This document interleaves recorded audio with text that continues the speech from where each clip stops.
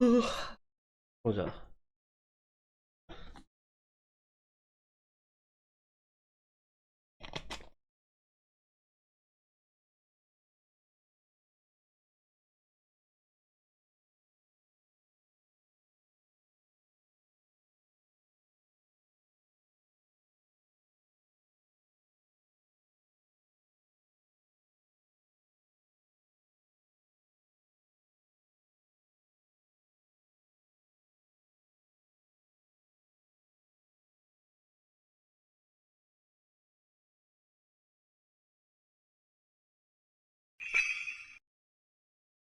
このゲームモードマッチングすんのかな。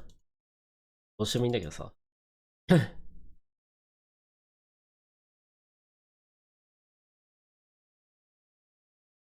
まだ一回もやってないんだよな。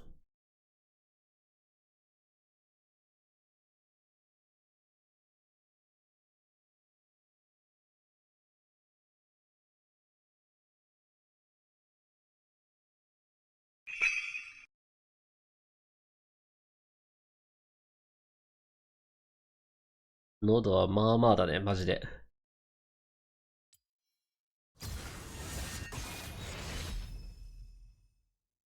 飽きるような感じなんだ。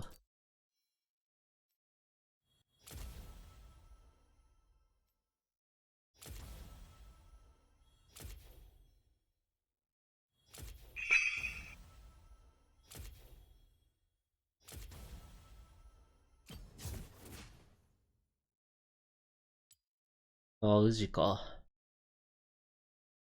ああ、高えな、宇治。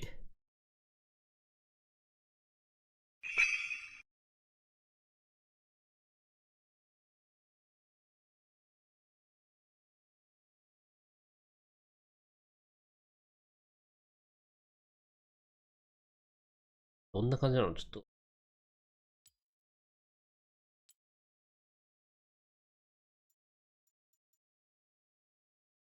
まあ宇治好きだから別に。だってギリいいんだけど。高えな。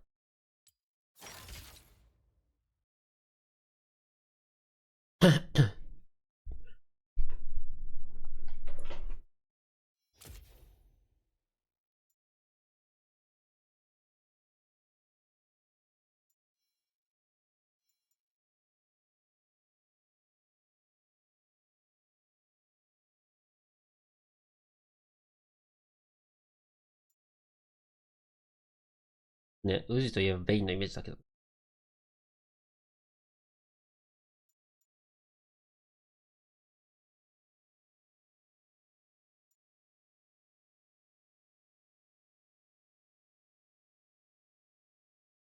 うん。ロイヤルクラブね。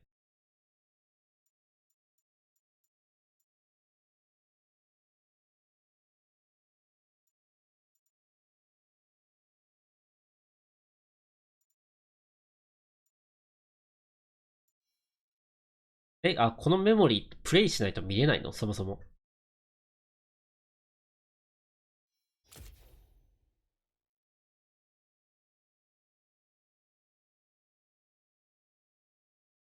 あ、多分俺全部見たけどね。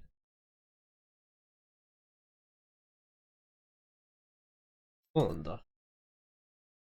前回のやつ、そこで買ったら分かんなかったな。ね、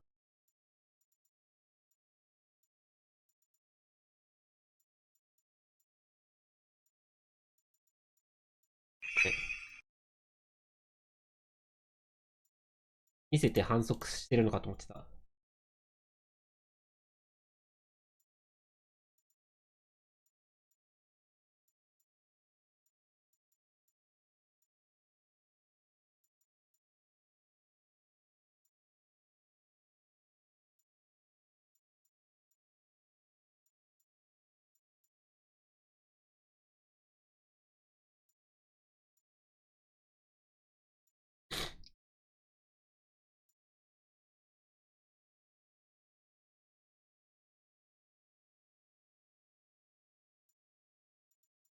いや、キャップスかな。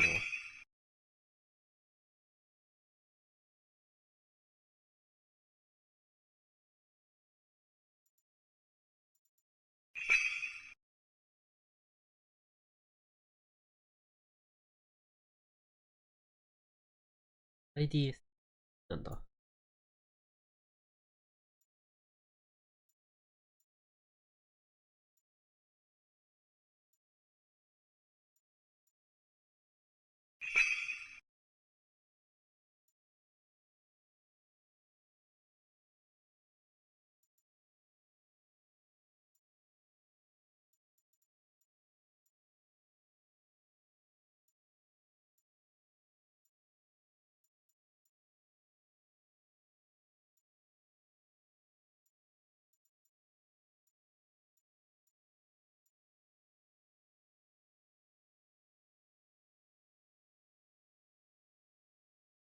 この試合マジで良かったな。ワールズ 2017RNG vs T1。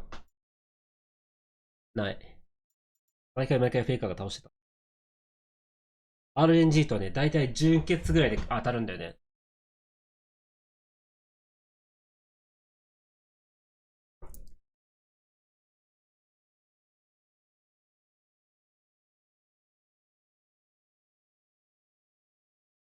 当時の WCS はね、楽しかったね。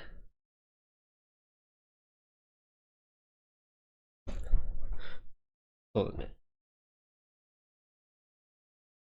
どっちも応援してたから、見てたら楽しかったわ。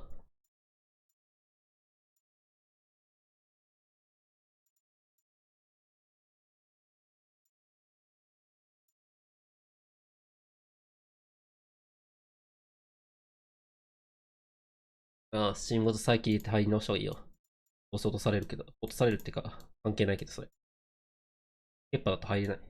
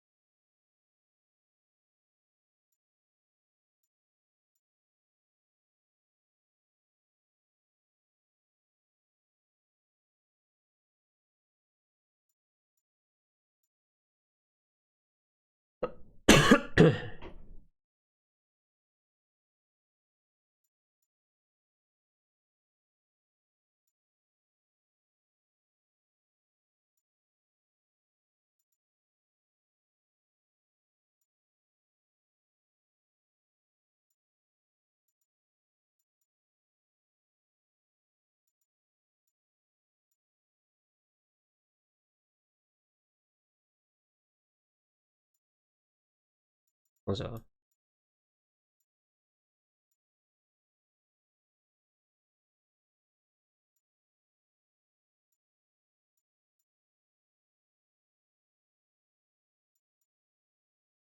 こっち見てない。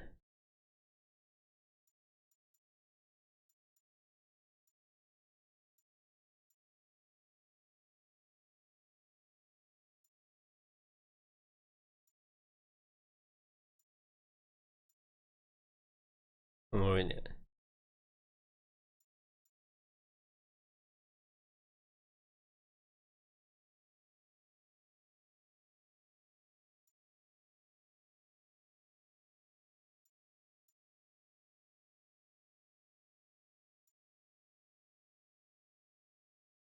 レンジャーチャレンジってな。チャレンジャーになろうとするチャレンジ流行ってんの？いいね。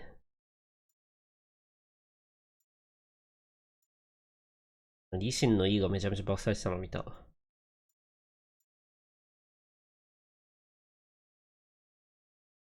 あ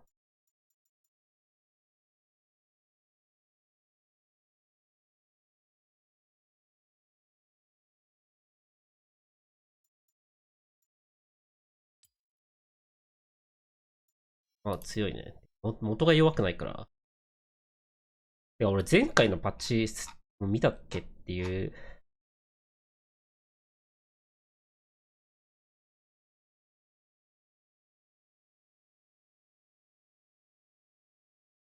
なんでエイトロックバフス？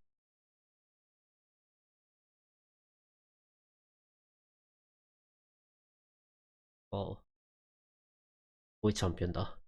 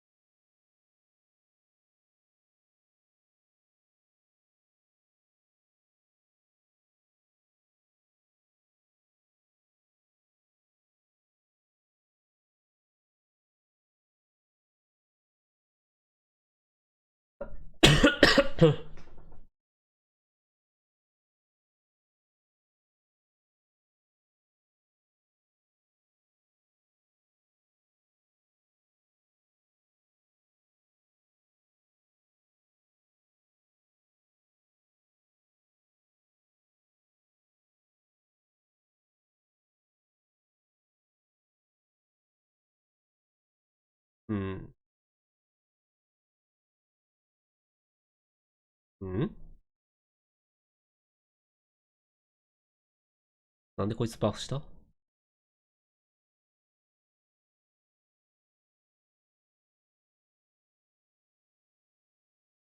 謎のバフ。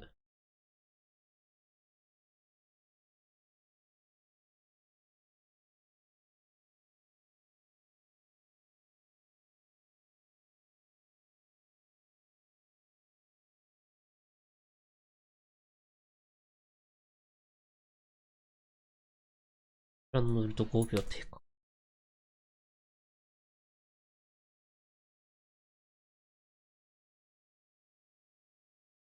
ピンク強そうだね。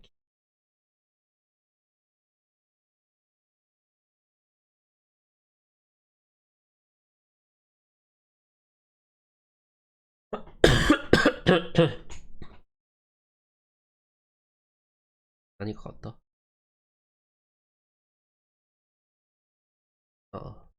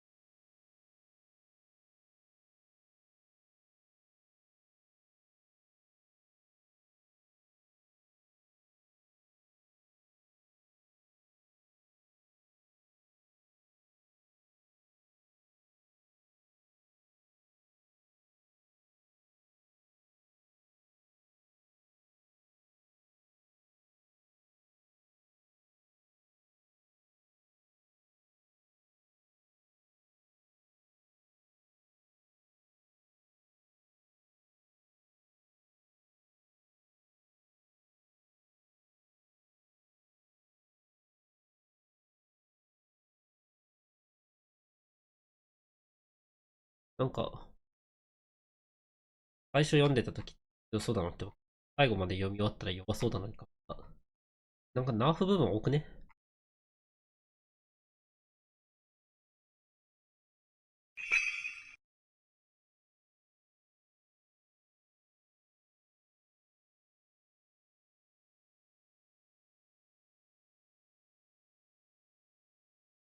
なんかもう基本 AD 上がって、増加 AD が増えるっていう時点で、タイタンハイドラとかのあっち系のビルドになるんだよな。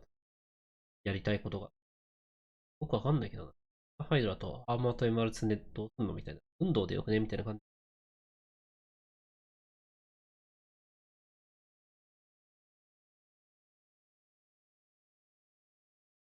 なんとも言えない感じだね。強いんかな？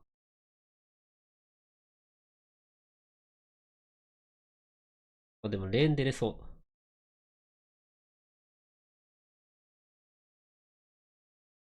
ビルド多分定まってないと思う。結構ビルドするの。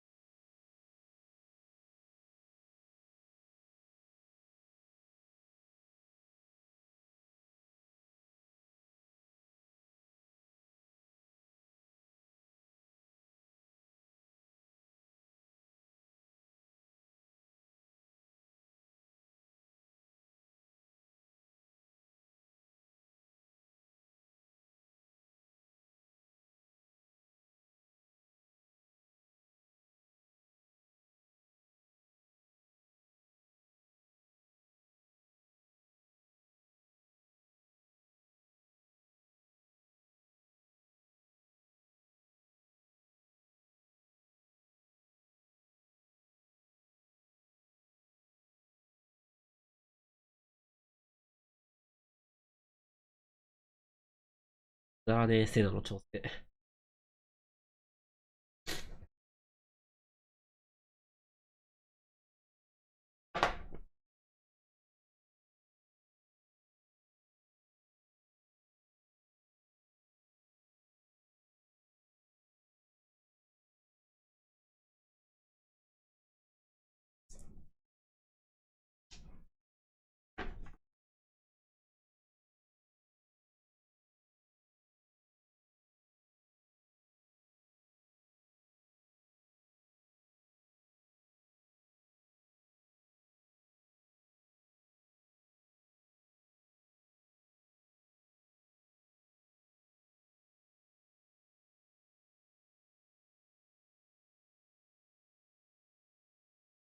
EF めちゃめちゃ強くしたところでバンされるだけなんだから意味なくね？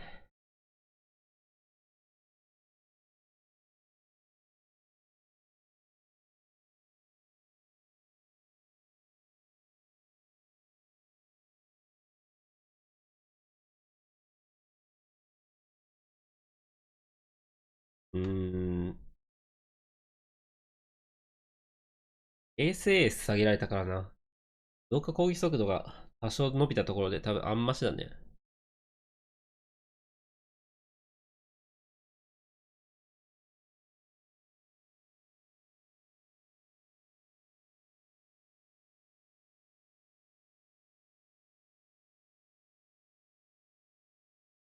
E の最大化と W の最大化のパワーレベルがさ、なんで E をバフしないん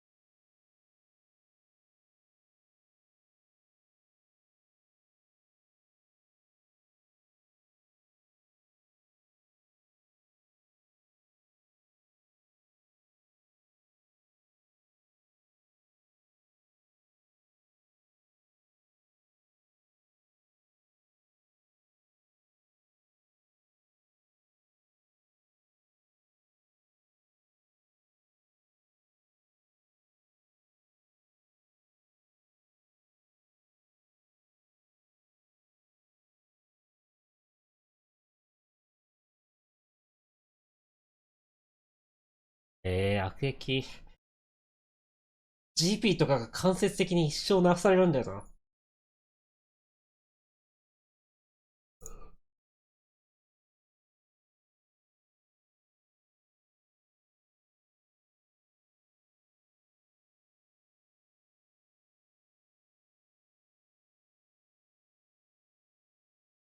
そうだね。GP とナは結構なアフだね。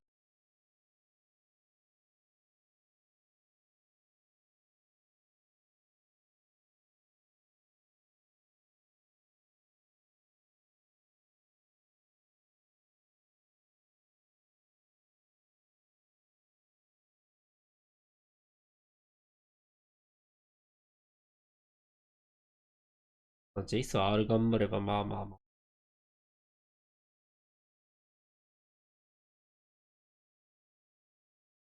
言って多分持つよ。ハブルーンが強いから。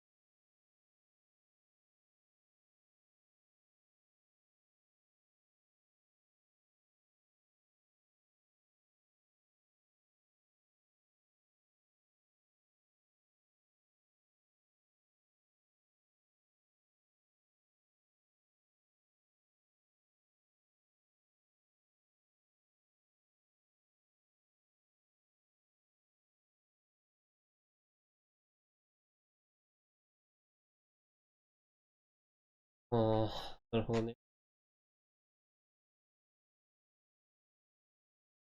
お前のパッチ。わかんないな。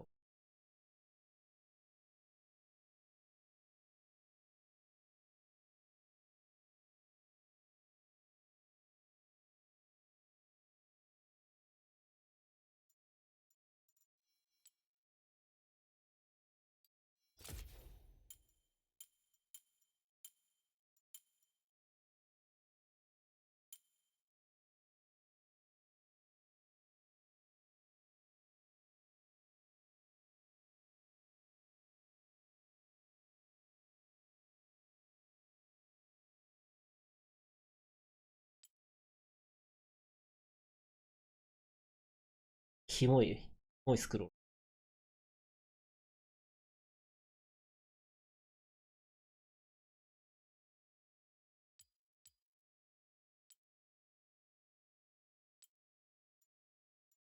外中だ。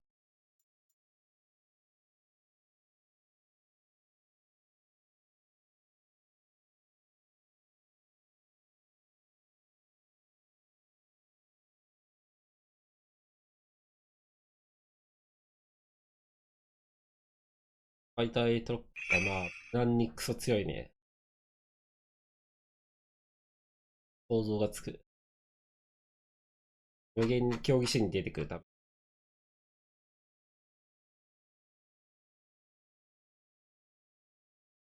安い。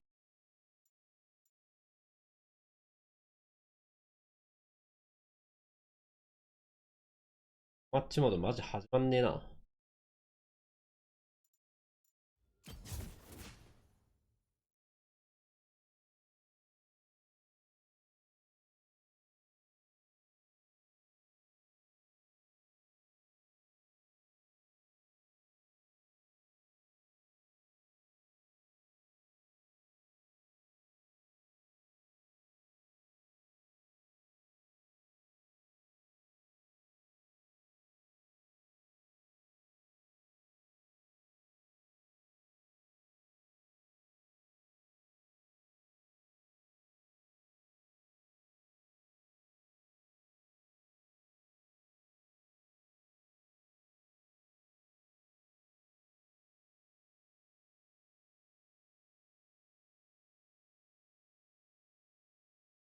いや、吉池全然チェックしないよ。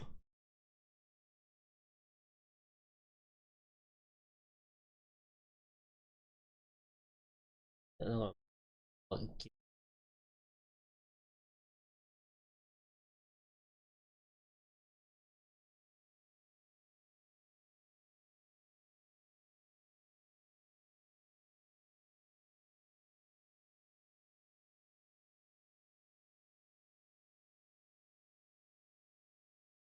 You don't want That's to be against that's the Life classic. Esports. Yeah, right? that's the classic.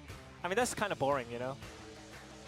There we go! Yeah, what do you mean? That's my Committing. guy. Well, Okay, I think this is probably not the score, but to me, ベンジや domestic HLB Gen G, か。ask me again at MSI, right? I think that these are, again, our most likely representatives. ベンジが死ぬほど強いってことだけ聞いたけど、 Oh Rio! my I gosh. think we're also the only He's gonna be one king. that were dumb 会場 enough で to かい do ね。 this. Were you really? I guess we'll Pretty see sure. when we 会場 throw で it か on over to the casters. Y'all, it has been a long round 1 and 2, and here we are finally at our roadshow. We're so excited to have you. Here we go, number 1 versus number 2, Hanwha Life Esports and Gen G, a spot at MSI on the line. 막강한 젠지의 힘이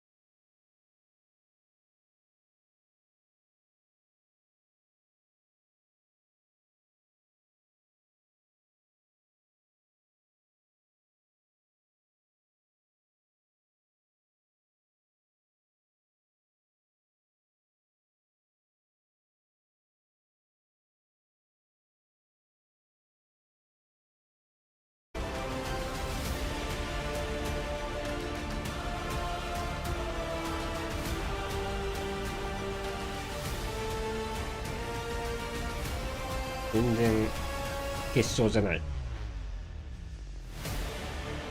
のに会場でけえなって。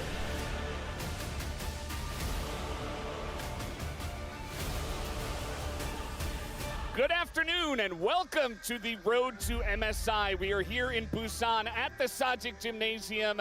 I am Valdez. Today with me is Wolf and Ox. And we're going to be breaking down yet another Gen G versus Hanwha Life Esports best of やめるんだっ 5. け。 How many games will we go this time? Will it be 5 or will it just be the Gen G shutout? Or maybe even a Hanwha Life big time upset with a shutout from their end? Very much looking forward to this series, and I can't wait to see what's going to happen. How are you guys doing today? I'm good. I'm really excited for this. It's been a long time coming. We get this matchup multiple times this year. We had it in the LCK Cup Finals. We, of course, did see very recently Gen.G defeat Hanwha Life Esports in the second round robin. They're undefeated against them, of course, in the regular season for LCK. As they move into Road to MSI, massive favorites, I would say, coming into today as well. Yeah, I mean, I feel like we've put so much emphasis on Gen.G with the recent form, especially when it's been in those best of threes, but best of fives. HLE have been kind of slamming it in recent history, so I think we've quite heavily, we'll talk about predictions later, but gone towards Gen.G, at least on the global side. But HLE, I think if you look at how they've done with their performance in the LCK Cup, with the performance of First Stand, a lot of people probably leaning towards them as well. Yeah, it does make a lot of sense, and we are going to talk about those predictions you mentioned. On the global side, everybody is going for Gen.G. We have 3-0s, and there is one guy who's trying to recreate the Aux moment in Jonas Strong with the 3-2 for Hanwha Life Esports. Is it going to happen today, Aux? I know you didn't predict it. I didn't predict it. So, you know, if Jonas Strong, if he can do it, then credit to him. He's done some magic before. If he can pull it off, then a lot of respect to him. I did not think it was today. I give one win to Hanwha Life Esports. You know, one shaky draft. If I had to predict where it would be in game 2 after Gen.G win game 1, Hanwha Life move to blue side, have a strong draft there, get an early game lead.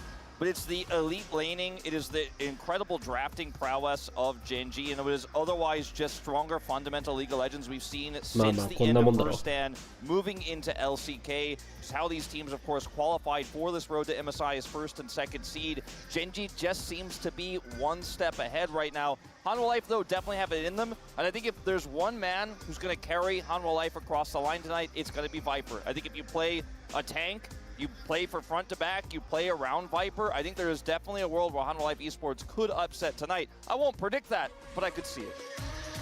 Well, guys, we're going to go ahead and introduce our players here to the stage.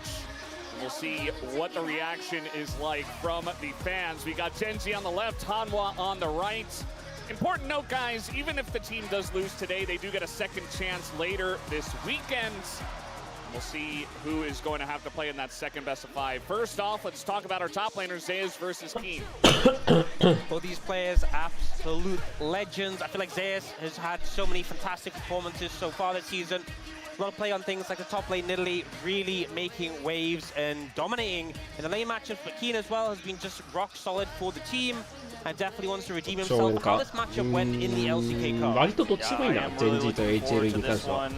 Keen coming in, I think, as an underdog in the top matchup in isolation. Zeus has just shown a stronger performance, a stronger impact for his team. But Keen, like you said, rock solid, a little bit more defensive, a little bit more consistent this season. But moving into the jungle, we talked about it earlier, lane prio is everything in the early games, and that is where your jungler is going to get agency. And when you have a player named Chovy in the mid lane on your team, agency you have in spades. But Peanut's early game pathing, his ability to identify pressure points has been one of his greatest strengths. And strategically, I think maybe Peanut has an edge coming into this series. But again, if you can't get prio in your lanes, it might not matter. And I feel like a lot of the junglers we've seen, things like the Wukong that have come up and been seen a lot of priority, things like the Xin Zhao, things like the Pantheon, so much agency and so much ability to snowball, but also fall off a cliff if you really aren't able to get the ball rolling. So a lot of impact, a lot of capability to carry, but really need to see a strong performance from these two.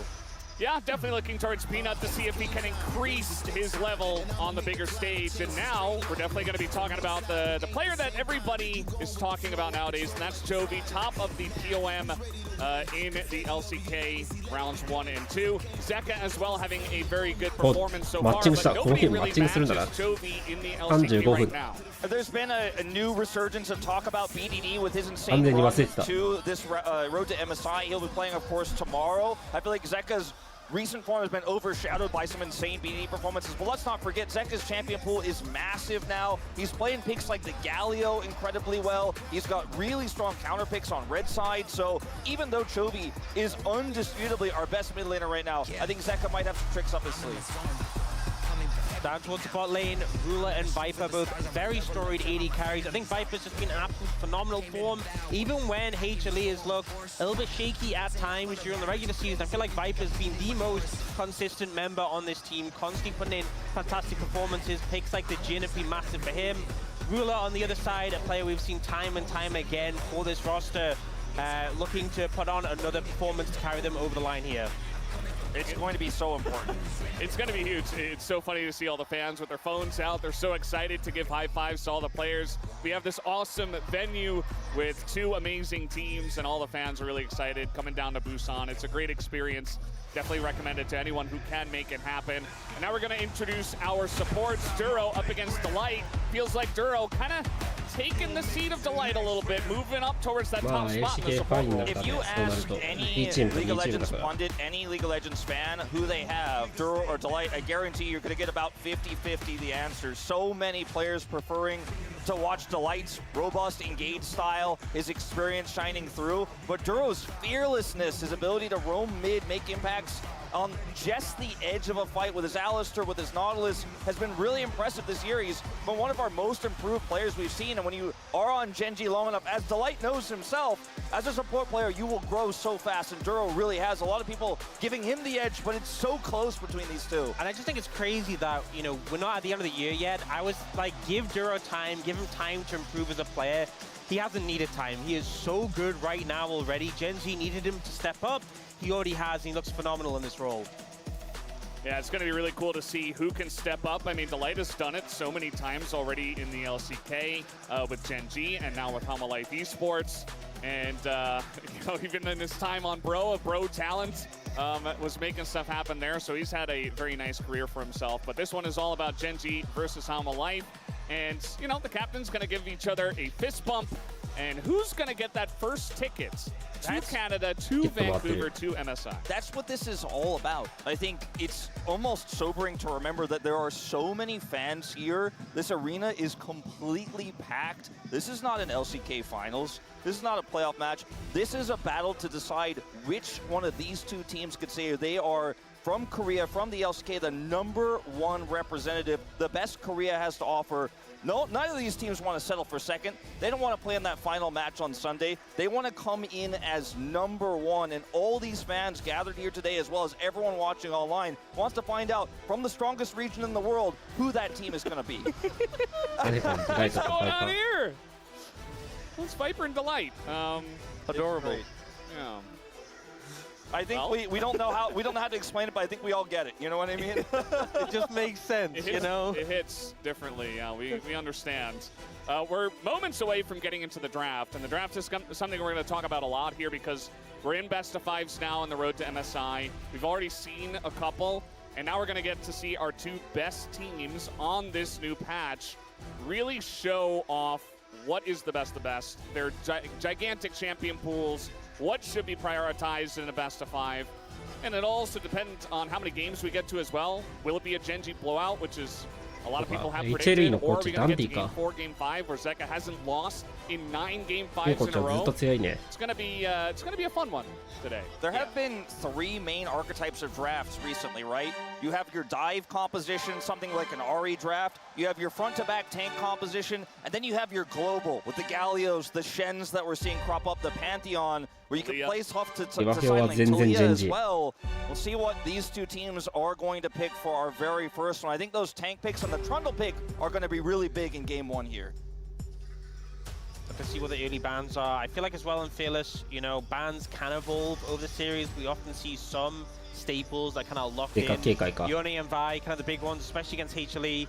Likely see Yone banned probably, especially by Genji for the whole series. For the Vi ban on red side, a very common one coming through. Taking away the Nico as well. Often a really strong engage pick that can also work really well as that lane prio pick. Can pair up really well with things like the Kai'Sa. Yeah, I think these are 2 solid bans so far. I think it's a little bit tougher here on red side to gauge in game 1, so sticking with safer jungle bans here. The Vi, of course, is a perma ban. I don't think we'll be seeing that across 5 games. The Pantheon, though, is on that global side I was talking about earlier.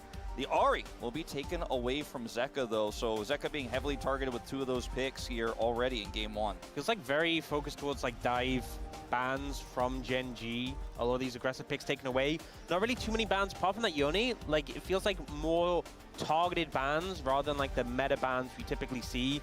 You know, Talia still open and They available. won Talia big time, and they're going to so. get it. Chovy did an AMA recently, talked about how Talia was actually his most comfortable and favorite champion. 何の評価が一番高いんだろう。タリアか。 It just makes sense. The Ahri is taken away. You got to pick this first. It's super obvious, and this does give over the Rumble here to Yeah, Zeus, which Rumble. has been a lane Ma. dominant pick, great for team fights later on as well. And even with repeated nerfs, Rumble has just kind of still been king of the top lane.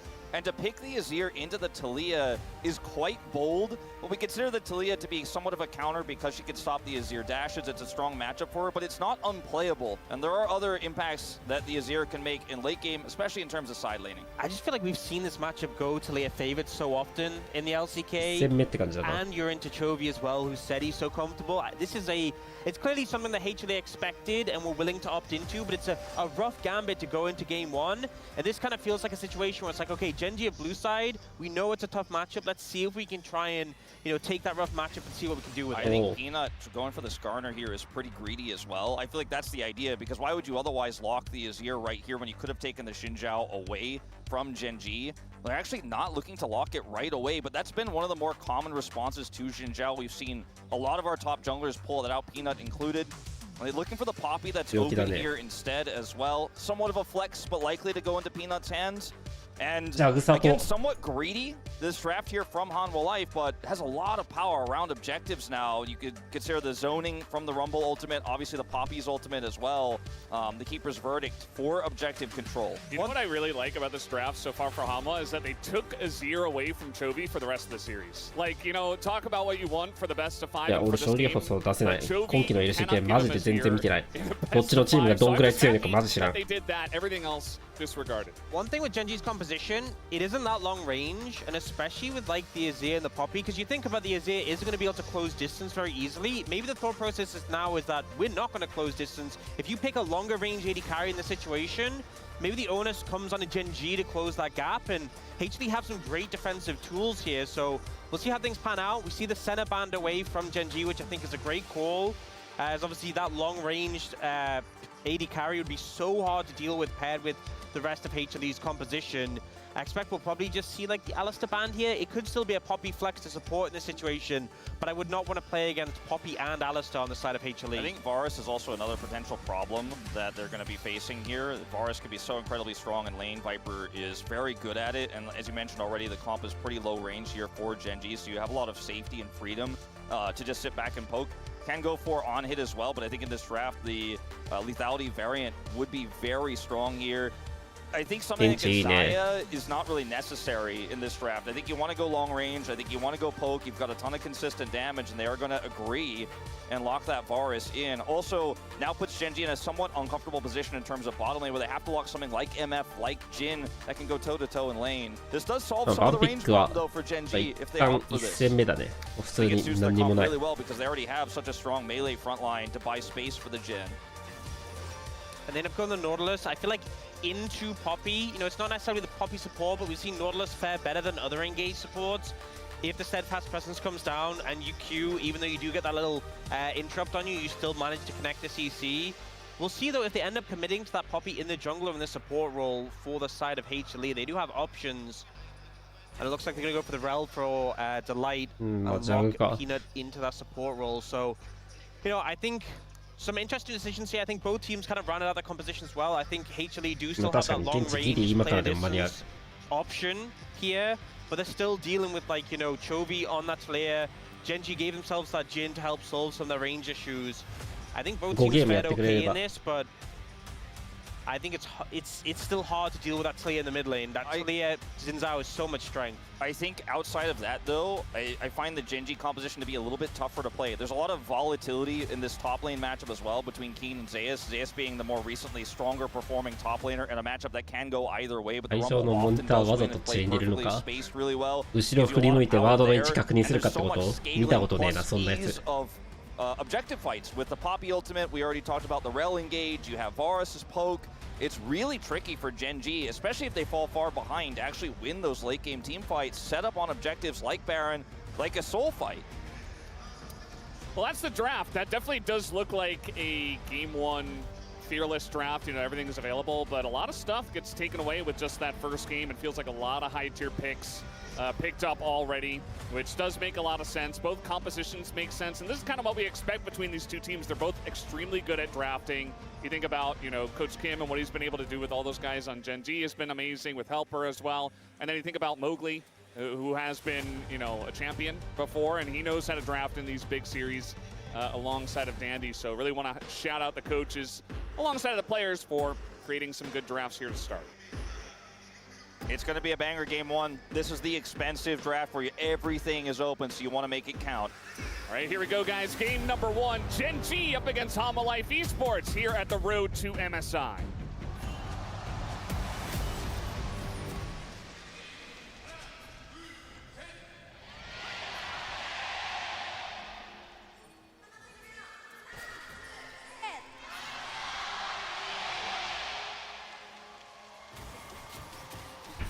All right, there we go, and already trying to get some action here, put down the first ward right at the Raptors, as we often do see. They will be able to. No, it's level one, not a massive favor for either team. The Braum was taken away, of course. See a bigger group here for Gen G down around the bottom side. Hanwha Life are going to respect it. Looks like we won't have any more action here as minions collide in the mid lane. 特に不思議なものはないな。まあ、ランブルがマッチアップ的にフェイズラッシュを持ってもおかしくないからぐらいだったけど、まあ、彗星で強みいってる。Yeah, and it's a tough matchup as well. Chovy definitely the overdog in this situation. I think we can all agree.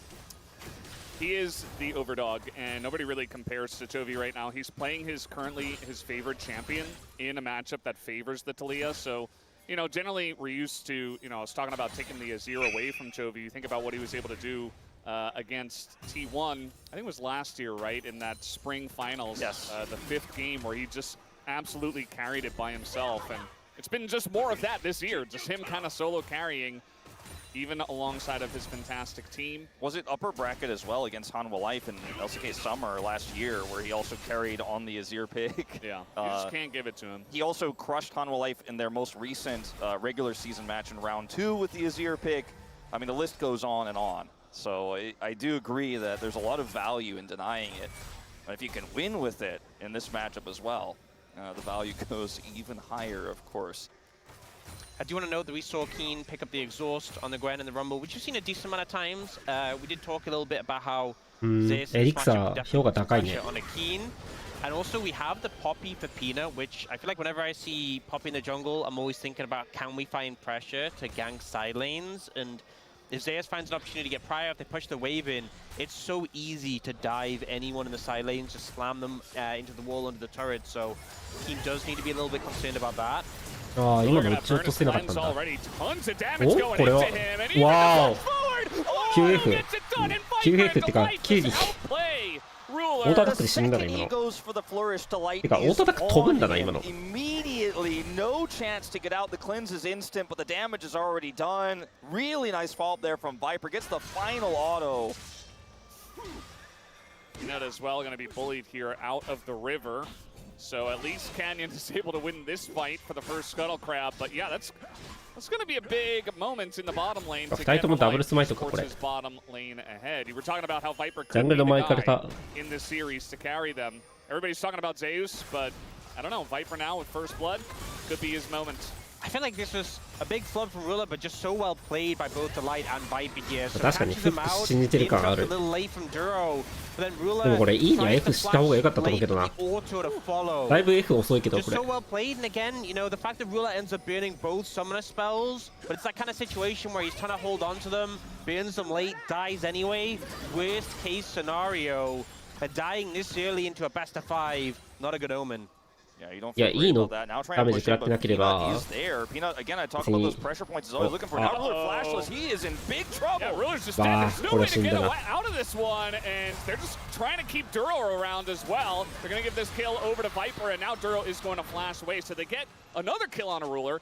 and the flash from Duro. This bottom lane is a disaster for ボットは終わ Gen ったな。 And this is what happens. You make a mistake, and against a team like そういう場です HLE, か。 you're not afforded time to sort of get over it because you're immediately punished again for it. Peter takes the opportunity to make it really sting, rub salt into the wound, and suddenly 2-0 Viper is a fantastic win con for HLE. Yeah, that's the thing. Critically, the second kill also goes to Viper. They're able to serve it up to him on a silver platter, and so he's got this massive lead now as he begins to stack his tier. And Ruler is not going to have a fun time through this mid game. I mean, he's basically in turret range here. Look at the river. There's no vision. There's nothing. Canyon is so far away. It's an elementary mistake and a surprise to see for Ruler here in a big series like this one. I mean, this was definitely a situation where they were like, okay, let's just push the wave in quickly, reset, we need to get out, and they end up getting punished for it. Even so, Canyon was actually clearing his Krugs at the time, so it wasn't too far away. Maybe that false sense of security was making them think they could get it in and get out, but big punish comes through. Do have a pause coming through at the でも moment. ジンバルス、どうなんだろうな。LCK の今のシビアさわかんないな。主導権は取れるけど、これで。主導権取って集まって、まあでも強いか。まあでも強いな。Talked about the fact it is Genji's side select. I feel like if HLE win this game one, it means so much more than a game one win for Genji just on the weight of that. Yeah, so guys, we are getting a update that it is a peripheral issue for Zeka. So those issues generally solve themselves relatively quickly. So we'll get back into the action here as soon as we possibly can. Yeah, I hope that it is a quickly resolved issue, but like you said, hardware issues and peripheral issues are very easily fixed, either with just a replacement or just a quick tweak of driver settings. So you can see a ref working on it right away here with Zeka. さすがにね、このダブルキルじゃちょっと、as a Zeus fan in the audience with a cool Samira cosplay come through. I don't know. I guess that's Jace he's doing. I'm not sure. I think 確かに、 so. サミラ・ジェイス。Like Academia Jace maybe. I don't know. I'm not the skin guy. But the game state here is fantastic for Honor Life Esports, guys. Like we have a rumble crushing top lane, and mid is stable. 2 kills early for the bottom lane Viper, a massive lead. They have river control, and Genji. You know, this is not a great start for what the scaling means for this draft. Yeah, and now when you get this big of a lead in the bottom side of the map, well, what I was going to say is probably you can get that first dragon and then rotate your bottom lane up, but actually it's Genji on a back timing of Homolife Esports that are going to pick up this first dragon, so at least they get that. I will say the only thing is there is a pretty sizable lead in the jungle in favor of Canyon. We did see that moment earlier where Canyon, well, there was when we last looked at it, he was like a few camps ahead. Not anymore, apparently. Well, it's not Old Rel, so not going to be able to take the dragon away, but they are keeping Canyon around, and they do get his flash, but not the biggest deal in the world, but at least Homolife gets something out of that. Yeah, I think Han will be happy that they got at least that, because I think getting anything カウン else ターア that クション wasn't の really ドラ going ゴ to ン be possible. 他見るのむずいんだよな。 Did you see a rotation over from Zeus, by the way, here as they look to collapse potentially? Wow. Yeah, they're kind of up against the wall. That Hex Flash, very confusing. Chovy in a lot of trouble. He will flash out, though, and now it's just Duro who looks to be going down. The question is who gets the kill. It will be Zeka. So now your bottom lane is in shambles. Duro dies once here to ローテのついでで降りてきたゼウスに狩られたな。 struggling just a little bit in the mid lane. Homolife are あんまり良くないね、これ。ドラゴンから、 Such a fantastic start. You know, Zeus finding the 多 angle 分 to そっち move に down, 聞い取られ getting て a、上から kill 降りてくる for ゼウスに気 Zeka づ as くの遅れて well. る。 And again, it's not a huge lead so far, but things going in favor of HLE already. Definitely positive. See Ruler getting some farm in the top lane. Grub's going to be spawning in about 50 seconds. And I feel like maybe Genji, they're just going to focus on these objectives at this そ point. して W がクソ早い。 I don't know if you really want to go ま in あ on で that も、 one, し Zeus. てたか。 Yeah, the timing あ of 気づいたね。 the back for Viper, when we went back towards the dragon, when we had that いいね、 late W 合わ contest せ there, られ you る know, わけない。 flash of the canyon was a little bit あ、 bizarre. ワードある because な。 I think they weren't 本当に aware ワ of ード how こっ fast ち。 canyon was there, so we didn't get much in the ワー bottom ドあった lane. ね。 Now rotated a little bit late to the top side, so the top side prio is now more important, and it is Genji's. But this is a really cool play here from Zeus. Gets a slow from the equalizer. Toby has to flash, and he flashes so well against Cypher's Divide. Otherwise, it's a double here for Hanwha Life. To be honest, it feels like for me, HLE using their tempo a lot more to set up for these kills, get a bit of a gold lead, whereas Canyon's a lot more focused on setting up for these objectives like the Dragon earlier. But we'll see how it ends up playing out. 俺が大きく声をしゃべるのはまず無理なんだよな。 1.5k gold lead for HLE right now, but it's almost 1,000 for Viper. And the thing is, once this virus starts to get rolling, just the poke becomes so obnoxious. Yeah, it really does. It's a significant lead he has already. Grubs are up, and Peanut is closer to them. Will Hex Flash in to speed that pathing up, and they did regain control of that top side. As you mentioned, the objectives for Canny, he's not going to be able to get this one. And this is a big win here for Hanwha Life, because they're the ones who have the Azir in their composition. The Nashor's Tooth can allow Zeka to hit turrets real quick and take them out. He's left alone with one. Can be a big problem for Gen G to deal with. Hanwha Life, bottom lane, just hiding on bush in the top side. And Zeus smartly here.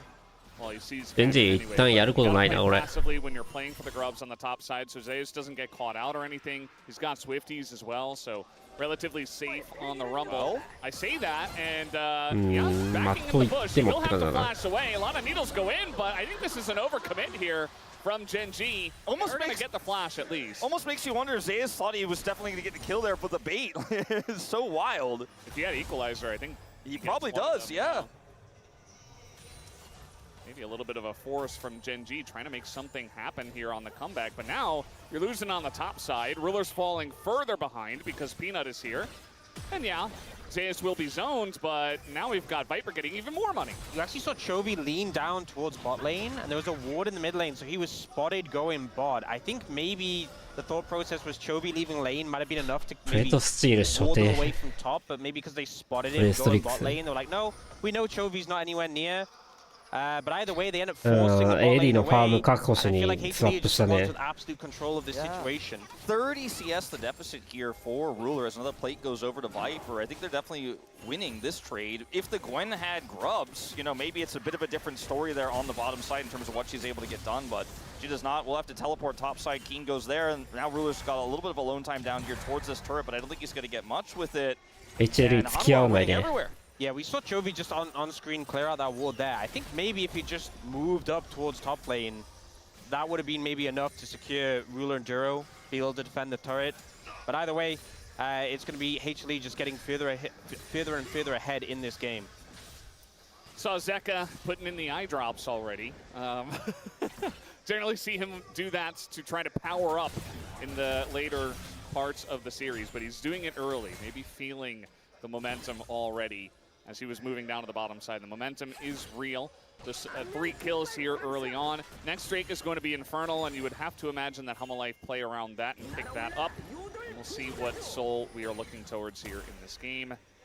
Top lane, you know, Zeus had to abandon maybe 1.5 waves on the bottom side of the map when they were going 1v2, and Chovy was on that ward, so Zeus did, you know, fall a little bit behind there. He has so at least Keen has got that going on for his team. Yeah, he's got TP advantage if it comes down to a really close fight here for this Dragon, but I just don't feel like it's going to be. CS 精度マジでいいな。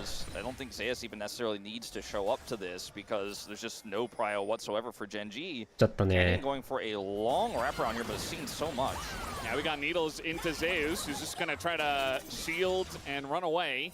トレードしに行ったけど、スイフトネスで追いつけないね。 That's about it. I feel like maybe that was just to secure some pressure so he could back up Canyon. Mountain Soul. Yeah, Zeus is going to ult the wave. I feel like Zeus is doing his role perfectly though. He knows he's on the weak side. He knows he has to play defensive. No waves, they can't really threaten a dive.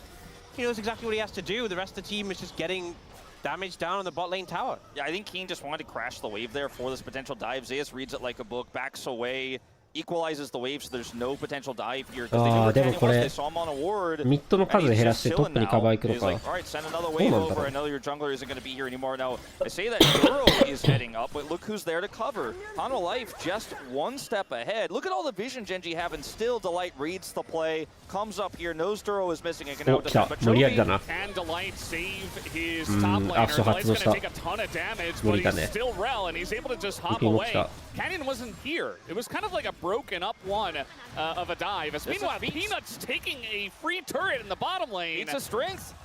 Oh man, Hanwha Life are just owning everything in this early game number 1. And in the last couple of best of fives that we had in big series in the summer final last year and in LCK Cup, Hanwha Life Esports won those best of fives, and they won game 1, importantly. So with this massive lead, you could see that maybe happening again if they do eventually win this game. Trying to set up something on Zeka there, just stop the recall, but it just feels like Genji not able to get anything going in this one. The lead opening up more and more, feature strength secured, as she said, and HLE just feels like with one arm, they're effortlessly blocking everything that Genji throws at them. And I just don't know what the path back into this game is outside of a side lane issue from Hanwha Life. We've seen that a few times from Zeus, you know, overextending as we might be seeing right now. Speaking of the devil, you have Duro on the gank here, and they know that he's in the bush. Zeus about to figure this out, and he just flashes over the wall, but that is a Nautilus with his own flash. Does not have depth charge though, gonna ult the wave, and it's just a 1v2 here. Do they have enough damage? Yes, they absolutely do. So Keen looking to extend his lead with some help from Duro. A nice play there as Genji 余計なターンがあって使えないからマックスしかないっていう。 But in the end, is it really going to mean anything for Genji? Not particularly. Like, it's nice to have that gold on Keen, but it's not drastically going to change the state of things. And if they keep finding more and more windows like that, it'll open the game up. But yeah, we'll see if they can capitalize on the fact that Zeus has lost his flash, though. As you said, this is a mistake we've sometimes seen him make before. Now, without that flash, he'll be a more vulnerable target. I think one thing to mention, though, is with the fact that they have things like the Gwen, like the Talia, the main way where I can see them really getting back in this game is if when they're approaching team fights, they can find a big flank angle. You want your Gwen to be strong.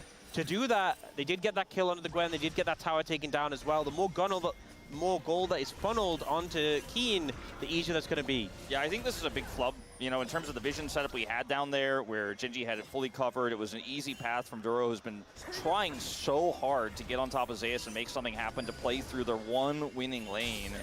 As hold that thought, Ruler gonna cleanse. Yeah, little Ruler spot, but he's pretty far back on the blue side Ruler spot, so he will be okay. But there is the cleanse, as you mentioned. Zeka just farming top lane. まあでも確かにバルスのウルトはない。 The Rift Heralds here, Hanwha Life again in total control of this, over 2,000 gold in the lead. They have those first item spikes, whereas we do have some for the side of Genji, but Ruler's basically not a champion right now.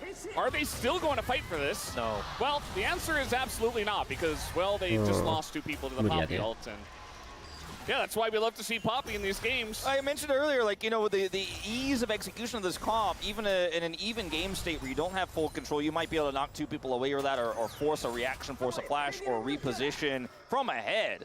Good luck getting anywhere close. It's so frustrating playing against a composition like this when you're behind. Because the thing is, you're never going to have vision advantage. You're always going to be walking into an area where the enemy team's set up and you're walking into fog of war. Because it feels bad when you're walking into an engage when you don't have vision. It's even worse when it's a Poppy ult and she just knocks half your team away. And this is going to be how Genji have to play the game. They really need to find windows where they can get flanks or get set up or find like pockets of vision. I mean, their vision this game has been really impressive considering the game state and how little control they've had. They've had so many different pockets they've found. You know, we saw the Duro roam topside. It was read well by Delight, even though he wasn't on vision. They had vision to get that gank on the Zeus moments before down the bottom lane. You can see how much vision they have top to bottom across the map. They need to find a way to utilize it. Chovy is going to TP back to mid here, and we're going to have this big fight over the first mountain. Poppy ult is down for this fight, so they feel confident to push in. Yeah, Genji going to be looking for it, but again, TP. Let's see how this one is going to go. いいとこ捕まえた。 Big flick on あ、全部捕まえ who た。 also just throws his ult out somewhat reflexively, and now HLE, they're going to look for Duro actually on the left side here. Might be able to get him. The Rumble ult does come down, and he's just trying to zone, but meanwhile, Delight goes in, and they're doing this all without Zeka, who is now in a TP, and this fight is going to go to Peanuts, who does pick up that first Mountain Drake from the side of HLE. As now Zeka's here and Genji are between a rock and a hard place. Zeka is going to get knocked up. They're trying to go in on it. Wow. Get a trade in Canyon with the help of Ruler. And now Genji are turning this fight around. They lost the Drake, but at least they got a bunch of kills on the backside. Clutch fights like this are the only way Genji can get back into the game. Canyon playing at such a tiny margin there with his health as he goes back in. The flick at max range from Chovy to help end that fight. After what was a bit of a whoopsie there from Zeka with their ultimate. If he had that, I think the fight could have looked completely different as he rejoined. But like you said, kind of reflexively using it here at the beginning of this fight as they engage on him. I mean, Chovy just did so much in this fight. Gets this almost pick on a Zeka at the start that forces him away, so he has to go for the TP for help. Duro ends up getting pulled out here by Peter. Essentially says, okay, I'm dead, I'm going to sacrifice myself by time.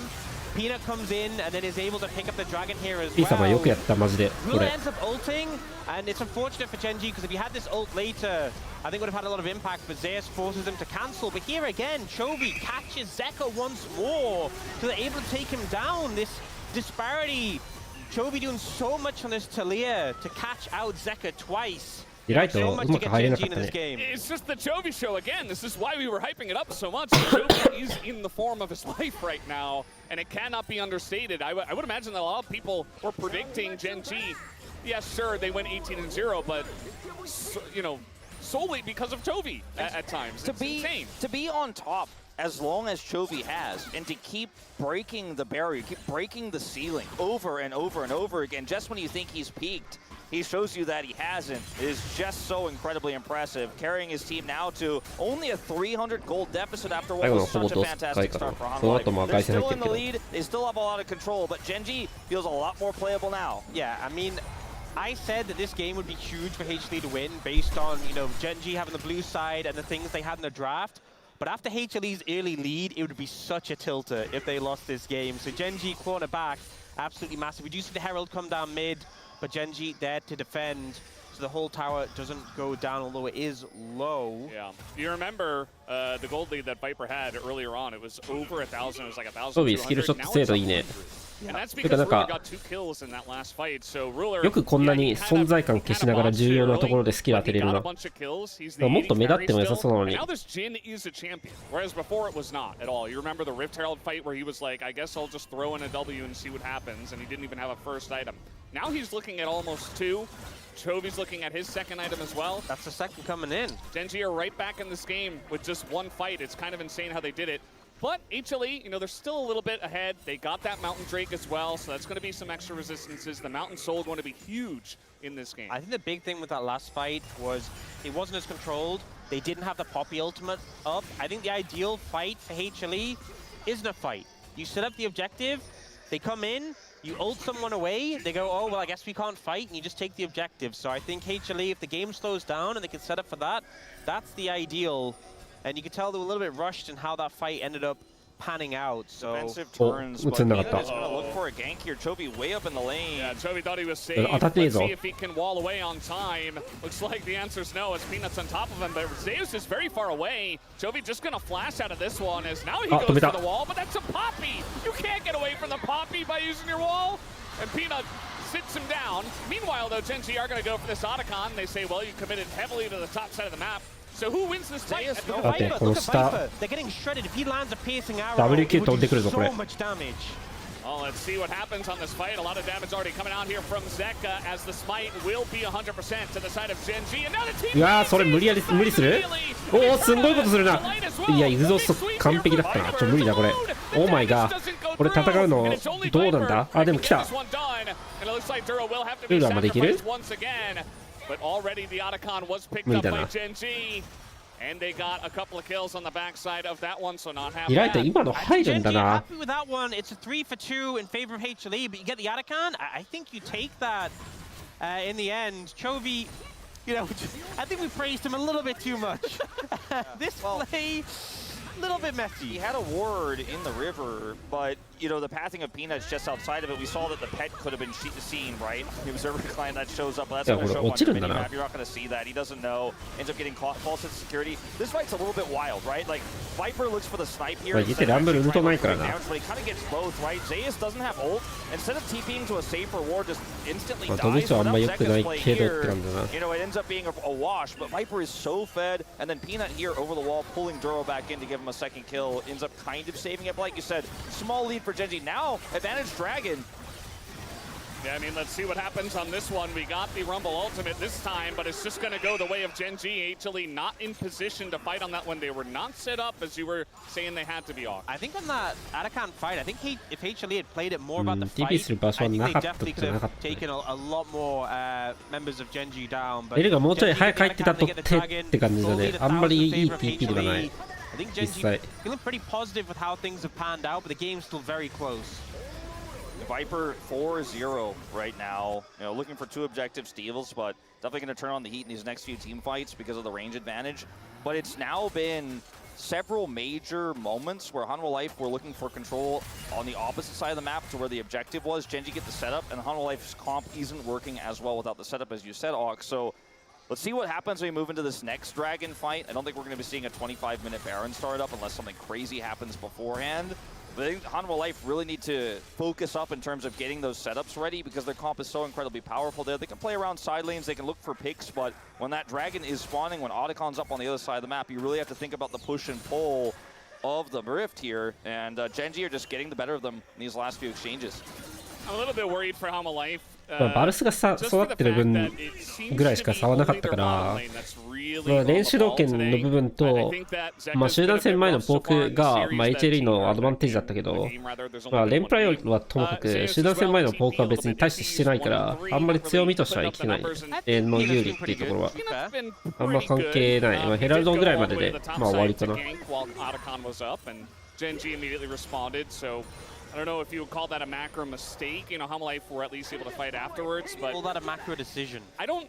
Yeah, it was a decision of sorts. I do think that Hanwha Life need more than just Viper and Delight if they're going to beat Genji in this best of 5. And it's been the leads we saw early, but then overextensions happen. You know, Hanwha criticized all year for taking big leads and kind of playing with their food a little bit. This is Genji. You can't do that against this team or you will lose your lead. As Peanut's going aggressive, Rel showing up here too. Keen in some trouble. TP. Yeah, TP's coming in. I think with the 3 of them, they should be able to get this one down. The Gwen can shred a bit more through the Poppy compared to other champs, but eventually you're not going to win a 1v3, and that will be Keen going down. Doesn't even use his exhaust. He knew he was dead. It's just crazy how just Peanut can just run at you.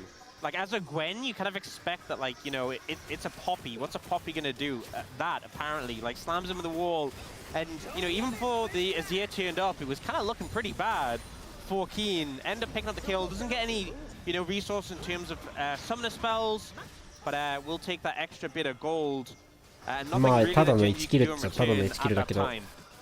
Yeah, and you know, it's a big win. いいとこ落としたね。 into the top inner turret, ソロレーナーを but was not able to get 1体 anything. ずつサイドでカットし The inner pretty quickly, doesn't even need to TP for て the る分 defense. Now is actually just farming safely. ちょっときつかったのが緩和されてるから Look at the vision, the bottom side of your mini map for watching at home. バルスの強さ Where うま that く control is 使 for えてないね Hanwha. They need to maintain it for 2 minutes. Get that set up. Have the Poppy ultimate this time. Zeus has TP and ult as well. He's sitting pretty. Picks up another item here. Grabs the Oblivion Orb. I believe he just finished there and is looking for this big team fight. This is where Hanwha Life regain control over the game. They force this fight. Now, there are angles where you could trade objectives here. Genji do have this one control here, but there's vision otherwise all around the Baron pit. Hanwha going to play through that, read it. And unfortunately for Zek, he's on the wrong side of the map to not have a teleport here. Is answering the Gwen who does. And I think they need to swap this back before this Dragon or look for a pick. Oh. Wall's going to come down, and that's... I た mean, だ there's 上 no は wave ない here, guys, so... どうなの again, another decision. Yeah. This time from Genji. And, you know, I like how まあ they're バル playing a ス lot がちょっと around 前出て getting てフラッシュ落ちたらラッキーみたいな around 感じか Dragon, because that's going to be the next objective that we probably fight over unless there is a big team fight that leads into Baron. So I think it's... I like it, but it was very eager. You know, it was a little bit too early. I think they saw the timing, and it's just hard to have a wave against Poke Virus, you know, who can just kind of snipe it from a mile away. So this gave a lot of time though for Hanwha Life to reset and go down towards the bottom side because they put Zeka top to defend against a potential Baron. They expected Genji might look to threaten. Then they went for the big play instead. So now Hanwha Life regained control, and this is the fight we were looking for. They have control. Peanut has full vision set up here as well, and Genji gonna have to find their way in here somehow, some way. Yeah, you see Duro wants to get position, but it's so difficult into this Poppy. Peanut's presence in this game has certainly been felt, and it's Hanwha Life setting up on the objective first. This is what we want to see for their sake. It's so difficult because no one wants to walk around and be in front of a wall and get slammed into it by Poppy, and also no one really wants to be face checking and get knocked away by the ult. So it's very difficult to step forwards against HLE. There's also the chains of corruption. 10 seconds on Jovi's ult, 5 now. I mean, he may be able to warp this fight to his favor. Oh, they're going for Baron. This is a really great call. On the bottom side there, they're going to rush over. I just don't think they can actually really commit. Clear the vision quickly, though. Now Hanwha Life don't have that setup we were heralding them for on the Dragon. Well, they're going to force Peanut to come over. まあタリアのウルトでどうにかしたいんだろうけど Wait, they have the wall. Like this. The wall does come down, and the damage It's not quite there at the う same わ time. ー Now やば Drill's い gonna こ get れ caught in the front. すごいな Kind of scrambling here, taking a bunch of damage. Now 手前から頑張ってる looking for the engage, but he gets これで頑張ってファイトする Meanwhile, Canyon now でゾーンにあるのゾーンにあるみたいな顔してる one for one, but Duro is down as he does get taken out here. The chase here onto Keen. Looks like he is just going to TP away though. So Hanwha Esports, they do win the fight. It's a 2 for 2, but you can see the health bar is a bit healthier here for Hanwha. And they also get that TP. まあでも I mean, it's a Jin comp. You know, you just don't really have great damage. Chovy 思 maybe ったより caught. 結果がいいこれだったら22トレード But bit of damage is done, and maybe each elite can set something up on the dragon. Yeah, they still have ただバイパーのサーモスペ落としたかったなそうタリアのウルトが思ったより綺麗にいかなかったな絶対に無理な状態からまあワンチャンあるなぐらいまでいったな Baron pit here for Hanwha, and there's just not that much damage, like I said, with this Jin comp. Like, if Ruler is playing another 80 carry in this position, maybe you could いやドラゴン前のポジションを取るのはマジで不可能だったの不可能の状態から22トレードでなんかサモスペ落ちるかもみたいなチャンスを生んだっていうところの点で考えるとチャンス分ワース Zeus goes a bit too deep on this one, but secures the kill. But it's just such a broken up fight for Genji because they're coming off of Baron. They're trying to retreat into a choke point. And honestly, we might even see a better equalizer there in the choke if he had waited. But it's a big win for Hanwha, right? They end up picking up the HLE も gold ゆっくりやってれば普通に後ろ下がらせてドラゴンフリーだったと思うけど何も起こらないより起こす方向性に動いてたからバロン借り切りは無理だろ They do have a Gwen and the Talia as well, but in terms of AD, right, it's going to be very difficult to chew through, and if you just build a lot of MR on top of it, it can be very difficult for HLE's comp to take any damage against what Genji do have. But we'll have to wait and see where this game does go. It's very close for a game that's 30 minutes in. Yes, Drake lead and a slight gold lead here for Hanwha Esports, but we already saw Genji come back earlier on in the game.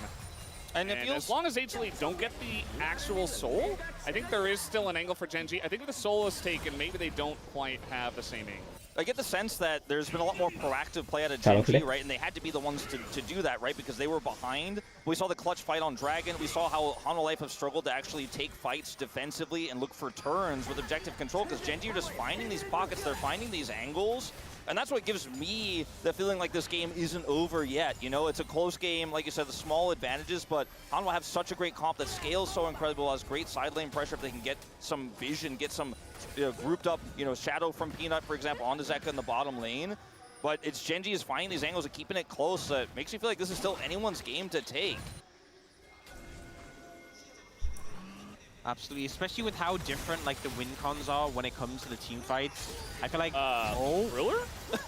He had cleanse, he's fine. Just kind of taking a walk through the mid lane, not sure about that. Yeah, he's been playing really aggressively in the mid lane when he's going for prio. Like ランブルドニャあんま強くないから、まあ実際 does end up getting the cleanse there. ダメージに行った方がいいと思うけど、動きはゾーネがある人間の動きしてるなっていうだけ。So it's not that bad, but it doesn't feel good. He almost has it back. Yeah, it's like halfway through. But to be fair, like how often in the middle of a fight are you getting Chains of Corruption by Varus? It's not going to happen that often. You know, arguably the other issue you're going to have to deal with is maybe a rel crash down or something like that, but there's a lot of different ways that you should be able to position against that. If you get rel ulted, you're probably dead anyway. Yeah. I mean, it is what it is. あ、そうなのは HLE だね。かなり HLE はウィンコンにいる。特にドラゴン前のタリアのうわーすんごいことするな。あ、これ待った待ったこれ HLE が勝ちそうっていう話をした瞬間にジャングルが死ぬと話が変わってくる。だいぶ違う話これは。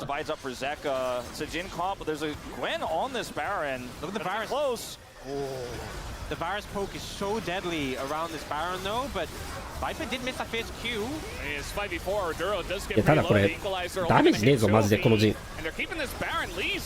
あ、きつくね。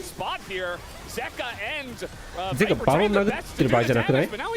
じゃあやつ殴ろうぜ。入った。いいフラッシュ。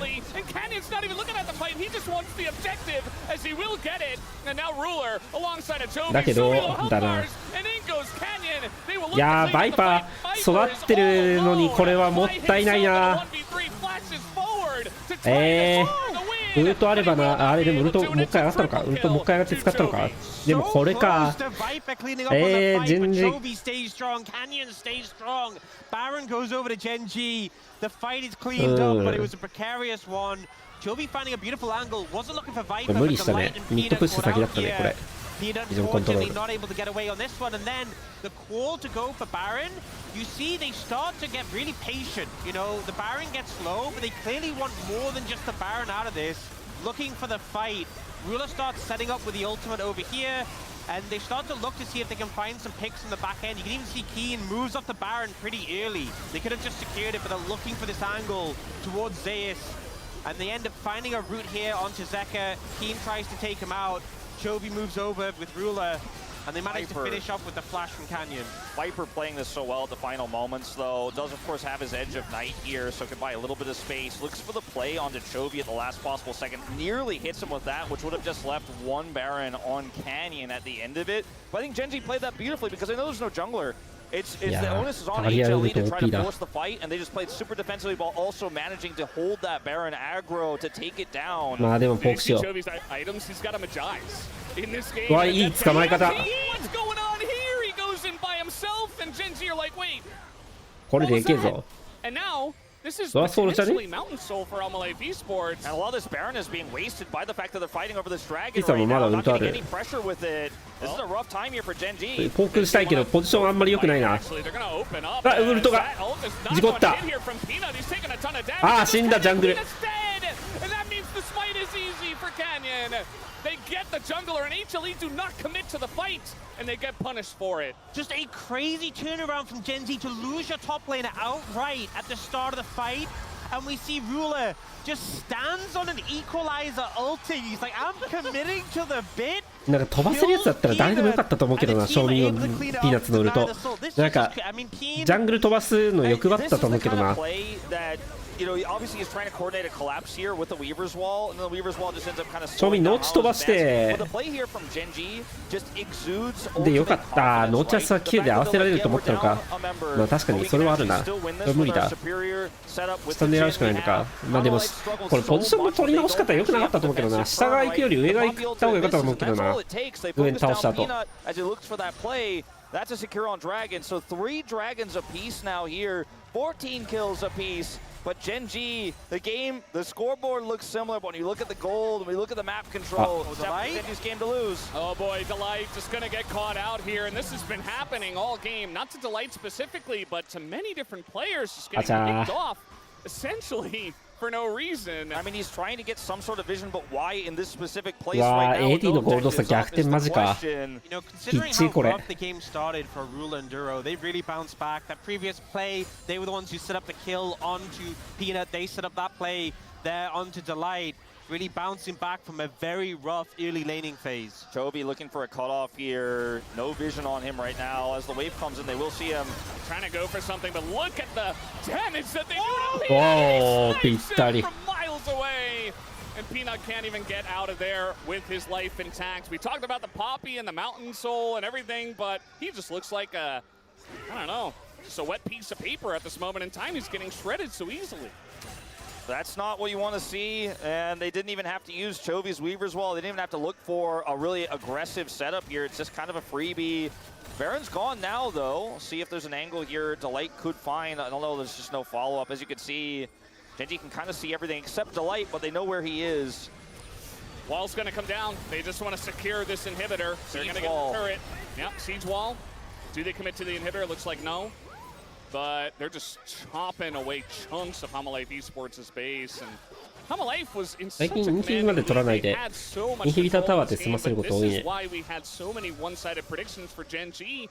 They are just that team right now in the LCK. Even when you've got a lead, they will come back. Get to see Keen's point of view. And it was the last needle that was able to catch him at the end. But yeah, I mean, so much of this game was either a lead for HLE or just super close between the two teams. And now we have a 6,000 gold lead and a in favor of Genji. Stacked Magize for Chovy. Yeah, I mean, he's full build. He can only just get more stacks on the Magize at this point. He is so strong right now. And the thing is, especially because, you know, Peanut, like, Delight's on a support economy. Peanut is on a jungler's economy. And, like, you look at his items in comparison. Like, Ruler's nearly full build with an LDR. Chobi's got a Void Staff, and there's an Abyssal Mask and Duro.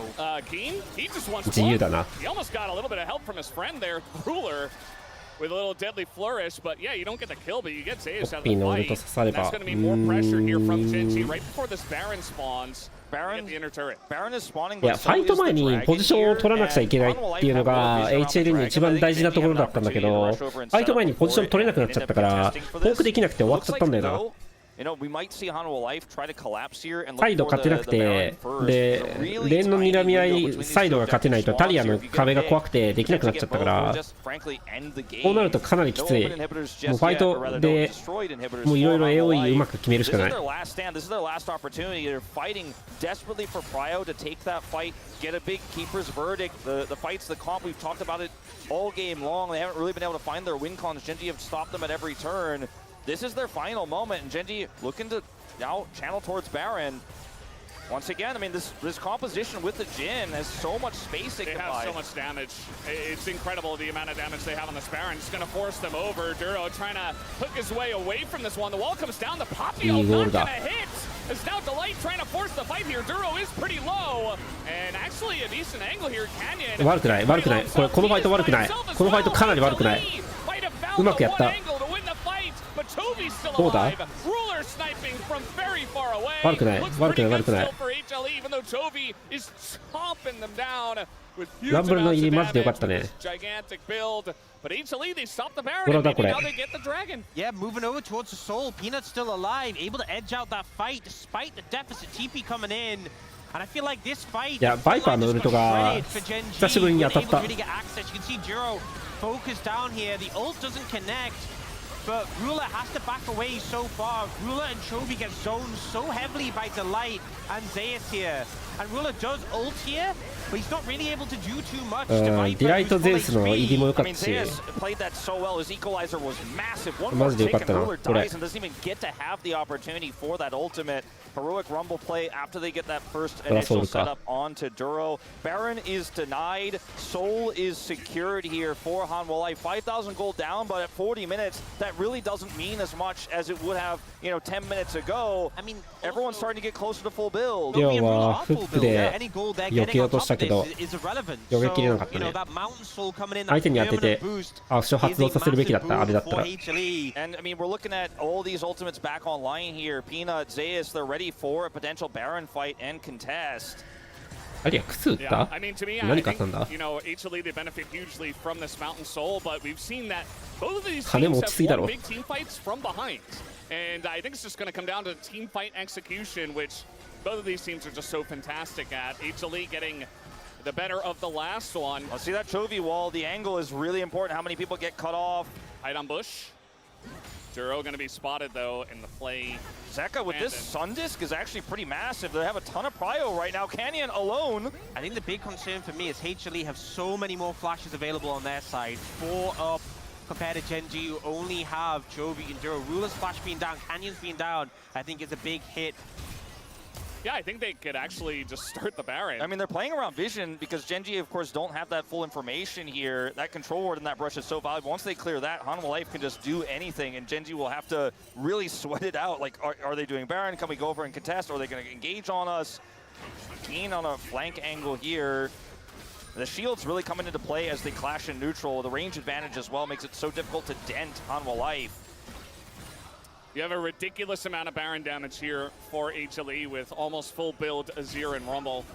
And even the Varus, even though he is 安くてか安かったんじゃない？ decent amount. Now Keen just gonna とか。 start attacking. ただこれ出る何も使えてない。で飛んだ。ゼウスが後ろから入った。チョビがゾーニャ効いたね。どうなる？あ、当たっちゃいけないの当たった。You will not stop this man, and that is going to be 25 stacks for the Taliyah. But Viper's still full health, and all these low health bars for Genji means I don't think they can try to push for anything further here. It's a huge win for Chovy. They end up taking him out of the fight. Zeus, that is, out of the fight. That means Hanwha Life shouldn't be able to take this Baron either. TP comes in for Keen just to be sure. The game state's still so incredibly close, and Genji now have their eyes on looking for the Baron turn once again. Yeah, with a long death time, we should be able to move on this. Zeus does have TP, but not up for 30 seconds. まあ見てもいいね、バルス The だ thing っ is, たら。 Peanut has flash, and they still have a lot of power. The poke from the Varus over the wall is significant. They can threaten with a poke, and Peanut can look for the steal. Peanut has flash. This could be big. フォークして削っとけばリコールさせられるし。お、それ行くの？ わお。ただ、どうでもある。うわぁ。仕事するね。十分。 So well played there by Keen. I was a little concerned him going over the wall with Viper there, but he forces summoner spells from Viper and gets Peanut away from the situation so they can secure the Baron. And I was talking before about the lack of summoners for Genji. Canyon's flash is coming up, Rulers is coming up. They've navigated that situation so well, and they secured the Baron to boot. Yeah, this fight is very broken up, of course, but initial pick here on the Delight means that even though the knockaway on the Nautilus is there, it's a trade. And then watch Chovy here on the small here on the used his equalizer1キルぐらい取れてそうだったけど is massive. They can't do more because Viper is level 18. He is so huge in this game. But moments like that are how you get to start these Barons, how you get to have that control, look for these angles. Keen with the outplay there, denying any entry, denying the Varus for the, arrow plus smite combo that Peanut and Viper were wishing they could have a chance for. It's not giving them any angles, any windows back in. And now Genji looking to finally put the death knells on this inhibitor in the bottom lane. Yeah, inhibitor would be nice. It is just the bottom inhibitor with Elder coming up, so it's not like the end of the world if Hanwha do lose it, but it does mean that Genji are going to have a kind of an insane amount of map control, especially with them sieging a little bit in mid at the same time. You see that cannon getting to work on the turret. And now we got a bit of damage into Duro. He is going to hook away. And at least on the life, they're keeping them out of this one for now, but the wall is going to come down, and the Poppy ult knocks away the Xinjiao. But Peanut, he puts himself in such a bad spot. Will live for now, but he gets poked down by the Rumble and the Azir, so he's out of the fight himself. Duro pretty low at the same time. Clearing this wave here as Genji did not get that inhibitor. All right, Chovy, he is just insanity, and now Canyon is frontlining for the team. You got a zoning Jin ult at the same time. Nobody's able to follow up on this one. Zeus getting incredibly low, and he will be taken out. Nothing that Viper can do. And that will be this mid inhibitor going down at least. The big thing is though, look at the death timer on Zeus. Elder spawning in 30. I'm not sure they can end right now. He just walks in. This could change things. Up dies, and now they gotta go for the fight here. Duro, look at the sacrifice for the team, but Canyon goes down. ただこれはエルダーが枠これエルダー枠 I mean, Viper has a huge role to play here in this one now. He has one death. He's only died one time in this game, and that's going to reset everything here. Peanut respawns first. They don't have any map control. They are down that mid inhibitor. The bottom inhibitor, surprisingly, was, again, saved by HLE, and they can play through the bottom. They're trying to keep them trapped in the base so they can't just run into Elder. They're trying to buy as much や time ろう as としてるけど possible. 言うて走るやろこれエル It's ダ going to be tricky. Remember, Zeka has TP as well here. Oh, TP They're in mid. going to actually look to try to collapse on this. Oh, that's crazy. They say, okay, you want to take the Elder. Take the Elder. I don't care about the Elder. There's no big wave in the main base. Well, they only got 2 inhibitors. I don't know. Wait, I think this is fine. So they back away. The Elder's gone. But with 2 super minions, mid and top, they're not really going to be able to... Nobody's coming in here. I don't know about this. So you have to back わあ away. いいね綺麗にやってた But essentially, the Elder's secured. But what is HLE going to be able to do with Elder when you have super minions pushing mid top? You have no pressure. Yeah, we're just going to kind of reset here. This is going to be a very, very long game. We might set some records here if the pace of this continues. But I mean, when you look at the game state here as well with the wards in the base ただ here バロン for が Genji, no TP エルダーの for 時間 Chovy, の no 間に TP 湧 for かないか Keen, ら so even though 結局これ多 there 分 are setups 待ち here や for ね potential TP into the base, エルダー終わるの純粋に待たれ you're て probably not going to be able かな to, without teleport, not プッ going シュで to きるか be な able to threaten the backdoor here either, but you do completely セカンドタワーまで neutralize the たどり着けるか impact どう of か the って Elder. 感 You じ mentioned Ox, so unless somebody gets caught here, it's going to take a while before HLE can really threaten to end off of this Elder. Because Elder is usually and was designed to be the, I got this objective, the game is over now, no one can stop me. But the Super Minions will slow this. And I think there's still an angle here where Hanwha Life could look for a siege. And they're absolutely going to try here with Viper poking his way in. But I mean, look at this. There's no wave. There's just no way for them to end right now unless Genji make a mistake. This is the problem that, you know, Elder makes you so good in the fights, but it doesn't help with the sieging. そこでバンシーの方が良かったんじゃない？ They might get this mid tier 2. That's definitely plausible with the Elder. Breaking the inhibitor tower is バンシーあったらポークできると思うけどな、これ。あ、メリアでいったな。おお、いいね。おお、確かに。打った、おお。わお。エルダ。オーマイガー。How far do you want to push it? They're looking for the inhibitor. Well, I guess they can't neutralize that. No, I don't think so. キャノある。 わあ。Right, Chain's gonna go down. Look at the damage from the Azir and the Varus. ウルト切っちゃった。And I don't know, with 45 お、 seconds エンドかこれ。40秒。 should be able to end here. They don't have the same wave clear. ミニオンに打とうとしてるけど。They gotta stack up and keep the minions alive, and HLE are gonna do exactly that. We got the peanut ult, not gonna hit anything. Keen, desperate to try to stop the minions. いやー、エルだ。あ、でもウェーブクリアしてる、キャニオン。キャニオンウェーブクリアした。ウェーブクリアし終わった。キャニオンがウェーブ全部食ったが、あー、無理だこれ。わお。エルだ、次よ。They have such a track record of winning those game 1s and game 5s in best of 5s. They have not lost to Genji in a best of 5 this year. They're 2-0 against them. They get that critical game 1. But if we're going to 5 in this road to MSI first versus second seed series, and we're going to 5 games and they look like that one, I'm definitely signing up right now.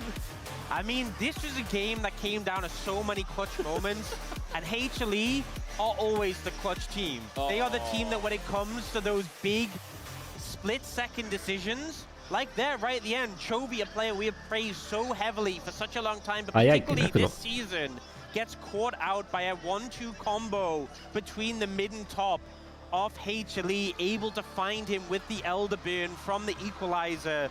Just beautifully executed, and that was not an easy game to play for either side. いや、チョビずっと上手かったけどな。いや、厳しいね。どうしようもなかった。You can't do anything. You couldn't get close. I mean, I don't know if Viper could have done more in that game either with his Varus. Just incredible positioning, doing a ton of damage. I'm really looking forward to seeing what the rest of this series has in store for us. Yeah, and Zeka, the clutch master, he is back in game number 1. HLE, Hamalife Esports, take game 1. We'll take a break. 確かにインヒビ前のとこでジャオが死んだ理由よく分かんなかったな。あんま見てなかったというより、見た頃にはなんか戦いになっちゃってたけど、なんで残ったんだろう。あ、見えそうだな。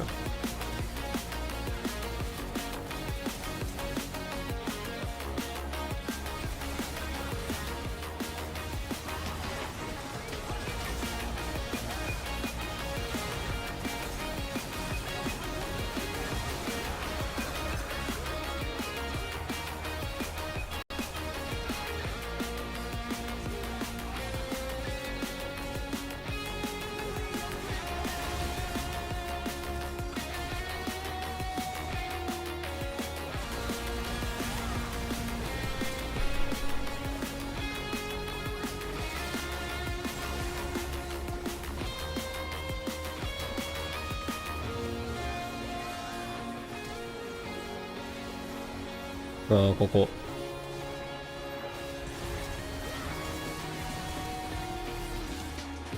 でも分かんないな、今のじゃ。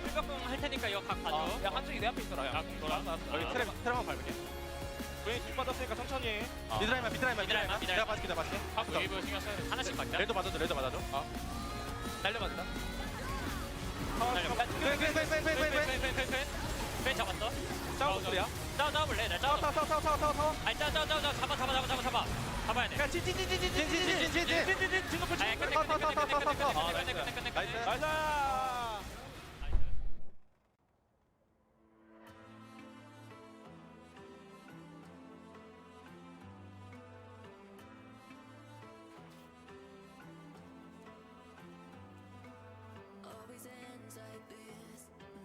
When I think I'm healing, if I had one wish,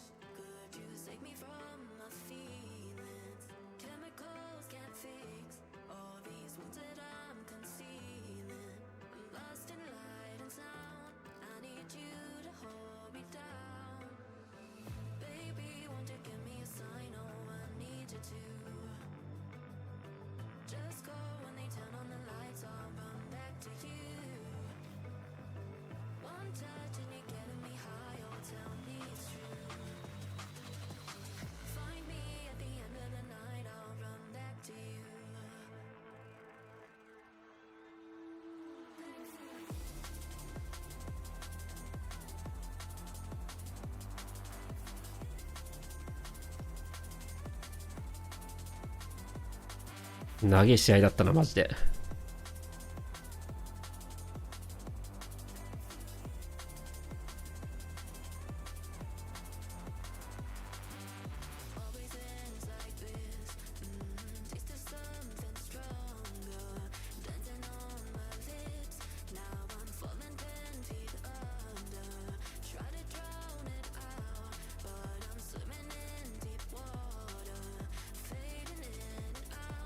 目薬の CM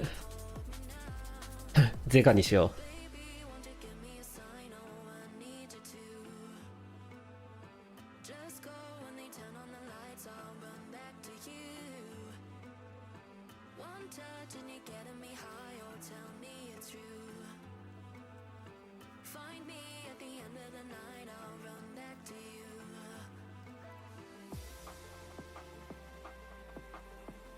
LCK ロル版あったんだ。LCK ってか、レッドブルロルのこのやつあったんだ。初めて知った。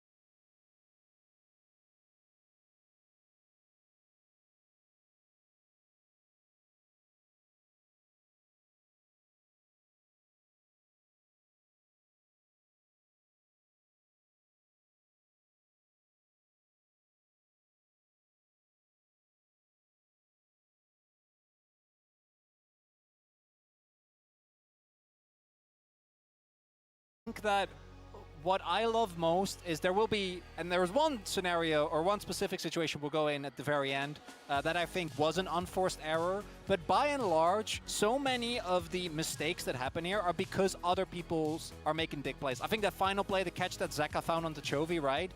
You can obviously be like, Chovy, man, but he is like 3 screens away! Out of nowhere, this pigeon descends, and Zeka had been having a bad game still clutches it out in the end. I mean, I lost my words. I'm getting goosebumps every single play. Like, it's just amazing to see like these plays, especially.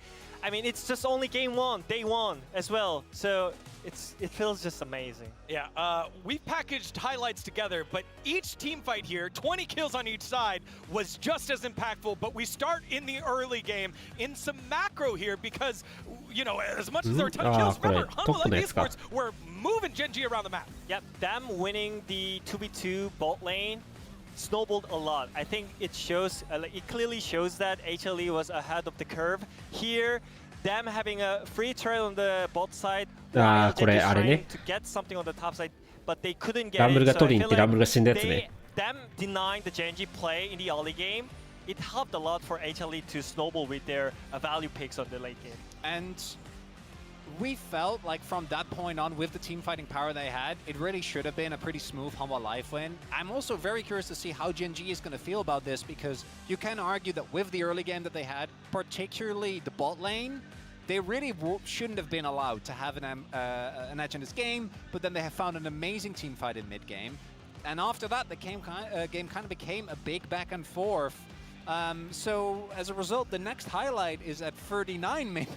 Yeah, don't worry, in between the Chovy show is happening.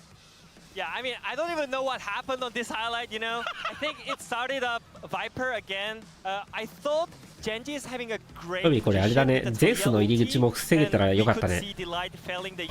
壁、もうちょい手前から敷いて。ゼ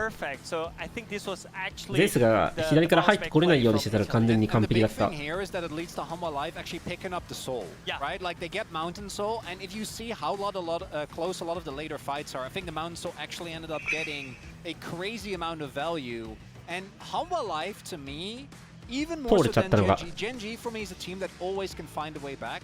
Hanwha Life is the team that doesn't give you anything for free. I swear they will contest everything, and I think that is what ends up, in the end, winning them the game. Yeah, and here we go. Final one here with finally some agency. Gen G tried to push in to close it on in. Doesn't quite work out here. And then they get punished. Let's be real. We can leave here. We can leave. We can leave here. Elder is spawning. You just got a mid lane in it. Is it the most valuable? No, we know this. But this to me is the game. I know people are gonna go in on that catch onto Chovy, which I think is valid, because it was a great play. But this right here is an unforced error. This was just not necessary. You get mid lane in it, you back, you get Elder, because the reason why Chovy is because that Elder goes over because Canyon overstays in base. And that to me was an unforced error. Yeah, I mean, from my side, I feel like Genji did great jobs so many times, especially when it comes to the team comp. It's really hard to face check.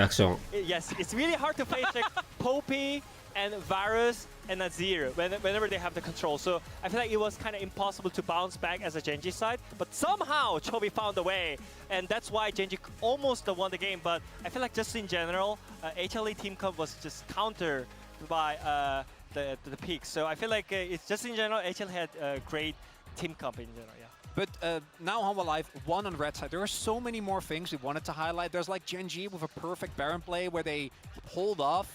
We did actually spot this to ensure that the Varus couldn't steal it away. And there's a lot of other moments in the team fights, particularly with Chovy setup and his use of Talia walls, that were all amazing, but we don't have time for that because there's too much going on. So the thing is, it's all about Chovy outplaying again whenever Genji is on the downhill. So I feel like ミッドゲーム取り返したから、まあチョビは全然悪くないで、最後のやつちょっともったいなかったね。ジャオとジンの前のやつ。And I think that point will curse the Genji here. And Gen G losing to Hanwha back on their game 1 best-of-5 win streak that they lost against KC, but that's losing on your own side selection and an almost 50-minute game. Man, what a way to kick things off here, as there's Peanut on your screen, able to clutch it on out with the rest of Hanwha Life Esports. The script has been written. Let's just sit back and enjoy it. Game number 2, Hanwha Life Esports and Gen G. Alrighty, thank you very much, Spacers. We're getting into game number 2. And if it's anything like game number 1, we are in for a long back and forth bout. Genji easily could have won that game 1. They made some critical mistakes, and Life Esports was right there to pick up and take the win. That is the type of team they are. In those clutch scenarios, they will get it done. And they have already given a big challenge here to Genji, looking much better than we saw them in the best of 3s. I will say, though, you know, despite Canyon's big flub there, which ultimately was probably what was the first domino towards the end of the game there, Genji were massively far behind, made clutch plays, made all the right decisions, crushed Life's comp, never gave them the setup they were looking for, and had Canyon not made that mistake, we'd probably be looking at a Genji 1-0 here despite a deficit in the early game.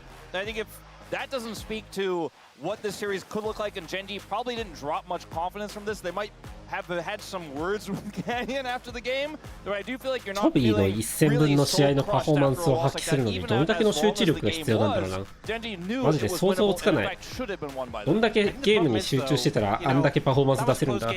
Right? But the last time they played each other in a best of 5 was a close series. And the time before that, it was a close series. And the time before that, it was a close series.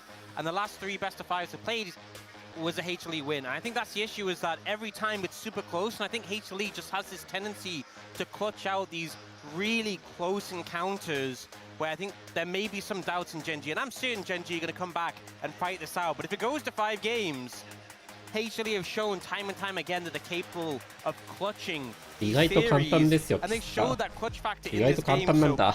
Genji, they're on blue side じゃあもっ again. と頑張れ。 They need to sharpen up in this game. そうはならんだろ They。need to show that form they've shown in the regular season so far. Yeah, and you know, when you make that mistake and you lose that game in a best of 5, and you lose that 5th game, had you just not made that mistake, you'd be the first seed to MSI. There wouldn't be a game 5, and so even small mistakes like that in League of Legends and close games in a very, very competitive best of 5 can cost you dearly. But again, confidence-wise, probably not a big blow here to Genji. Yeah, we'll have to wait and see how they react. You know, we got to see what their game 2 looks like, because immediately you're set behind in the best of 5, where, you know, coming to this one, there is a reason why Genji had a lot more predictions in their favor. They had a similar amount for summer finals last year, but it feels like with the 18-0, they were even more dominant this time around, and that is why we believe they could get it done this time. But if they lose again to Life Esports in a best of 5, I think all bets are off, and we really got to question if Genji can get it done when it matters. See what the final ban is here. The Nidalee ban is quite interesting. Keen hasn't really favored this as much as Zeus has, and it obviously can still be played by Canyon, and the jungle is quite famed for it, but surprised to see that one on red side here in game 2. Yeah, I expect to see the Calista ban again, especially with Poppy and Talia taking over. I feel like the priority for that probably even higher now. Did see that Ahri ban before. That's now been left open. They kind of felt like the Ahri ban was there to set up the Talia. So a lot of things left open. But that Calista, to me, really stands out. The fact that, you know, Talia, Poppy gone, Varus gone as well, which and it's Ruler trouble, and it's Ruler. So this guy was getting Calista bans in totally different metas when it wasn't Fearless, like, and they're just gonna first pick Trundle. Okay, well, I mean, Trundle, another pick that does really well into Calista, that can shut it down. So maybe this is a pick that goes, well, we want to set up for the Calista, but we won't let you play it by picking something that makes her life hell. Well, this probably means Zeus is going to end up playing Jace, right? Because you don't want to play one of those tank top laners. We already have the Gwen and the Rumble off the cards, which is, I think, why the Trundle stocks go way up. You could still get the Calista. I think you could still play it, although obviously it's going to mess with Marshall Pose, the pillar, and how much you can actually fight, and you don't have a lot of mobility, so if you end up getting pillared in a team fight or in a gank, you're in trouble. But the fact that the Nico is banned really means that you can just slam lock this Calista down. And they could have actually, I feel like, not necessarily locked the Renata, but grabbed a top laner instead. And then grab the Renata on 3. Instead, it's going to be the Scion to go over the Genji. Yeah, I feel like already you've got a couple of tools that can deal with the Calista very nicely. I mean, Scion has been one of these scaling tank threats that's kind of turning into old Ornn, where it's like he is a mage assassin. Like, he kind of does everything. And I feel like this is a fantastic 3-pick from the side of Genji to handle what Life have already shown. You know, you have the super tank. You know, you have the Trundle with the pillow. エンチャンター付き AD キャリーやってもいいけどな、これ。You know, Calista ever steps up the rise, he's having a bad time. So I think Genji super confident with what they have. HLE on the other side, you know, Calista, Renata obviously a really strong bot lane duo. Interested to see what Ruler Duro will pick into that. Looking to pick up the Ahri. And this feels like a very, aggressive, early skirmish focused trio from HLE they picked up so far. They need to get the ball rolling with what they have. Yeah, I feel like this draft for Hanwha Life really is sink or swim so much in the early to mid, and if you fall behind, you just don't have any sort of in. I expect that we'll see a Pantheon ban from Gen G, as Pantheon Ahri is a really strong combo that is still, of course, available. As we'll see the Xayah very safe into the Ahri, taken away from Ruler. And what comes next, though, gets a little bit more murky. I mean, we could see potentially, for example, a Jace ban, but doesn't really suit the composition for Hanwha Life as much anymore. Although it can be quite strong to get lane prio into the Scion early. And it's not very strong for Trundle to, of course, subjugate. But I think that a Pantheon ban makes sense. Looking for Nocturne first, however. Yeah, I was thinking, like, what is Peanut going to play in this game? You know, you don't want to play something like a Sejuani or any kind of tank because of the Trundle. And you want something that works well with the Ahri, but the Wukong is already gone, and now they're going to ban Nocturne. So really limiting the options of Peanut to find a good jungler that fits in this composition as well.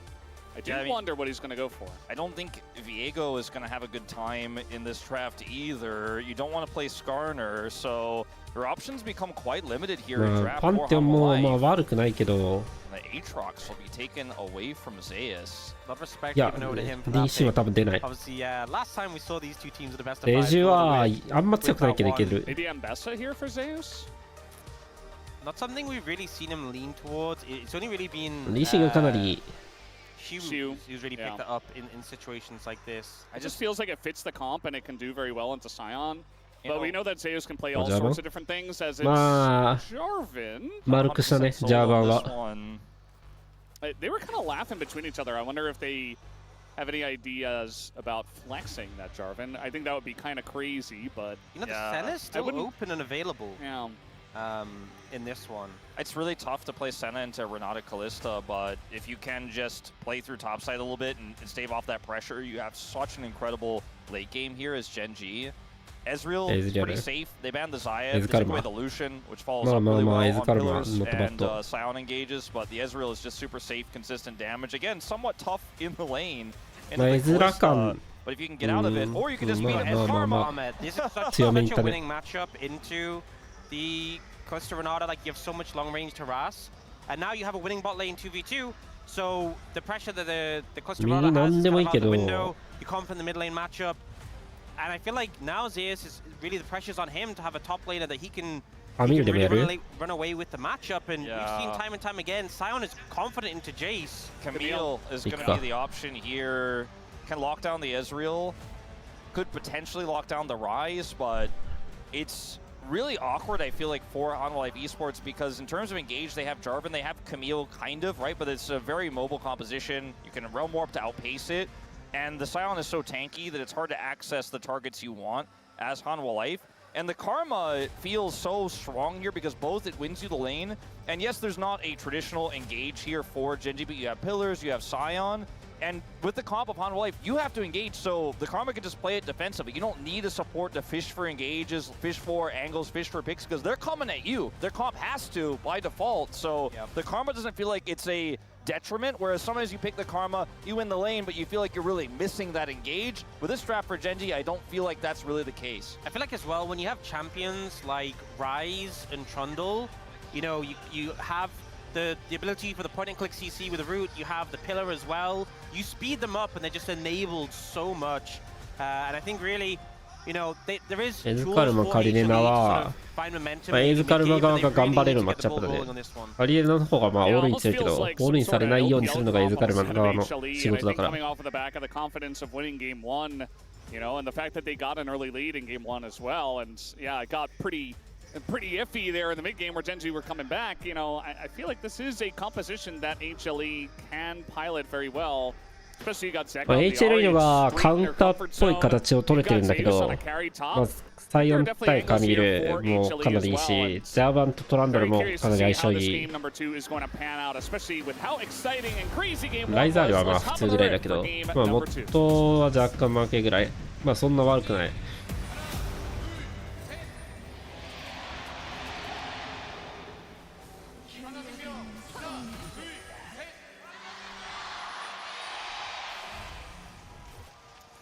We're packed here at the Sajik Gymnasium. So many fans coming down to see who is going to be the first seed to MSI from Korea. And at this point, it's hard to tell. Almost everybody went for Gen G in the Preds. There was Jonah Strong who went for HLE, but we weren't thinking about it. It's probably going to be Gen G or HLE. Thank you for that inside, Ox. Yep. That's why we have you here on the desk. That's why I'm here. Any thoughts, Wolf? I mean, I'm gonna hold my thought on Preds because we have a kind of a cool setup here for Hanwha Life. We're looking to collapse, actually. Yep.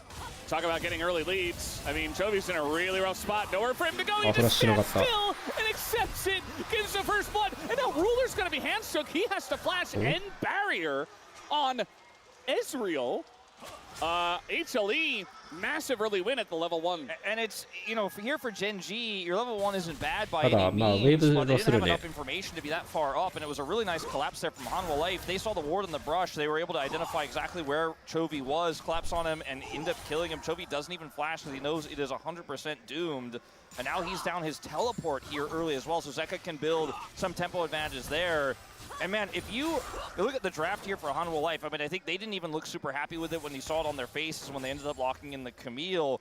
You know, I said I don't think it's going to be a blow to your confidence. If they win this game, 2 games in a row on red side, I think that certainly will be. Gen G are already a little bit on the back foot. I mean, honestly, you know, Zeus gets the kill, but I think the worst off here is the bot lane. Ruler not having any sums. We talked about this Ezreal Karma in the bot 2v2, but going down sums against Calista Renata completely changes the dynamic of that matchup, and now they're really going to have to be on the defensive. It's wild because it gives you advantage in 3 lanes. Like, it's a kill for the Camille, it's a teleport down for Chovy, and then both sums down for Ruler in the bottom lane means you're losing that lane early as well. And Hanwha Life just trying to get all 3.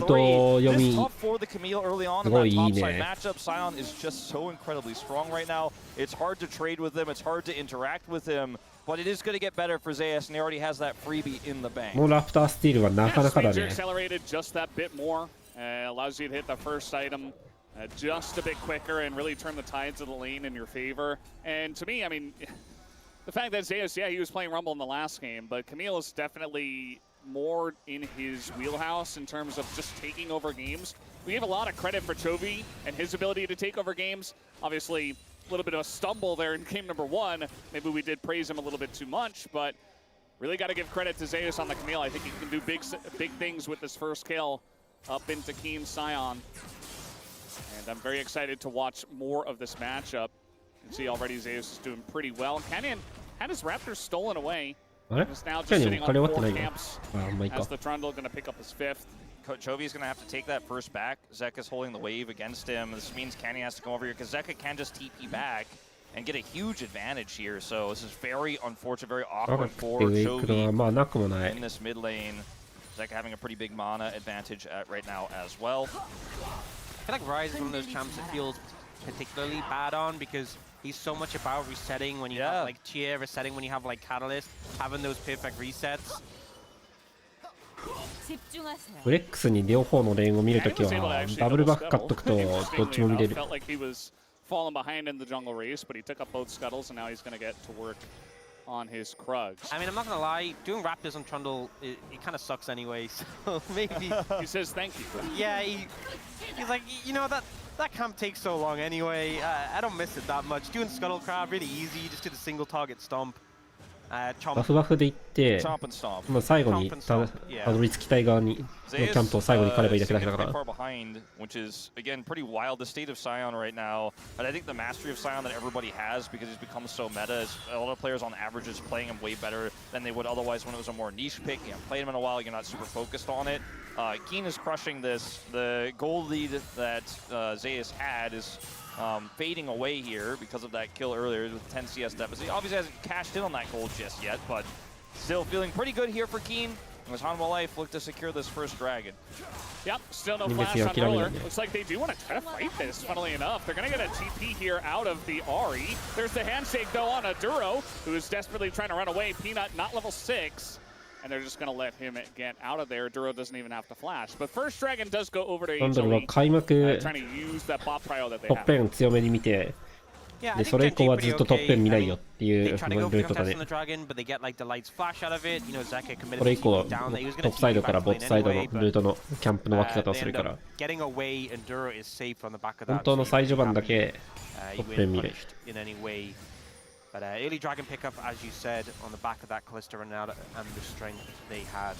All in all, you know, we talked about how obviously the early game that invade that backfired obviously wasn't ideal, but things panning out and nothing too bad right now for Genji.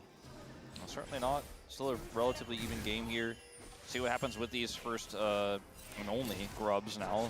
Old habits do die hard on the top side of the map, because this is an angle for sure. Genji could get right back into this. Side laning Rise is very powerful. Denying those grubs to the Camille would be really important here. See, Ruler and Duro are heading both back to the bottom lane.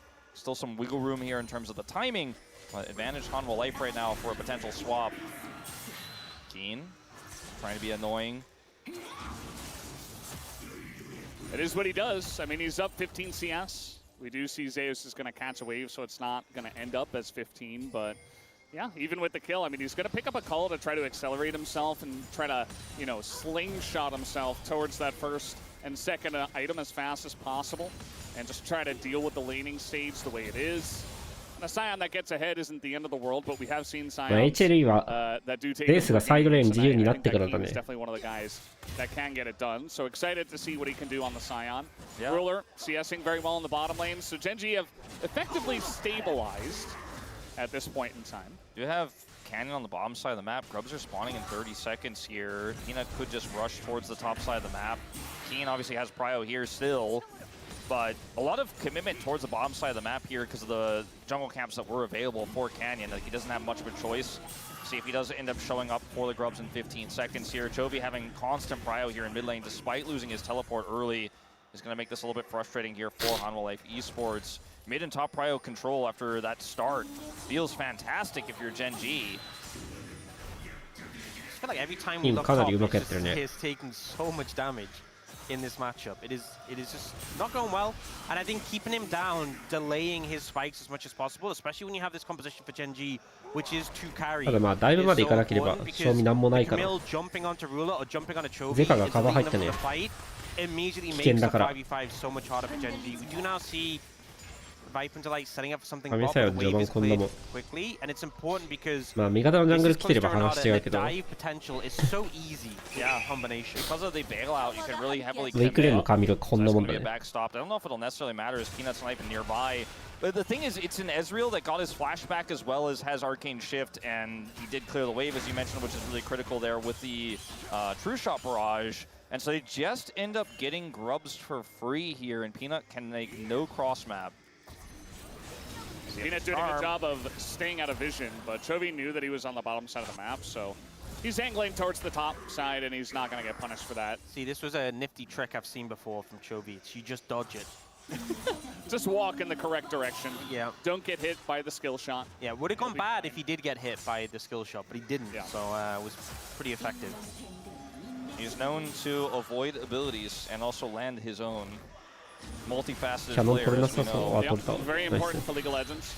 Zeus. He wants to hurt the Scion. He wants to get grasp stacks and not get too low, while also farming. And he knows that Keen doesn't necessarily have a bunch of kill pressure just yet, but Chovy's been angling topside a lot. Canyon's also been up here a little bit with the Grubs and trying to make stuff happen. I mean, if Zeus uses his hook shot again, he is in serious trouble. It looks like he is going to play respectfully now. This angle is so scary. Canyon stays. He's going to get the scuttle. Yeah, not as much action in this game, too, as we had in game one. I think that HLE were very proactive in the plays they were making. And the fact that they punished so early on in the bottom lane, so they were able to get a bigger lead. This time around, yes, they won at the level 1, but they only got the 1 kill, and since then the lanes have been going very well for the side of Genji. So Genji not in a big rush to do too much. They got the Grubs, all 3 of them, and now they can try to maybe play for this next dragon. Even if they don't, it's not a huge deal. Let's see if they actually do that, as the light doing a good job of clearing out all the vision here in the tri-brush. ただまあボットレーン頑張ってドラゴンには寄るように I will say, Zeka has Malignant, which is such a huge spike, so it could be a bit precarious if they do opt to contest this. Zeka, oh, the flash forward, the engaged Renata might just get the job done. The aggression out of the side of HLE is perfect. As now Chovy on the edge of this realm warp, he does get away. And they still have the dragon leashed. This is going to be another dragon and a kill that goes over to HLE. They're playing this comp very well so far. Infernal Soul too, super valuable for the longevity of Hanwha comp. If they can pick it up, it is going to be huge for them. この形でドラゴンずっと取れてるのマジ具合いいね HLE。 Fate's Call follow-up as well allows him to continue the pressure. They just instantly delete Canyon, prevent any sort of 50-50 on this, take the jungler out. As Canyon's kind of angling here for Zeka, right? But there's no vision in this brush. There's a control ward here, and he just flashes in for the double, point blank, and then the ult comes out from Peanut. Chovy, of course, having to realm warp away, very narrowly goes down himself.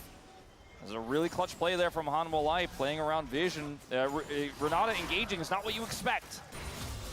Just great layering a CC there. You know, knew what the goal was, took down Canyon, secured the dragon, 2 in the pocket, and that is a great win con for them as the game goes on. We saw how the Soul was a big factor in that previous match for them. So continuing that direction. It has definitely been a slower paced game, but you know, just racking up those objectives can be a big win con as it plays out.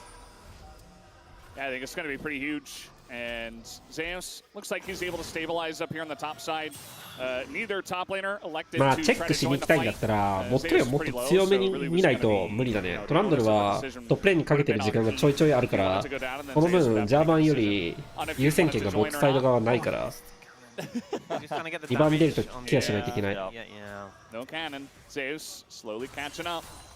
And that will become a problem in this game if Zeus can continue to come back here and Zeka can continue to make plays here on this Ahri. It's Jarvan also coming back from the meta. It's pretty interesting to see it already here in game 2. It's so punishing, right? I mean, if you land anything and the follow-up is there, that single target is going to be locked down. And of these champions, you know, Trundle's one of the best targets for that, actually, just simply because he doesn't really have any tools to escape or peel, especially when he drops his pillar onto an Ahri moments before. And so it was a good angle there. I'm really curious about how this game is going to play out when it comes to team fights when Gen.G are all set up, when everybody's together, because that's where I think this composition really shines. You have the Ryze to keep everyone at arm's length. Obviously, it's going to be really tough for Camille to engage into that backline with the Scion in the front line, with a Trundle there. And the Ezreal is just so mobile. It should be super far away, can play around poke. So this part is the part where Hanwha Life are supposed to be winning. This is the part where they're supposed to be getting advantages. The solo advantages, or the solo lane advantages for Gen.G kept them even in this game. Hanwha looking for that third objective. I think that's where we're really going to see potentially the scales tip a little bit towards Gen.G and see what their comp is capable of in a true 5v5. レーンの状態はイーブン。こういうもんってだけ。Canyons there to try and cover. マッチアップ通り進行してるだけ。I think just not seeing anyone on the map, seeing the fact that bot lane went missing as well, will make HLE think again. Yeah, definitely a decent angle, but not going to commit to the play. Do have this Rift Herald about to spawn here in about a minute. Do see Rulers doing a good job of pushing in the mid wave and putting on some pressure, but I do fear for Gen.G if they do try to fight for some of these objectives a little bit too early, before the Ryze is really online, before the Ezreal is really online. And that does mean that HLE might just get a monopoly on everything, especially with the Infernal Soul. If they get like the Rift Herald, throw it straight down into mid, and they're able to turn that into an Infernal Soul point.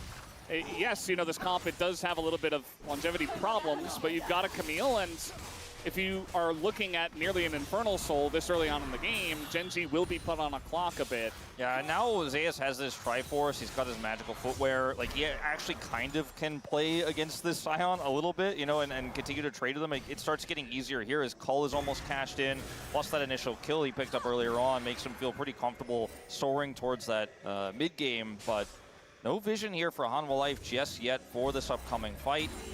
And you can see Gen.G have a monopoly over it. Hanwha go for a reset and return. They're going to send Zeus to the bottom lane, though, without teleport, and that is as good as a give up on this objective, just simply going to concede it over to Gen.G. The thing is, if you don't get the Herald, you get the Dragon, I think completely fine with that. 上側のオブジェクトギブってるね、完全に。Try and really aggressively play for dragon control. If you look at the vision they have around the dragon pit, they're kind of telegraphing their intent here. Yeah. The timing of this also allows for a little bit of push on the turret for Zeus as he goes down there. いや、次のドラゴンは多分ファイトするよ。こ They れ have vision. Look at that full line of 3 wards from mid to dragon, as well as the tri-brush control ward. There's there a replaced ボー ward ルリ here ーチ for 早すぎるからな、この時間帯 behind で the pit. ギ So ブするには。 entry to this with Delight having ult as well, and this flashback up is going to be quite challenging here for Genji. And like you said, it's sole point for Infernal. And I mean, the Herald can get you maybe some prio in mid. I think that's what Genji are going to have to play through. Yeah, I mean, timing is rough. Like they're pretty late on this. They're definitely trying to set ア up ルマ as 初 much 手ミカエルだし、サイオンが走ってきてポジション取れるようにした。まあこれはギブってもいいね、HLE。There's wards behind as well for Zeka to TP to. It feels like Genji are in danger of being flanked here.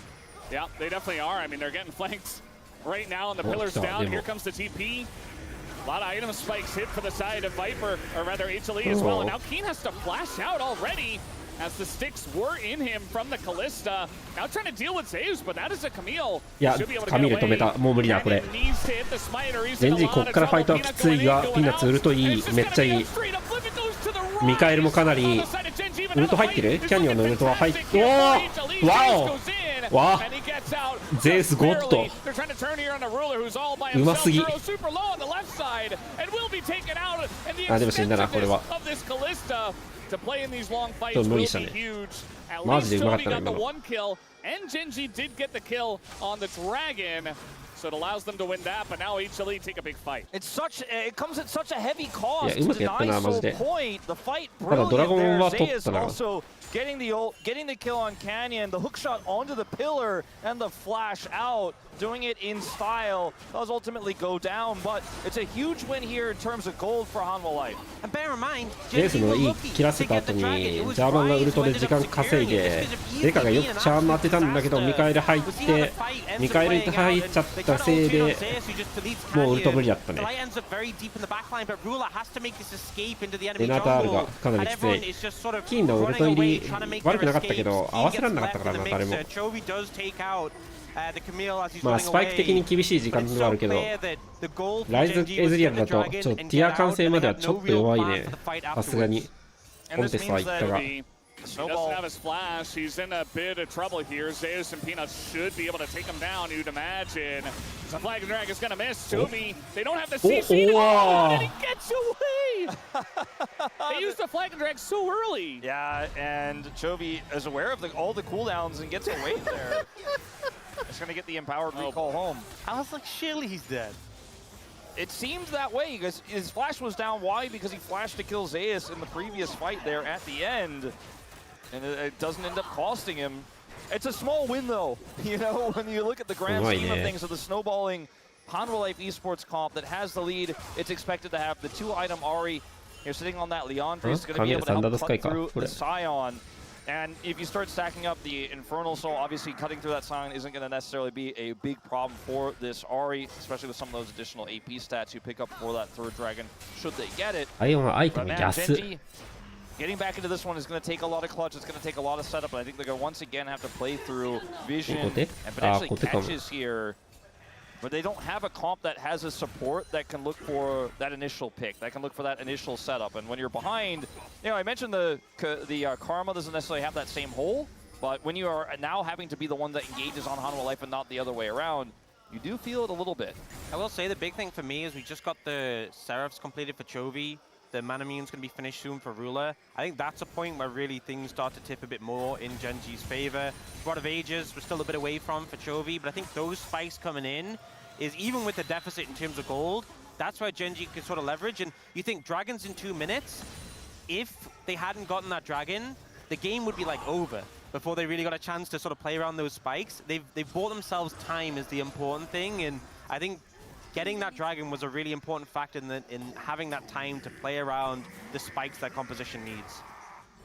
Chovy's Rod fairly late here. He'll finish at 25 minutes. Is going to give him a huge amount of experience as well. Could end up taking a level lead on Zeka. 彼のアイテムとしてのスタッツ効果はかなりしょうもないからな。 He ends up picking up the Otacon later on. Speaking of, they are grouped on it right now here on the top side of the map. And Zeus, no flash here, wants to hold the turret. I think he's just simply going to have to give this up. And it might not be all he gives. It's pretty curious that the Otacon, you know, it spawns on the top side of the map. We might get some big plays here. Zay's going to take a big chunk here from Chovy, but yeah, they're just going to start it up. And there's no dragon to really trade for. That's really what's going to happen on this map is they have the damage with Ezreal Rise. They've hit their spikes, both the Ezreal and the Rise, so they have the damage. Chunk down this one. Even the Rift are going to go top, so HLE, big onus on them to answer the call. Peanut goes in,落とした。おお、落としてきた。早っ。おお、すごい。全部入った。ああ、利息し。ただ、チョビーはあ、チョビーも知るんだ、これ。うっとぴったり。うまっ。うまいが。これでこうなるのか。ディロ、フラッシュアウトしたいね、これ。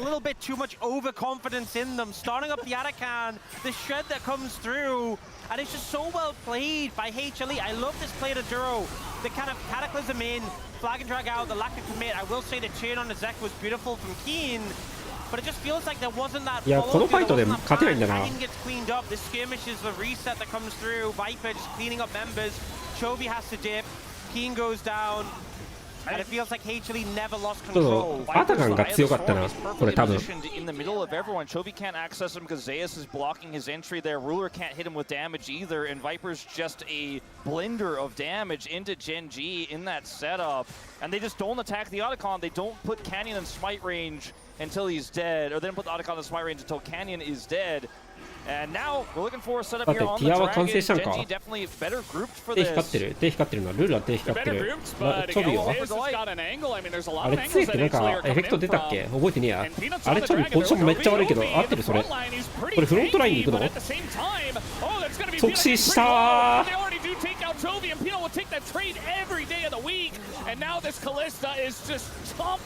あそこに合ってないんだな。He's gonna hold on top of Ruler, who does a bunch of damage and immediately dies. It is a second triple kill for Viper in this fight. In this game, Duro barely gets away, but HLE are taking everything on this map. Viper's just dominating on this Kalista, you know, they took the フラッシュあるからフラッシュで多分ポジションベイトしてたんだろうけど死んじゃったね。一球食らってルー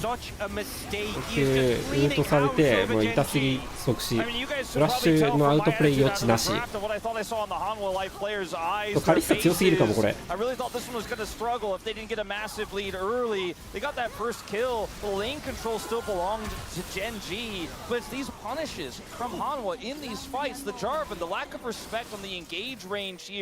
The fact that Zeus can follow up so easily, the fact that they can charm, and the coordination between Peanut and Zeka on these engages has been fantastic. Even Fate's Call being used as an additional form of engage here for Hanwha Life, as well as safety. This means this composition for them looks incredibly practiced, and perhaps I misjudged the draft. Perhaps, you know, what looked like, oh, we're just going to go Camille here. It was what I thought. It looked like a bit of a desperation pick.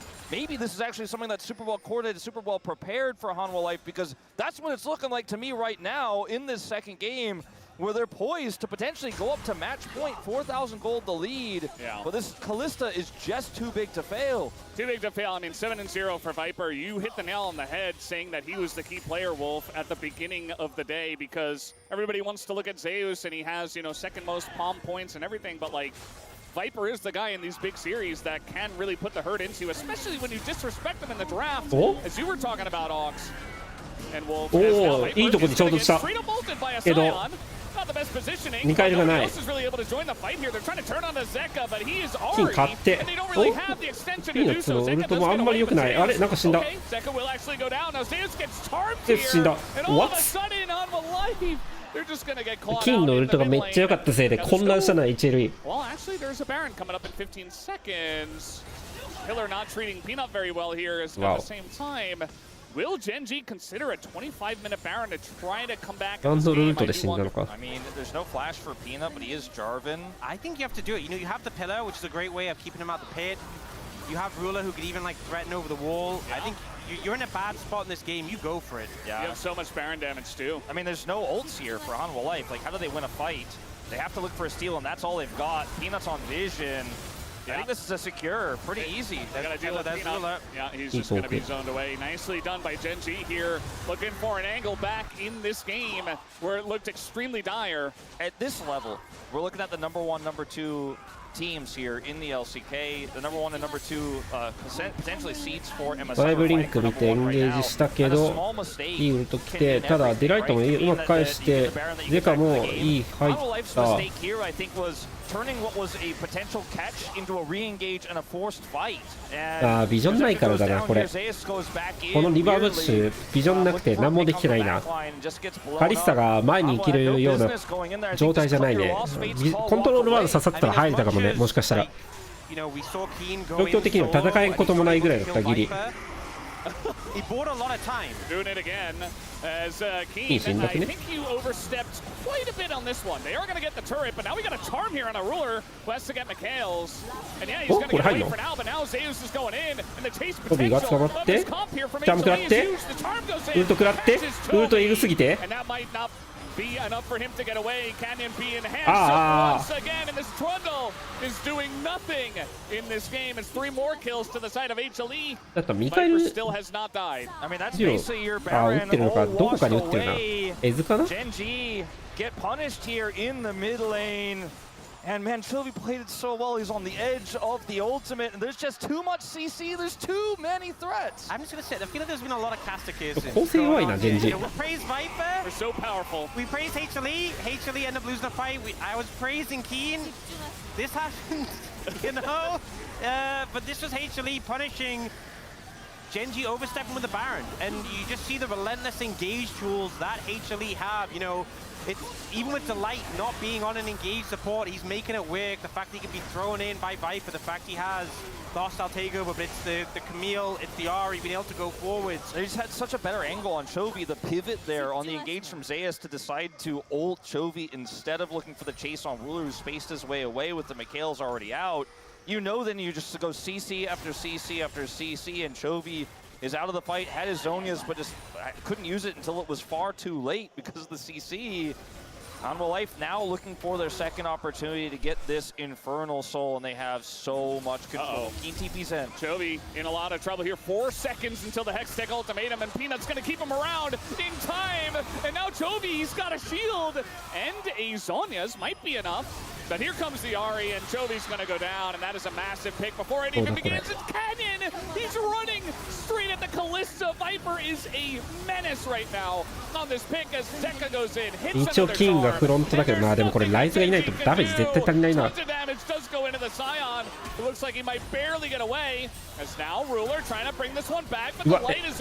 カエルが綺麗に入ったがフラッシュした。無理だな、全然無理だ。They take the fight, and they will be getting this Infernal Soul. I think trying to greed for Keen here is not the right call from Zeus. He will back away as this turret gets pressured. But that's all Genji get is a consolation inner. I mean, that's some gold, that's some relevance, but you're now fighting into Infernal Soul for the rest of the game. And Chovy's overextended here, finding a great angle. They're setting up the dragon,本当に機動力がない。Tries to get away, uses the flash, uses the Zonias, but it's not enough with the rest of HLE の機動力構成に完全にもう回答されきってる。Was a close game. Either team could have won. It came down to a matter of inches, but in this game, the gap is large. It feels like HLE are miles ahead in terms of the execution, in terms of the advantages they're finding, and it feels like Genji are kind of scrambling. There are brief moments where it looks like Genji have the cohesion, but for the majority, it's HLE on the same page, and they're just picking them apart. We talked about the archetypes earlier, you know, the dive and the front to back. You know, Genji kind of have this front to back where they have this insanely scaling mid laner, does a ton of damage. And basically an AP carry, a safe carry here for Ruler on the Ezreal in the front line. But HLE just don't care. They will find and isolate any target, and they're so far ahead. Even the Scion could be a victim. The Trundle has been punished so many times, 6 in fact, to be exact here, and Hanwha Life just have no mercy in this second game. Yeah, the Trundle has done absolutely nothing. Keep in mind it was their first pick, and they tried to craft a comp around it, but HLE saw it, and they just bopped it on the head with a giant red hammer. And there's not really anything that Genji have been able to do in this game. Now there's still a chance, but it doesn't feel very likely when you've got this Callista who is 9-0. looking for the first defensive item on top of the Terminus, and he's got a Renata, he's got the Knight's Vow, he has Redemption on top of it, Barrier. He's got a team that will be able to set up fights for him. Nobody is touching this Kalista in this game, and you gave over Kalista Renata in the draft, and Homolife laughed at you. And I thought he can take you out. I thought the trade-off wasn't necessarily going to be worth it, but with the execution this clean from Hanwha, with the coordination that's this good, and the clutch in the fights is this good, then yeah, you can just take that early game lead and run with it for the entire game. We've seen so many Kalista games where she does like 7k damage, but she still felt like she did a lot for the team. Viper has 32,000 damage, the most by far out of anybody in this game. And you know what? HLE banned Kalista on red side when Talia and Poppy were in the mix. It feels like they respected the pick so much more because, you know, those picks are so effective into it. Despite them being open, they're like, no, we don't want to see Ruler playing it. We think the pick is too powerful. And I think Gen G just didn't rank it as highly. They thought we can answer, we can deal with it. And I think the evidence is in front of us. You know, clearly players like Viper, just you have to respect a pick like Kalista. Even with what Gen G thought was enough, it wasn't. Especially with Renata open. I mean, there was just a lot given over. And now HLE with Infernal Soul looking for the Baron. And I mean, they have the super fit Kalista. They can do it in about 10 seconds. I wouldn't even be surprised. So Gen G, they have to move forward. They have to try to charge into a team that's very far ahead of them, that has objectives over them. Not to mention the Otacon, which Gen G also desperately tried to take earlier and got punished for. I mean, Zeus' items right now, these 3 items make it so easy to just go in. Like, you can commit, you will get tons of value even if you die with this setup. And I mean, now we're just turning our eyes towards Baron here. As you can see, Gen G nothing. They can't see anything. So you have to be incredibly cautious, and I think when we toggle the vision, it's gone. The objective is gone. We talked about the Baron damage, it's gone. Canyon, either he flashes in and dies, he is going to get, he can't get it. There's just no way. And they don't even bother turning onto him because they know they can do it later. As, okay, big slam, that is going to force the, でもこれ無理やり来る。うわ、すんごいな。Oh my god. Take their wallets and they bash them over the heads with it as down goes Keen as well. ねじ込んだね。Viper is legendary in this game. Nobody can handle him with this many マジで無理だ今の。 on the roster, and also Zeka did 6k damage in that.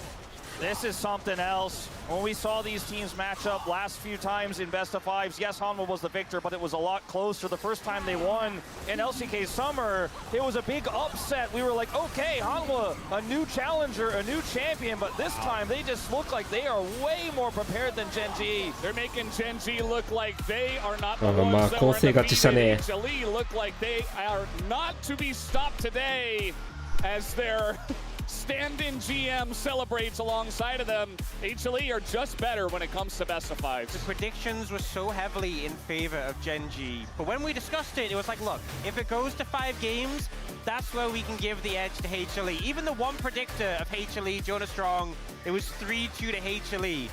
And now I'm looking at this and I'm saying, can Gen G win a game? And it's just those types of さっき expectations. 負けたのきついね、これで 2-0 は。 Where again, I think we all mostly agree that the Hanwha Life draft was not impossible to win with, but it was going to be very challenging, very difficult to play out. And they make it work. They were able to do it. Viper, 37,000, over 1k DPM on this Kalista pick. After having an incredible Varus game just moments before, Hanwha Life now poised to once again be the first seed. They were our first stand representatives. They are first stand champions, defending LCK champions, and now one game away from saying this is the best Korea has to offer. キャニオンの調子悪いね。 Last 2 times they had best of 5s. Gen G were able to win game 2 and make it even at 1-1. This time, a totally different story. Gen G are falling apart, and it looks like they'll be only undefeated in the regular season, and that they just can't get it done in playoffs. As the story continues for the Gen G fans and for Chovy, as Homolife just looking like the better team today. 2-0 so far. We'll take a break. HLE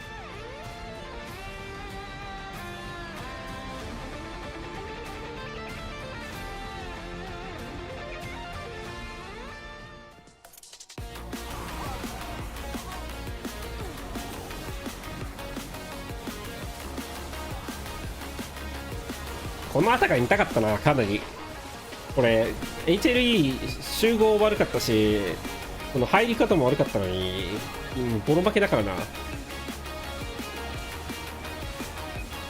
まあ、あとここはなんか、まあ、チョビが無理してなんとかならないかなってやって無理しただけになっちゃったやつね。なんか、まあ、ダブルティアをトランドルの強い時間帯を使って、まあ、なんとかしつつ、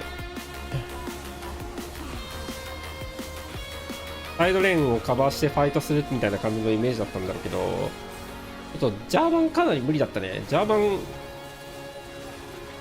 なんか、普通にカウンターピックされて負けてるから、あんまり学びのない試合になっちゃったな。もったいない。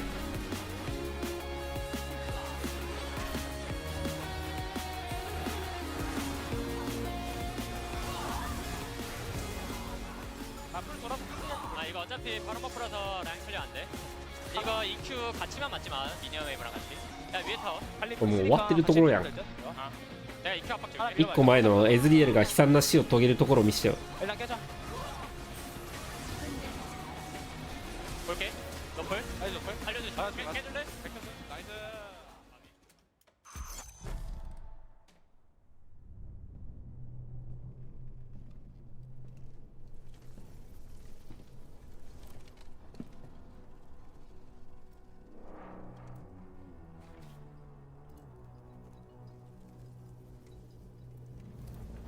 はいさか。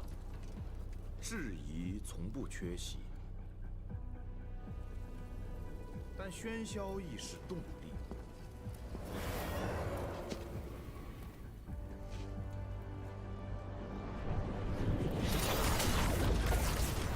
强者从不止步游移，只会以力量回敬。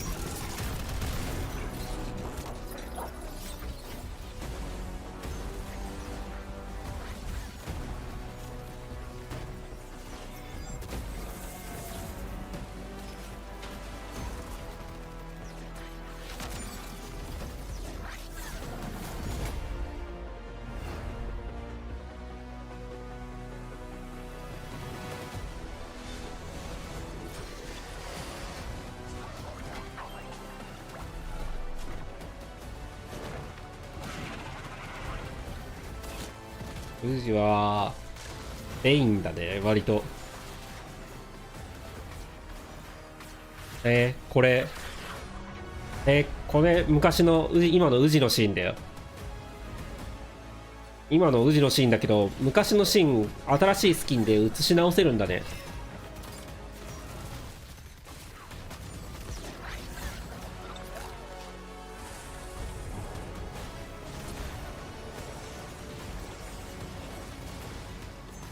これもそうなんだな。同じの撮影したのかな。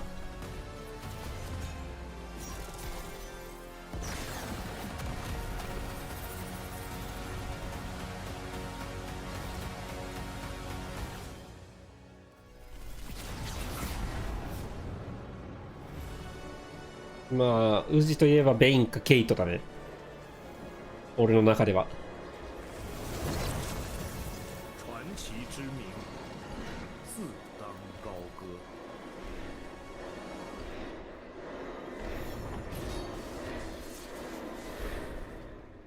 まあ、カイサの方が新しい側だろう、多分。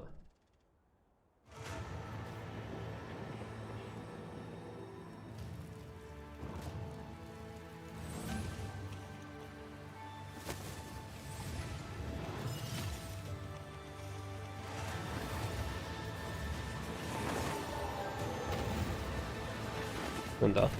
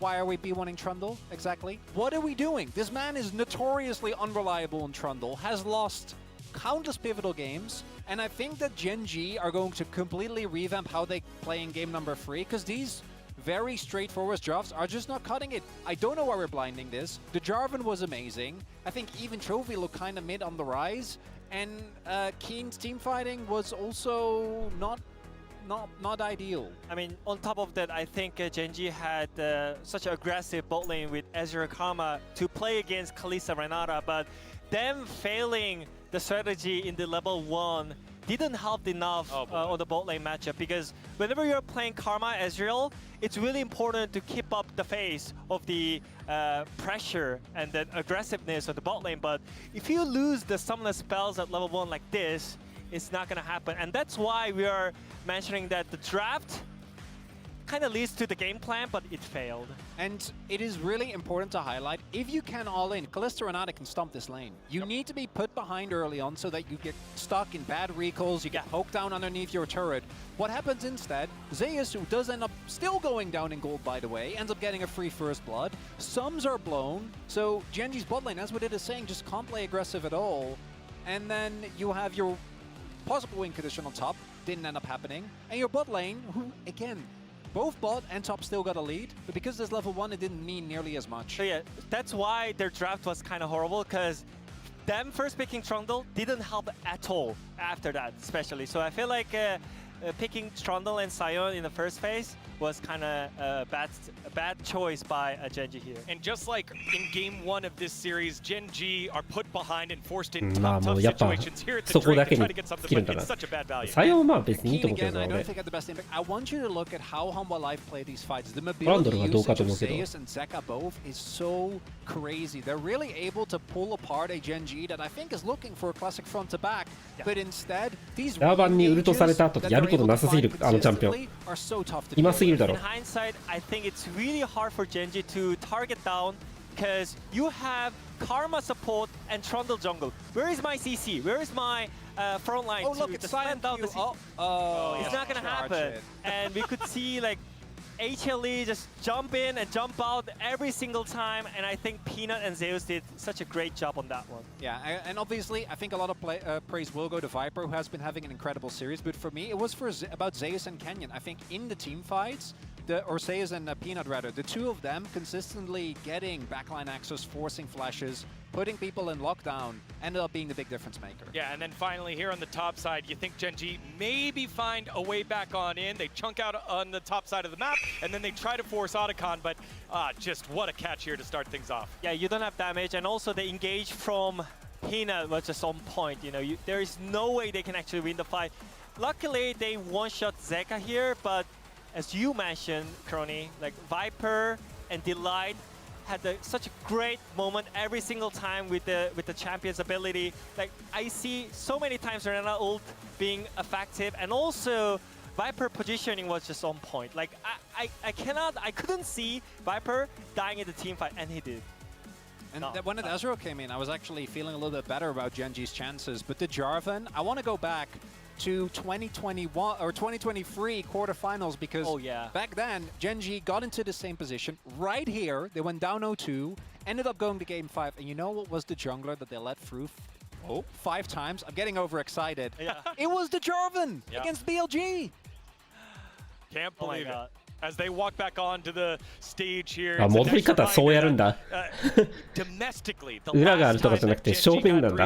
It was by D. That was Canyon. Yep, it was. He was there. Now LCK Road to MSI isn't considered just LCK, but domestically, this was the last time this happened. And again, this is the first time that Gen G has lost 2 games in a row all season long in rounds 1 and 2. I mean, I don't know, like who can predict this? You know, we all predicted that. I mean, you and Crony, me and Crony, I think we predicted 3-0 for Gen G, but not HLE. And I think no one can predict this. And this is. Canyon needs to step it up. Where is my ジェンジーが凄まじく強いとは聞いてたんだけど、HLA がこんなに強いとは聞いてなかったな。 There's only the nut god. That Hanwha Life Esports would get the win is John Strong. He is the knower, but it's not done yet. If there's a thing or two about great stories, there's always a come up, always a comeback. Let's see if Gen G are able to do it here in game number 3. Let's send it on over to our TriCast.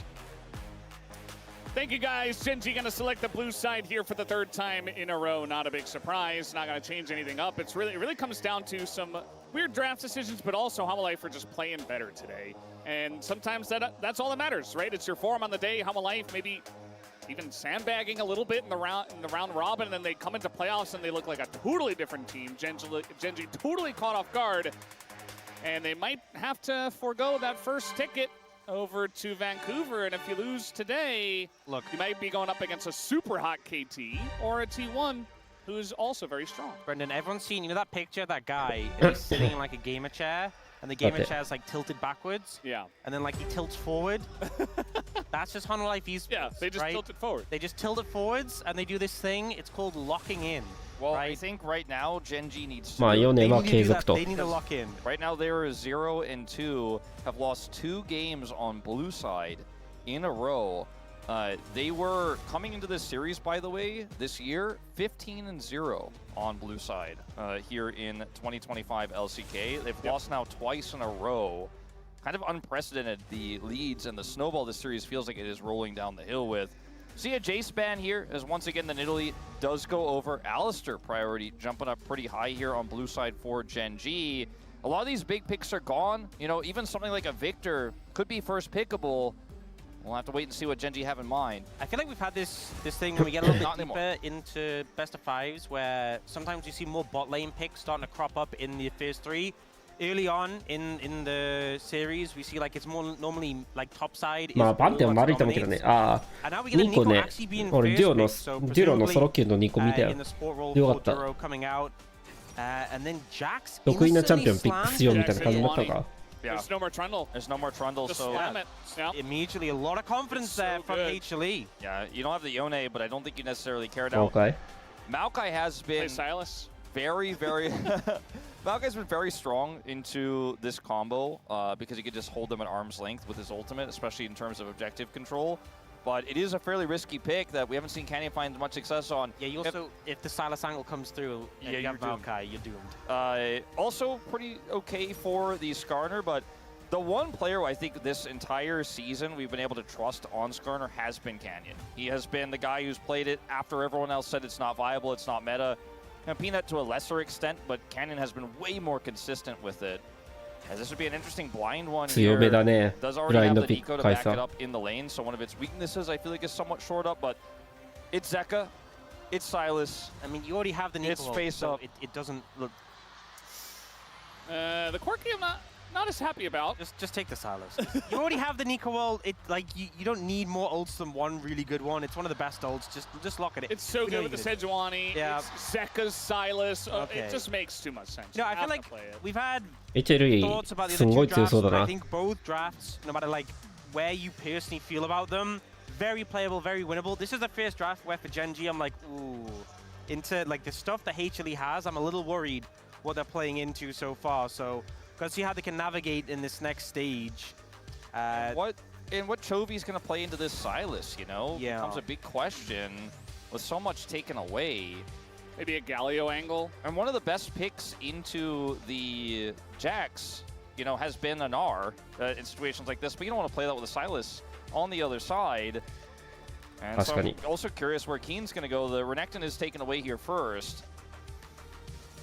And it does feel like options-wise, there's a lot more here on the table for HaMaLife. There's so many 80 carries you could still play here into the Kai'Sa Nico that feel very viable. And they're going to ban support. See what this final ban will be here for HaMaLife Esports. Yeah, Gen.G just banned the Senna as their final ban. That does make sense. Yeah, I think Senna's fantastic with this front line that's going to be going in already. GP か。まあ GP やな。確かに。GP はかなり納得感のあるピックだね。なあはちょっとやだね。Kind of more concerned about a Lucian pick here, I suppose, but yeah, I mean Lucian Braum could definitely do work against the Kai'Sa, so I understand, but Senna's been big in our meta. I mean, she's been a powerhouse the last couple of weeks, so... And the crazy thing about both of these picks are they're incredibly strong. Like, the Lucian doesn't have the Braum anymore as... That would be an interesting call, and he is going to just lock it in. Okay. Well, this is, I'll just drop my thoughts on the Senna and the Lucian, as this is a completely different beast. Also leaves the Senna available for potentially a game 4 here for Hanwha Life Esports. I mean, it's a very safe pick. Can be strong in lane, very difficult to root with Nico because of the Valkyrie. Yeah. Cassante. Cassante. Well, they banned Renekton, and he's just going to play Keen Sante. Cassante. It hasn't necessarily been a big pick, but Zeus had success on it recently. And, you know, Corki's not the biggest, like, crit explosion AD carry, and you don't have Leandri's wielding champion, so it feels quite strong. They did this before. Well, it wasn't specifically, but they could swap as well between these two. Like, they could put the Aurora top and the Cassante mid. They certainly could. If they wanted to. They have that flex option available, and Delights is going to lock in the Leona, which is honestly one of the things with the Nico is you can send your clone out. If you're playing into like a Nautilus or something, you send the clone out. どうだ Dredgeline. どうだまあ、うまければ勝てそうだけど、これ、後期が無理じゃないなんか後期が、後期にたどり着けなさそうだけど、これ。It's really hard to dive the Corki. スカラナーがな、いっちゃん強い時だったらこれ余裕で勝てるけど。If you catch the front line, it's pretty durable in general anyways, but catching the Corki is kind of out of the question. If you're trying to dive the bottom turret and try to collapse on the Viper, the Leona's great there, but it also works incredibly well as follow-up to all the other forms of engage that you have, all the other setup that you have. I do think Genji's composition has a lot of combo potential. I think there are some really strong angles where when you look at the Aurora ult getting dropped down, how much zone control there is, there are definitely some angles for sure for Genji with this comp. It's got a strong front line, but it's Kai'Sa, you know, it's a dive champion. I feel like the identity of Genji's comp isn't as strong as what is very obviously not only a strong dive and melee composition with great follow-up, but comfort across the board for Hanwha Life. Looking for the 5-gamer, and we already talked about it. HLE is so good in that game 5, but they've already gotten the work done in the first couple of games. Hard to see Gen G, even if they do make it to a game 5, winning that one. The amount of confidence they must have on the back of these first 2 wins, and then that top side securing these champions, which scream confidence, these players on these picks. They're in such a good position right now, and really it's on Gen G to answer, to step up and show that they deserve to be at MSI to defend the title that they hold. They got to do it right here, right now. Let's hop on the rift for game number 3.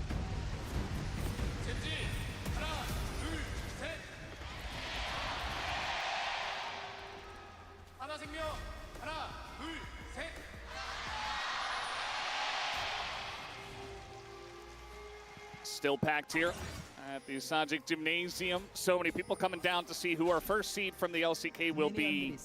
And we all assumed it would just be Genji. They'd keep that roll going with the 18-0 from the regular season. And instead, Hanwha Life Esports have come out and say, no, we're the better team when it comes to big clutch. まあ、チョビーにかなり勝ってほしいね、これは。They've already proven it here. The only way they can really tarnish that reputation is if they lose 3 ミッドボットがウィンレーン、ウィンゲームしてくれればかなりやりやすい。the way they're playing right now. ここの2レーンにはマジで頑張ってもらう必要がある。Forgetting how to play from behind, forgetting what it's like to have your back up against the wall. Because Genji have only played a few game 3s across the LCK, right? They went 18-0, they didn't lose any series. Most of their series were incredibly dominant, so much so that after the first 15 minutes, you knew it was likely over. The enemy team was thinking about the game 2 draft because Genji had this insurmountable lead. And after losing a game 2, like what we just saw, Genji has been in that position so rarely this year that probably get a little shaken. You know, it's been a long time. I think it's also, you know, a team adjusting when things are going wrong. It's something that T1 have been praised so much for with their back-to-back. 無理するね、ゼカ。 Those years went clean, went smooth, but they were good at adjusting and problem solving. And I think Genji often, you know, have a lot of smooth sailing. Sometimes at those critical moments, things went wrong. It's like, okay, well, maybe more time where they had to problem solve could have changed things. Now they are in the position where they've had to problem solve. And in this game, so far, Chovy is solving some problems of what to do about Zeka Silas, and that is bully him in lane. And he's doing a pretty good job so far. I don't think Chovy's laning has really been an issue this series at all. with this matchup, he's going to take the big W you're supposed to get towards level 3 and push it right into Zek. Well, actually, he hasn't skilled W yet. He actually put 2 points Q, 1 point A, so he hasn't actually... Very true. Well said. I mean W-I in Ox. Oh, okay. Yes. Sorry. Win. I'm curious about the Cassante. You know, I think it does have some good value into this comp already. You can do a good job of just kidnapping someone on the side of HLE that goes a little bit too far, and you're a very solid front line. He doesn't have the power that he used to have, obviously, but when it comes to like a game 3 or a game 4 or later in Fearless, I think it's not a bad look. We haven't seen Ornn at all yet in this series. Curious when that one is going to show its face, if it gets a chance at all, if Gen.G do take this win. A lot of trading here on the top side. I think it has to be said, okay, hold up, bottom dive potential here. Feel early. They've got a pretty good angle. ルーラー死んだらマジで良くない。 Go straight into Ruler, 死ん and he だ just gets blown up immediately. That's first blood given over to Peanuts Sejuani, and just like that, it's that simple. Even with the cleanse, Ruler doesn't even bother flashing, doesn't get a chance. Yeah, I don't know really what else they could have done in that situation. To heal early, because obviously Ignite's going to come down. なんでレーン引いてガンクされるってガンクってダイブされ You る obviously get the extended duration when it goes through multiple, but Oh, I they don't know. swapped it? I feel like they kind of did what they could, but if they want to kill you, you're going to die in that situation. Yeah, I mean, Delight flashes out of the turret aggro, even though he was rooted with aggro from the play there from Duro, and just still not enough, not able to trade a kill back. You'll see it once again here from Peanut's perspective as the engage starts with the aggro pickup here from the Leona. Follow-up from the Sejuani is great. The flash is good. And that's just Sejuani walking away. Yeah, it's the layering after the cleanse with the knock-up, because obviously you get the increased tenacity after it. It's just, it's so well executed, it just doesn't give any outplay potential, so really well done by HLE there. Yep, Peanuts calling the whole way, you know, saying, okay, I'm not going to use my flash here, go for the Kaisa, well done, guys, and definitely a leader. 体をねじ込む意味はないね。そもそもあのレーン状態になるのが良くないから。 What is going on, man? ただ It's a different story. Now we're looking across the aisle at Canyon. We're like, what's going on, man? Well, I mean, so sometimes that's the way it goes. The consolation cull that Ruler has in his inventory right now does not feel great. Yeah. This will be okay, but you know, it's the moments like this in this game where you're like, oh, it's already, once again, we're on the back foot early. How are we going to fight our way back in? Feels super frustrating. It wasn't to mention earlier about the Cassante. It hits a little bit different. The mastery of the champion that he has, I think, has to count for something. Has to count for a little bit, even with some of the changes to Cassante, some of the nerfs that came through. He isn't as meta. But again, the comp doesn't have that same strong identity as I feel their last comp did. Really strong. Cannon's here. They are going to drop the ult here on to Zeka. He's got his flash. He's going to try to flash over it, but Cannon's still on top of the Sylas. And another rock comes through, and Chovy easily cleans that one up. So Zeka really having a rough time here in mid, and he will get punished once again. Yep, really well played by Gen.G there, but also Zeka going in a bit aggressively. And I feel like when you're playing Sylas and a range champion, you have to kind of play up in their face to trade back, but when Chovy has level 6 and you don't, always a dangerous game. Yeah, and the rock's just slowing you there. You're never going to get away. Chovy plays it well. Doesn't even have to flash to get the second Q there to take him out, so just executes him, and it's a pretty significant advantage now for Chovy. It was building up slowly, but I feel like that was the sledgehammer to the end of Zeka's early game in this game. He's going to push this wave in. Chovy will get the majority of it. You're only going to be able to miss that one melee minion. As it starts off with Zeka, you know, going in here, like you said, he wants to trade aggressively because that's how you have to play this. But when Chovy has 6 and the jungler is there, and you don't know where the jungler is, you might just have to sit there and take a little bit more of the beating because you're not getting out. If Canyon shows up, you're basically guaranteed dead. Yeah, a lot of factors, and I think Zeka's going to be kicking himself for that one. And a nice capitalization by the Gen.G mid and jungle. So now it does feel like Gen.G have taken a bit of this early lead and done something with it with a nice proactive maneuver in mid. So definitely a nice position for them, whereas they've been kind of bullied early on in these games so far in this series. A bit of a wave hold there from Ruler, but we'll eventually start pushing back towards Viper as he shows up. This top lane, by the way, quietly Keen with a 20 CS advantage and a 400 gold lead. We've kind of been checking in occasionally. It looks like Keen's taking nice trades, but hadn't really put my eye on that CS advantage for a while. He has a plate as well he's picked up here. He's looking for some more pressure right now. And again, I just mentioned the mastery. You know, we talk about Zeus on Jax all the time. He certainly has it too, but this early game looking really nice for Genji. Once again, the soul lanes. Just like game 2, I think that was the best start they had despite the level 1. Both Keen and Chovy were generating advantages. It was team fights and group ups later on where the disaster started. But once again, good job by the laners. Yeah, do you see HLE leveraging some of that boss pressure though to get an early dragon? And it is an Ocean as well, which... Honestly, Ocean Dragon, I feel like early dragons, you never really talk that much about the stat impact, but the sustain from an Ocean could actually go a long way, especially when your solo laners are struggling with some of the harass coming out. Do you see Delight and Peanut looking though? Canyon's like, oh crap, I can't really help you here. Chovy is going to hop away, but he gets slowed by the slower player. As in goes Peanut, it's going to hop over to the other side though. Chovy gets away against 3. One thing with the Aurora in this game is typically we think of like Aurora and how much damage you can sometimes do to squishies, but in a game like this, where it's 4 melee champions and a short range carry, it can be really hard to actually pin it down, but also like, you know, the ult is often going to hit a lot of targets. Whenever you cast your abilities, you're probably going to hit 2-3 people. If Chovy gets fed, he's going to be able to pump damage this game. Yeah, and we'll be able to go toe-to-toe in the side lane as well. Peanut did not commit the ultimate after Chovy did, you know, kind of Pac-Man his way back there out of his ult. And I think that maybe he could have fished for the flash there, but decides not to commit. Still holds his ultimate here. There's no objective for it. And Chovy's just chilling, looking for the ult again. Canyon's here. Zeka, no flash, no ult, stolen, and he's just a sitting duck. Nowhere for him to run, nowhere for him to hide, and Canyon picks up another one. ミッドレーンはかなりいい感じだね、ジェンジーは。At this moment in time. He's really not. I mean, he's sitting on, you know, just a catalyst, which is great for not losing super hard, but isn't going to really give you the advantages you're hoping for in this range disadvantage. だからもうロア行っ Two big て ganks from Canyon, two レートゲームで wins in this early game for って感じだ Chovy. ね。We asked the question, if he gets fed, I think we're kind of already there. Yeah, 1,100 gold lead already in his pocket. Got the double mask we've seen from him before on, I think it was Victor last time. He went this, going for that damage amp as early as possible. It's a lot of power in early fights.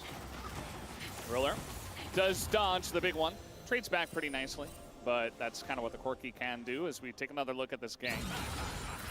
Yeah, I mean, Zeka trading the ultimate here, but Chovy just gets him close enough for Canyon to hit him with the charge, and that's the end of his life. The thing that feels so bad is like the ult is such a great escape tool. Like he definitely is like committing, like I want to clear the wave, I want to get out, but the ult would have been able to get him away from the gank, so pretty unfortunate.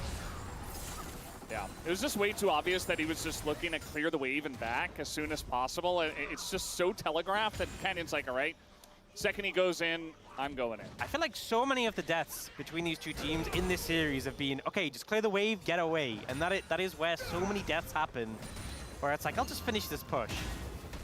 The junglers know. They know that's what you want to do. That's why they're going to gank you. Yeah. Well, we do have a 効 little 率の良さで bit 積まれてること多いね。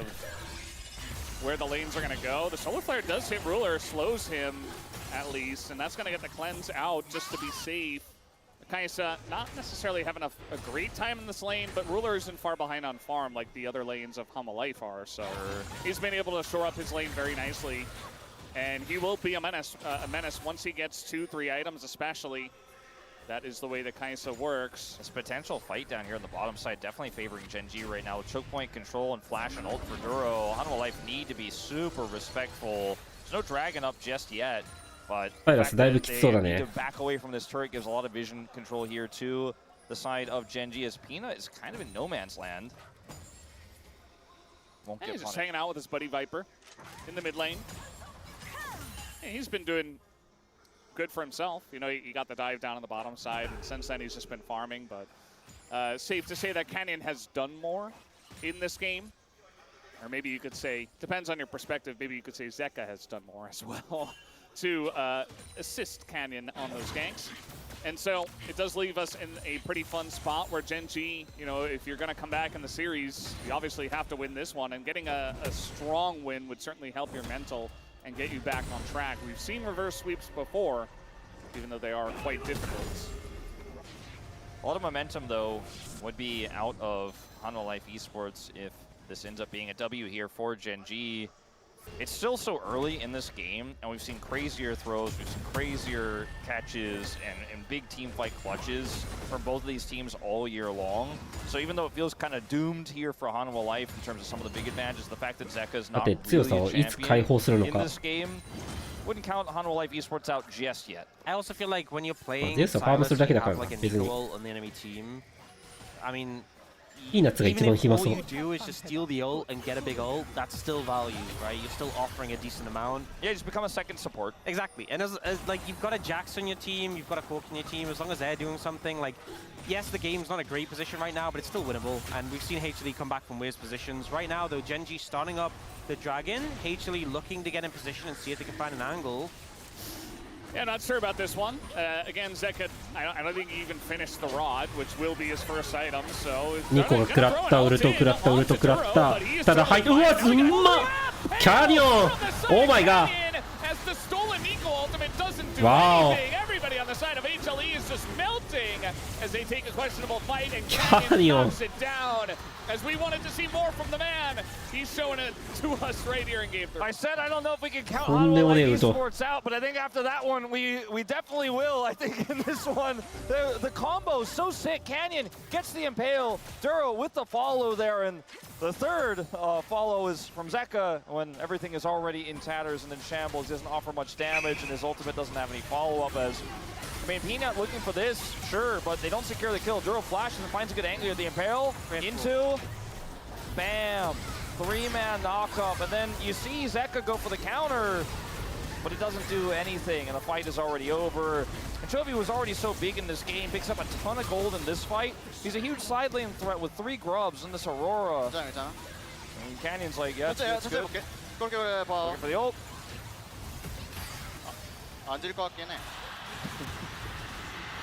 I don't think we're losing this. Is he talking about the fight, the game, or the series? Maybe all 3. But a huge play there from Canyon, and I just feel like, you know, the play from HLE, they were kind of going for like a non-committal look for Duro, like take out the Nico squishy. If you're removing, especially because Duro didn't have Celestial opposition, remove that CC option. Oh. All right, trying to make something happen here. We do not have a Sejuani ultimate, and that is a Cassante. Yeah, I think he's out. Yeah, he's totally fine. And that's just a free Rift Herald on top of it? Yeah, just a free Herald, as you say, and... All right, Duro gonna meet his opposing support. Delight continuing on this one. Zeus is nearby, level 11. They will be able to keep Duro down. As Duro thought, you know, well, we got total control up on the top side, but he's gonna pay for it with his life. Kenny gets in, gets out, so not the end of the world here for Gen.G. They will get the objective. Yeah, I need to get more. Wow. Oh, just a nice bait from Peanut, I suppose. Or did he overstep? Is the question. Delight and Zeka here. They're going to go for the re-engage. We got Corky. Viper is on the way. They're going to pull back. Canyon, who's in a lot of trouble here, and will be given a shutdown. Viper, he gets ulted by the Cassante, but he's totally fine for a while until Duro makes his way to the back line. Very squishy Kaisa, who goes straight into 2 melee members. いや、いないんだよね、結局。 Now he's got double buff, and he will be looking to follow up on this one. どうなんだこれは。ワース making this a very close fight from this far behind is pretty impressive, and they're going to shore up some of that gold deficit.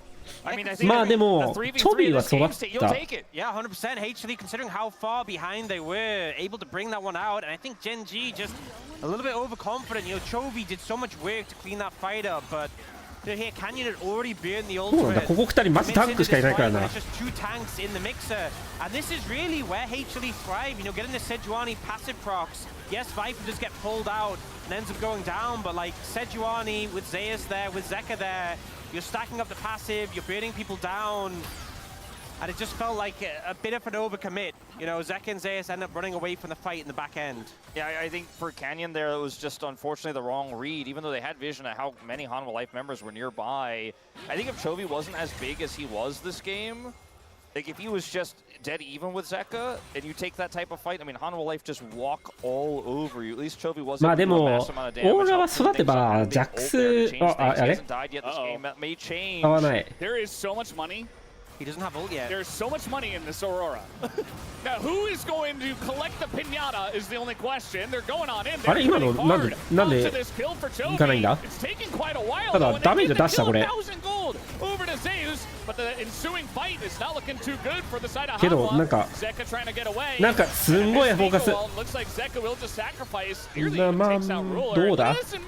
非常に HLE 優勢。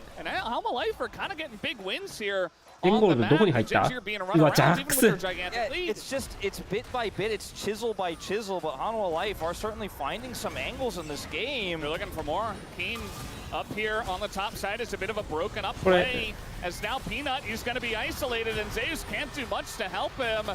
As now he's going to be bopped back and tries to hop away. Even Delight is desperately trying to save him, but he won't be able to. It's a double kill for Keen Sante, and Hanwha Life just threw it immediately back into Genji's favor on a close fight in top lane. You know, I was going to say, after they got that 1 kill in return, that like they needed 3 or 4 kills to make that death worth it. Well, they got the 3 or 4. In the end, here Chovy unfortunately doesn't have his ult available yet. Really overextended, as slippery as the Aurora is. As much as that flash buys him a lot of value, just not able to get away from the situation. The team comes in to save him, but Zeka buys a lot of time by moving downwards, so Peanut and Zeus can sort of start to try and escape away as the rest of the focus goes here. And initially, this looks pretty great for HLE, right? It's a 1-for-1, you got a ton of gold, you have Viper pushing mid. If you just break and disengage here, that's a good play. これやりすぎたね。ゴールド生産してからだったらな、すごい良さそうだけど。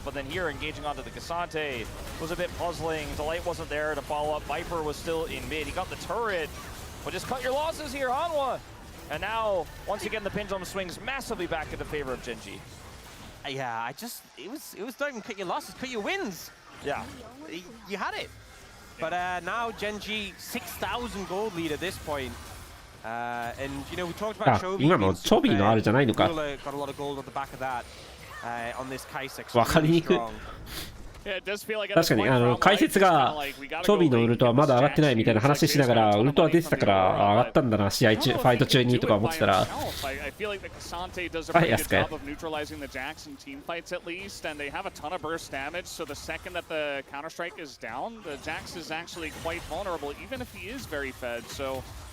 Not a lot of outs here for Hanwha Life. Like, it felt like there was a little bit of light at the end of the tunnel, but then, as we just saw, they kind of immediately threw it back. So, very much worried for their chances in this game 3. Yeah, there's also the fact that he doesn't have grubs, so it's not the same sort of side lane power he would have ideally be looking for if he's able to interact with turrets this game. And I think you're going to have to see a punish from Hanwha Life Esports. Overextensions. You know, Canyon going back in, looking for those types of single target picks with Peanut and the follow-up with Zeka, because you have all that CC. If you can catch one target when Genji aren't there, and it's a good target to kill, one that you can kill quickly enough, or the rest of Genji is far away enough to where you can actually take a long time to kill him, it doesn't matter, unlike those fights we saw topside. I think that's how you kind of get back into the game as Hanwha, but with a 6,000 gold deficit, we may just be past that point. Wait, I realized both Genji, they've got on Keen and Canyon, they got double Unending Despair, and it's 4 melee on HLE, so they're just gonna proc so much healing off those, and they're feeling so confident now. They're starting off the Arakan. Yeah, Peanut being zoned チョビーがダメージを出せるのか果たして。ゼカいいの入ったけど、いいの入ったけど、いいの入ったけど、形いいな。形いい、ジェンジ形いい、めっちゃいい。どうだこれ。いや、どうだルーラーディール、おお通り切ったが、これはおこれ鋼がただピーナッツが取り切った。 What an incredible counter strike there at the end to make sure you can get that final hit in. But the thing is, this is not a good fight for Genji. Like HLE got the Arakan and traded down, sure, but considering the deficit they had, this isn't good. And it's like, how is Peanut able to smite when Keen has ult? Why are you letting him get near? I mean, yeah, Ruler is like queuing the Otacon. Like they're trying to actually look for the secure instead of the fight, and they gave Peanut the opportunity. Zeka actually bought so much space with his ultimate, even though there's not follow-up to get the kills off of it. チョビそれで死んだのか。生きてダメージ出したかったな、これ。ウドで入るんじゃなくて。じゃないけど。Watch this. Gets Duro, all 3 of them. And secures like, the kill. Look, I know obviously Genji got 5 kills, but considering they had such a gold lead, yeah, I agree. It's a big win for HLE. That they should not, like, Genji are letting them get away with crazy things considering how far ahead they are. And it's 2-0 in the series to HLE. You cannot be giving them this much space. Yeah. They had a massive lead, but longer the game goes along, I mean, 6,000, it's still large. Genji are still in charge, butサイラスはだいぶへこんでるけど、ジャックスちょっとだね、これは。It's the kind of game that if you're a Genji fan, you're feeling insanely stressed about because you know that you should win this.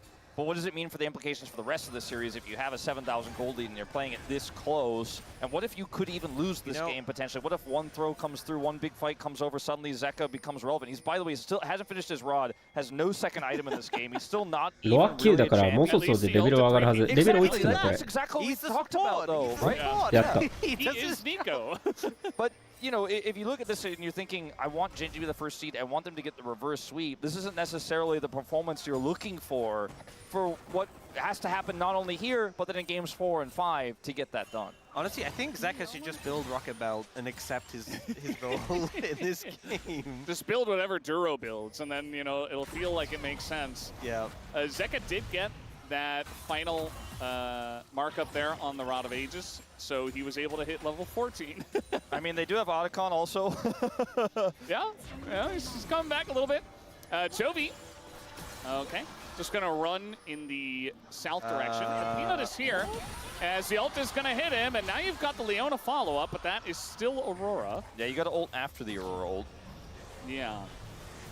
Zeus here, a bit alone, but he is Jax, so he hops away. Still, nice win for Genji. There's no catch on the top side of Chovy, and they just get a free inner on the bottom side. Yeah. ただオーラのウルトがない。セジのウルトもない。ポジション取れてる分勝ちか。デジでも、まあカイさんも育ってるし、結構いい感じ。さすがに取りそうだけどな、この試合。Yeah, I think that's the perspective. This game should have been over and done for a long time for Genji, and I think that's why we feel so hesitant about it, because HLE are making it feel uncomfortable from the perspective of Genji, especially considering that like Genji needs to win 3 in a row to win this series. And there's some tools now that are completed here, right? Like Zeka finally got his second item. You know, there's a budgeted arm guard here for Zeus for a clutch team fight upcoming on a big objective. For example, like if Genji do a greedy Baron. There are some angles that make you feel like, okay, yeah, LDR done for Viper. Is it possible that they could actually rip through these tanks and win a straight-up fight if the Baron call is poor for Genji? How punishing Hanwha has been all year long is kind of the name of the game for this team. And, you know, one small misstep from Genji might be enough to get them at least to even footing. Speaking of which, nearly face-sticking into 4 people is Duro. He's got a little bit of support, but that's an eco. Not exactly tanky. He used the clone, though. It's fine. That's honestly part of the value. I feel like so many times it's hard playing like a squishy champion as a support in pro when you have to face check, but Nico he just send the clone in. Yeah. Yep, and he's got flash and ult for the next team fight. In terms of setting up the engage, he and Canyon already had one crazy wombo combo earlier. Oh, Alright, Keen. Alright, nice. Big engage though on top of Viper. He's isolated in the back. 先に仕掛けるのめっちゃいいね。仕掛けられるの危なかったからな。ここもう守れないで。 That's more of what we expected from this guy. What we saw in the regular season, and now Delight has to flash away. HLE, they had an angle back in, and it's technically not over, but Genji a very nice fight here to try to secure their lead. The unstoppable from just annoying Zeka as he tries to look for the chains. And he wants more. Champion. Just being zoned away. They're doing the Baron at the same time, so Genji looking for the objective. I mean, the way that Gen.G played that, we've seen a lot of teams with big advantages kind of throw around red buff by trying to overforce, but the fact that they had Chovy crashing that wave into inner, that all that power, the collapse power, meant that it wasn't greedy at all, it wasn't risky even a little bit, it just guarantees a pick. Hanwha have to respond. And I mean, look at how much control they have here on the top side. Hanwha Life are so limited in their options, and while they're thinking about it, the engage comes through. The AD carry is dead, and that's that. That's Baron. Yep, and this is sort of execution we expected from Gen.G when they have control, when they push the pace forwards. And now with the 10,000 gold lead, Baron in pocket, Soul 2 minutes 40 away, which is just after Baron times out. This is when you start looking forwards and you start looking towards that next game and thinking, okay, now we've really got a series on our hands, but still need to close this one out. But I think it's pretty hard to see angles for HLE from here. Canyon almost 2 levels ahead of Peanut. Remember, Peanut got that dive in the bottom lane, and since then hasn't really been able to do too much. They're trying to turn on the Canyon, though, as the stolen Impale comes through. And the real Impale does a lot more catches. 3 in the front with a Nico at the same time, and I think the Wall is just going to get the job done. Chovy comes on over, and Zeus, he's very fed relatively to his team, but it's not going to be enough. Peanut getting low as well. Will be finished off. It's a clean ace for Gen.G as finally they show some signs of life in this series. And I think relief for Gen.G fans everywhere, as this is the dominant showing we saw from this team all year long in terms of LCK, in terms of regular season matchups where they are undefeated, and peak Gen.G does show up here in Game 3. They will not go down without a fight. It is not going to be a 3-0, but this is only step 1 of 3. They need to be our #1 seed for MSI. Yeah, still need to see more to see if they can take down HLE. A lot of work needs to be done. We're going to be getting deeper into Fearless, less champions available, and you think about, you know, bringing out things like King Sante, which obviously had great effect in that matchup against Zeus on the Jax, but players going to get tested, and we need to see them continue to step up. You know, Chovy had a fantastic laning phase there. We need to see continued form from all of Gen.G if they're going to be able to bring this series back. 開幕のボットダイブされた時終わったかと思ったけど、スワップした、その後即スワップしたのに対応してなかったのがでかかったね。ファームできた、ルーラーとデュロ。カサンテだった部分もそこは良かったね。ボットにスワップしても別に何のダメージもなかった。ジャックスだけかなりきつかった。And we're very happy for it. I mean, the first couple of games, it was really nice to see Hanwha Life and the performance they were putting on, but we expected more out of this series, and it looks like some of those expectations will come true. How far is it going to go? Will we go to a Game 5? We'll just have to wait and see what Game 4 looks like, but we're just happy to have Gen.G finally join us here at the Sajik Gymnasium, because they weren't here for the first couple of games, and that's going to be the end of that. Still 2-1 to Hanwha Life Esports. We'll take a break and have the space. We'll be right back.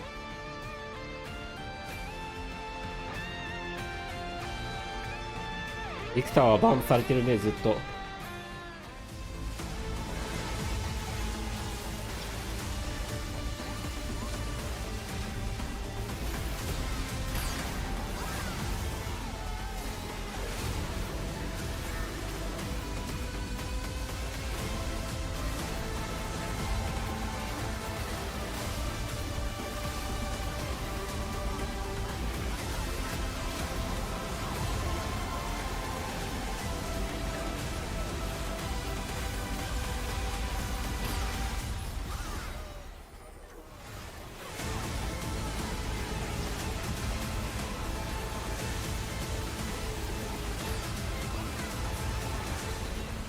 ナヤスはアグロピンポンできなかったね。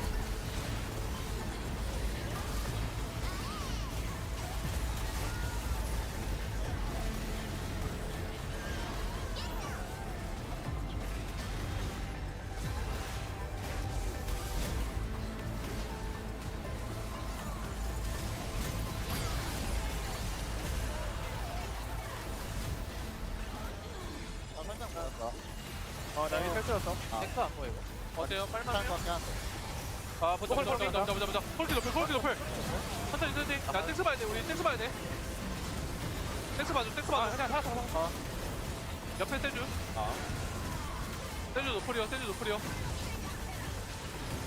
선대죠. 나이스. 다행이다.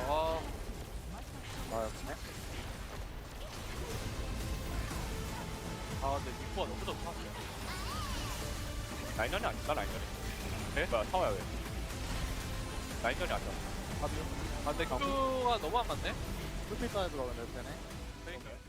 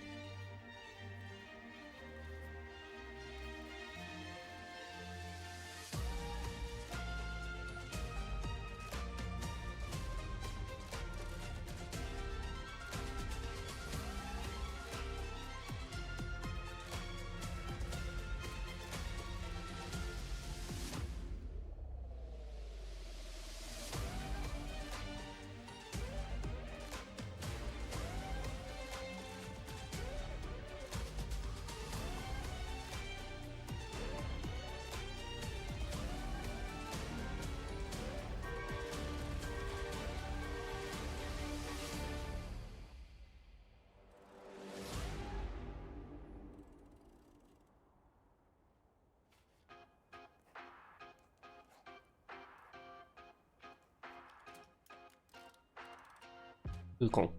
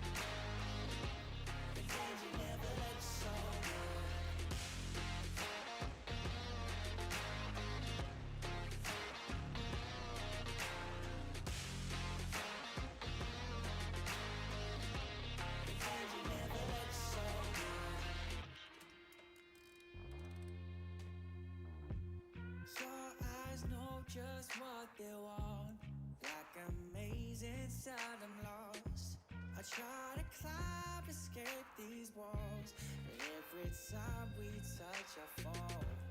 Lord, please tell me what to do. Is this a test set down from you? She comes in hot, then leaves me cold. I'm always coming back for more. I know I should run, I know I should hide, but I keep staying one more night. I try and resist you.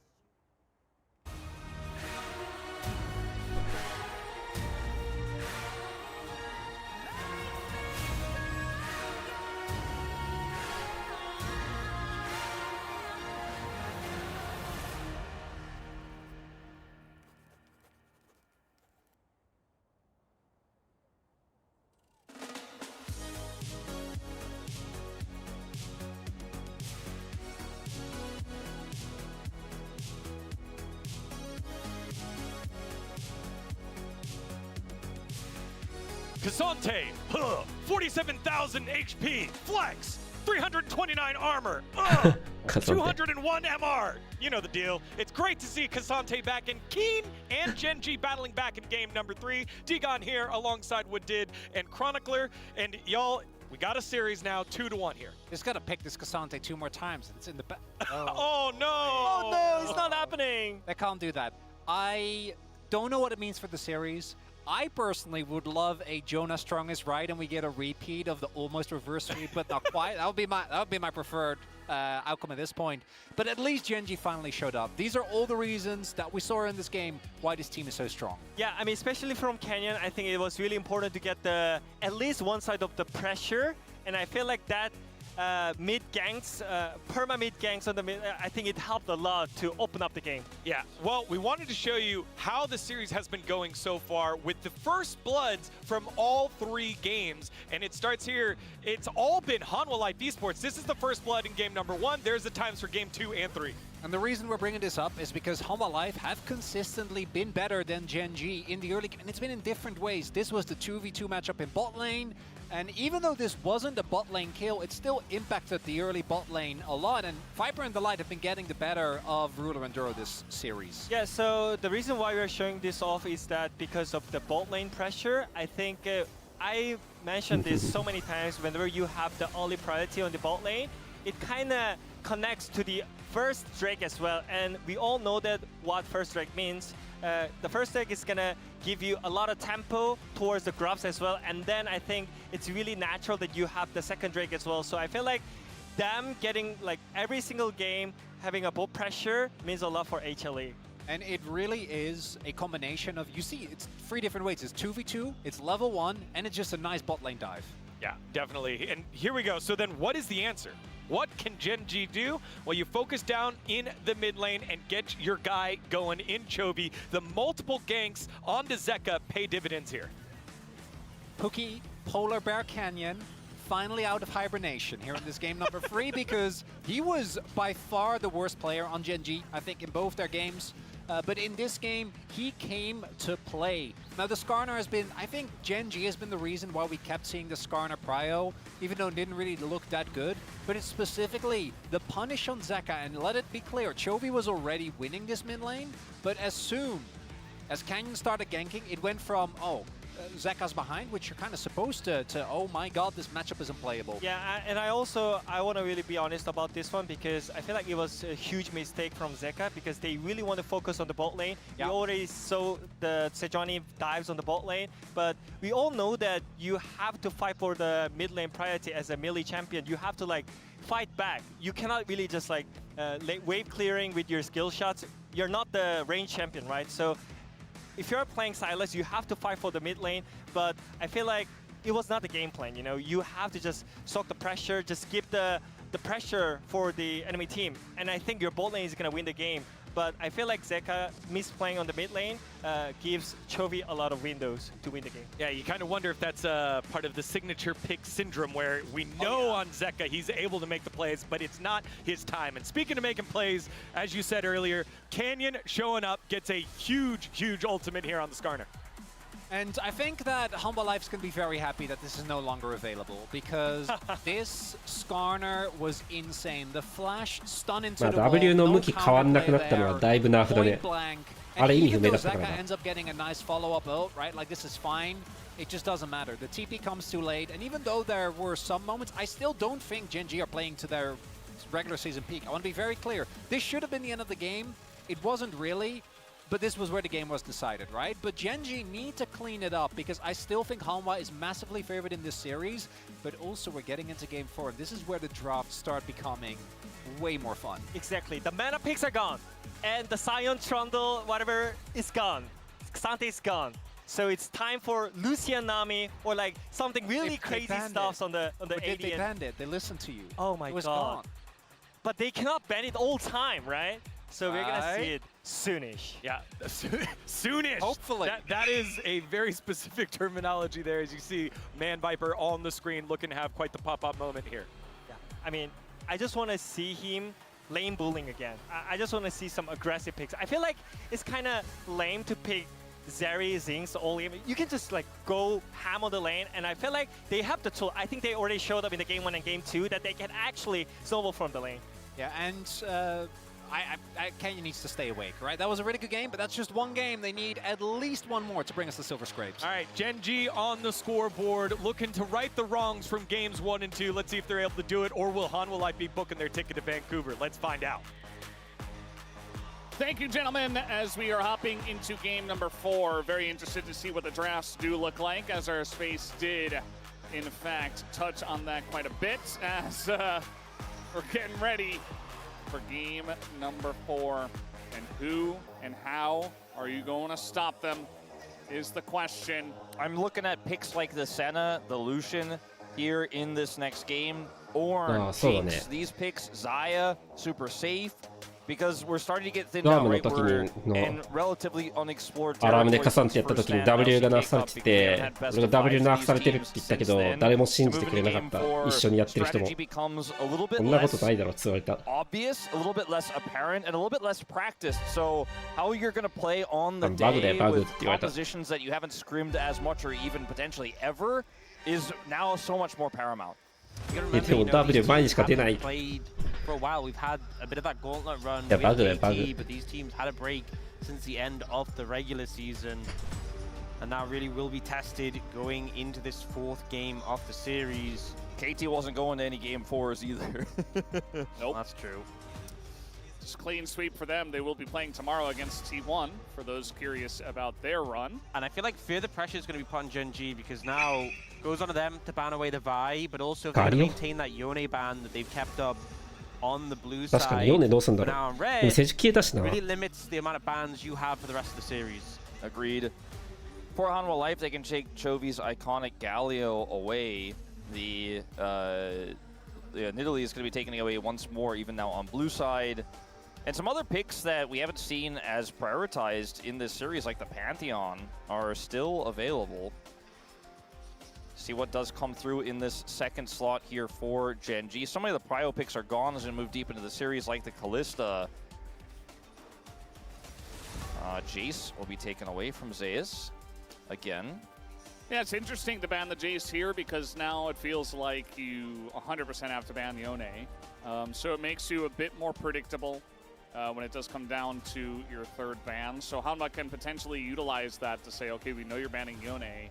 What do we want to play if we ban away something and then Yone gets banned? So they kind of had their pick of the litter here for their first pick on blue side. Unless, you know, it's risky, but do you leave it open and risk having a counter to it? Was this your strategy going on the red side? Are you willing to do it when you're 2-1 down in the series? That's the question. Or do you just ban the Yone away? One thing is that the Sejuani is now gone. Yeah. You feel less afraid of the Yone now that the Sejuani is not available to pair with it. That could be a factor in the equation. I think because the Trundle is also gone, the Ornn feels like it works with so many different comps, has some strong team fighting power even in mid-game, and then later on gives you tons of scaling. This Victor ban makes a lot of sense, as the mid lane is going to start to get a little bit weird, because I feel like the mid meta has been the most decided, the most tier list across this season thus far. Just, we know what picks players are going to play. Even the Aurora is kind of niche that we saw in Game 3. And Victor is now taken away. The Azir is gone. The Talia is gone. No Ryze, no Ahri. First pick. Tough one. And the Yone, as you mentioned, a flex pick for this team as well between our Z solo laners. I don't even know if they were using that time to discuss this first pick, or if it was, you know, what are we going to pick alongside of the Yone? Zeus and Zeko arguing over who gets to play it. I think it's just like, I'm not going to lock it in unless I get to play it. So probably is going to be Zeka who gets to play this one, and presumably Chovy has something ready to play into it.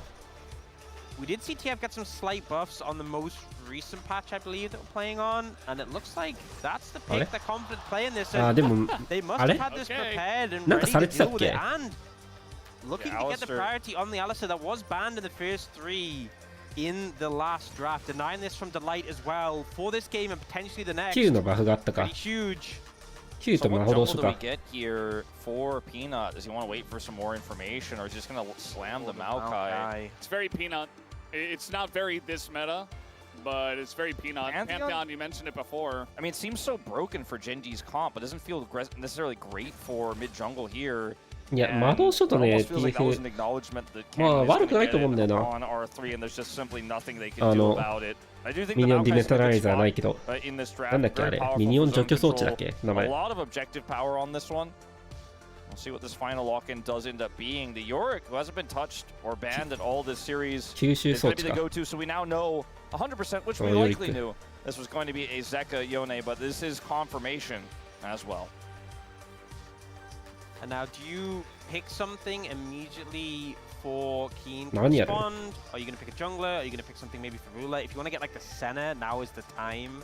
I feel like you don't want to get it banned. We often see like the blue side second rotation Senna ban. ジャングル欲しいよな、賞味。 If you want to get like the Pantheon for that global mid jungle, わあ、 looks like they are going to go for the Senna. So securing that really グローバル持 strong って Senna, タンク目でトップレーンに援護かな。 duo that you just don't AD often 版 get で to see with how rare it is for them to get through to the second rotation. だいぶグローバルだこれ。 See it picked before the second rotation, but it does mean they're going to limit some of the options for jungle and top. あ、確かにブリッツはバンした方がいいねこれ。 Caveat though with the Senna pick here is that we often like it when there's a lot of damage coming out of the mid laner, and with Twisted Fate, he's more of a facilitator and isn't going to be necessarily doing a ton of damage. ブラム、まあブラムも消した方がいいね。オーンはかなり強めに見えてる。 Keen will have to shore up some of that damage. They are playing into right now a full melee composition, so that feels really great that the Senna's there and the Twisted Fate could just gold card and keep people at bay.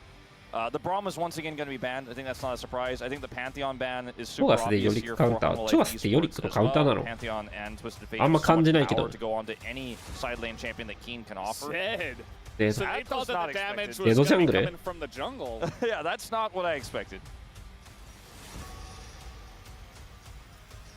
チェンナフィールやろうじゃあ。 Pantheon is quite good here. Maybe they just don't raid it into the Maokai. You know, there is a lot of zone control, and if a Maokai goes in ああ、 and グ gets ルクっ ulted, て rooted, サステインするのか。 you know, runs out of time on a shield, maybe he just gets blown up. Yeah, the cool thing about Pantheon though is he can come at a different おめえ angle. 爆速で食ってもレベル16のランク3の乙女食えないだろ。 It would be weird to just see it not even looked at. お、あれ、ああ、ブリッツ空いてるか。 Really just give no credit. ノックでもまあいい。 魔王だし。 Yeah, I mean, I think that line of thinking ノッ does クはね、 make 結 sense. 構いい。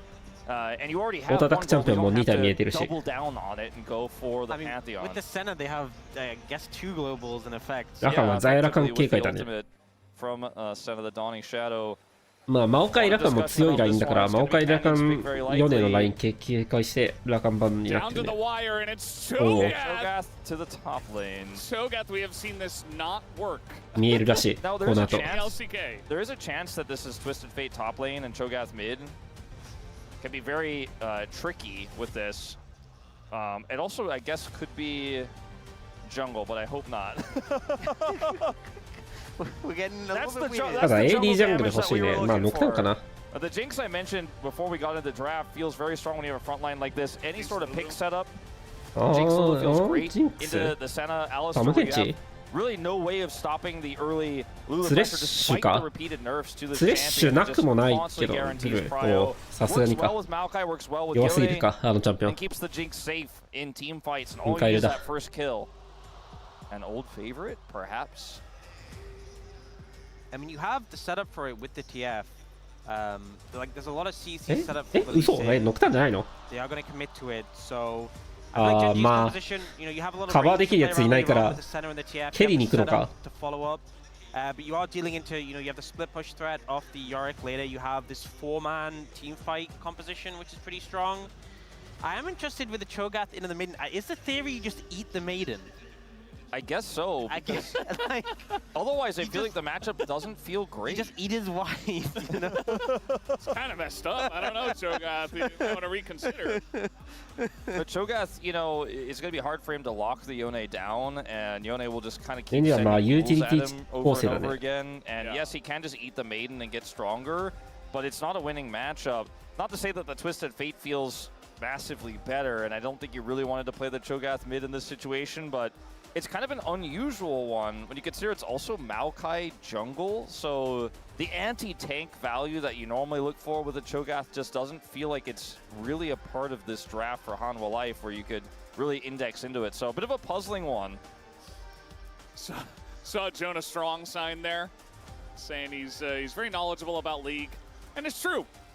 You know, nobody saw Hanwha Life being as strong as they are today except him. He was the only one who did predict Hanwha Life. まあエンゲージは多分 And now it's really up to こ Genji. こまでかな。相手がエンゲージしてきてくれるし、これ。オークがあるわけじゃないから、DF いれば、まあ、カード投げに行こうとしたら、まあ、勝手に相手エンゲージしてきて、アリスタでカウンターエンゲージできるから、まあ、そこまでかな。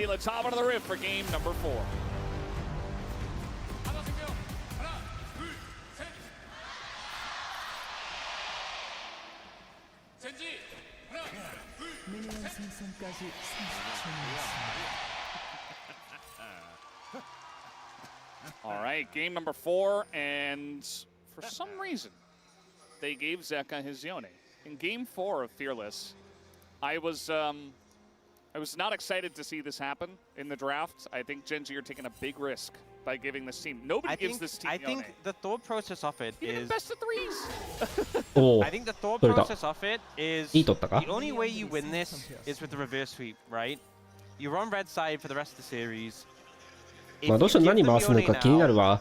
なんか、W は Again? 2 cleared wards. 気合。 Massive gold lead for Genji. As I was saying, if you can either ban Yone both the games and lose that ban, or you give up Yone now, you beat it, and it's denied by Fearless in game 5, which is yes a risk, but it's like you're playing for the whole series. Like you have to play the full 5 games if you're gonna win, and I think that's the thought process they're going for in this situation. Is like you let it open, you let it get banned out in game 5 by Fearless. Yeah. And it's risky, but you know they're in a position where you have to take some risks. It's a big risk. I personally would have just used the ban on Yone. Yeah, for the rest of the series. I would have as well. And you know, we said it from the outset. We didn't think that champ was going to be allowed. 暇つぶし W すぎるだろ。Obviously, but Chovy has this Twisted Fate in his pocket. He is quite well known for his Twisted Fate, as most LCK mids are. You know, even Showmaker, you know, obviously one of our most iconic ones. But see how he performs in the lane, because that's where he's generated a lot of his leads. Is just from laning alone. And as you can see here, he went for the Unsealed Spellbook as well this game. So he has a lot of supportive abilities he can put down for his team. Can even potentially be a second smite button. But I'm looking for the global presence. Like, where does Chovy make the impact? Is he shutting down the Yorick in the top lane? Is it trying to amplify the Senna and protect her in some of these early skirmishes so she can actually get relevant value? Because it's not a game where you have like a Camille TF where you just hard go onto the side lane, or Jax, for example. It's a weird one, you know, because you're running Cho'Gath. Yeah, I think that Cho'Gath specifically, we already see in the top lane, like, Yorick can be very punishing in the lane and annoying to deal with, but the Cho'Gath has so much sustain when you have extra stuff to kill, right? You're just killing all the ghouls and you're always at full health, it feels like, so yeah. Zeus isn't going to have nearly as much pressure. So yeah, you're right, you know, they don't have that kind of like hard split pushing, but they have tons of range with the TF, which has a lot more synergy with the Senna rather than the Cho'Gath, and then the Cho'Gath was kind of like this isolated pick for Keen to really handle Zeus and utilize him in this game. ゼカの得意チャンピオンだね。ヨネは。 As the Yorick, but it's really when the Maiden comes online, I'm interested to see like yeah, I said the whole eating the Maiden, but like how realistic, like because Maiden has a lot of health, yeah. You know. Yeah, I mean, are you gonna be able to get it low enough that you can eat it? Will Zeus let that happen? I mean, the no item Yorick is also just, you know, not going to be doing that much yet either into a Cho'Gath at level 1 to 3, in this case 4 now, but I think that it's a matchup that Zeus is going to feel fine in later on, as long as there's no big disasters that do transpire. Pretty big lead for Chovy early on in this one, as you would expect and want if you're a Genji fan. Otherwise, a pretty quiet early game. We've had a lot of early first bloods for Hanwha Life Esports, as the space indicated earlier on. It's not like that's happening in this one. Yeah, you know, it's pretty interesting. The later you get in Fearless, a lot of the engage gets taken away because engage in CC is so high value in League that you get to game 4s and game 5s. We had that one, I think it was LCK Cup, right, where it went like... It went like 50 minutes or something. We had like Aurelion Soul and Jinx and Zeri and like all these crazy scaling champions with like no engage, and it was just nothing that the teams could do. So, you know, it's the LCK as well. I would not be surprised to have this game go very late. Honestly, I was a little bit surprised that nobody has picked Horn yet as well, especially as we do get into these later games where the scaling is just going to be very high value with low action, especially. I think what's just so broken about Gen G's composition is the TF, Senna, Lee Sin, まあサモスペで fire, stun, まあ割と生きれる。 that whole as soon as you get that online, I think that's really where Gen G starts. まあ一番強いのはイグゾ、イグゾとゴースト、イグゾじゃねえや、イグナイト、ゴースト、イグゾ。で、あとはこのバリアヒール。ここら辺にいるかな。大体イグナイト持って、イグナイトのプレッシャーで生きていく。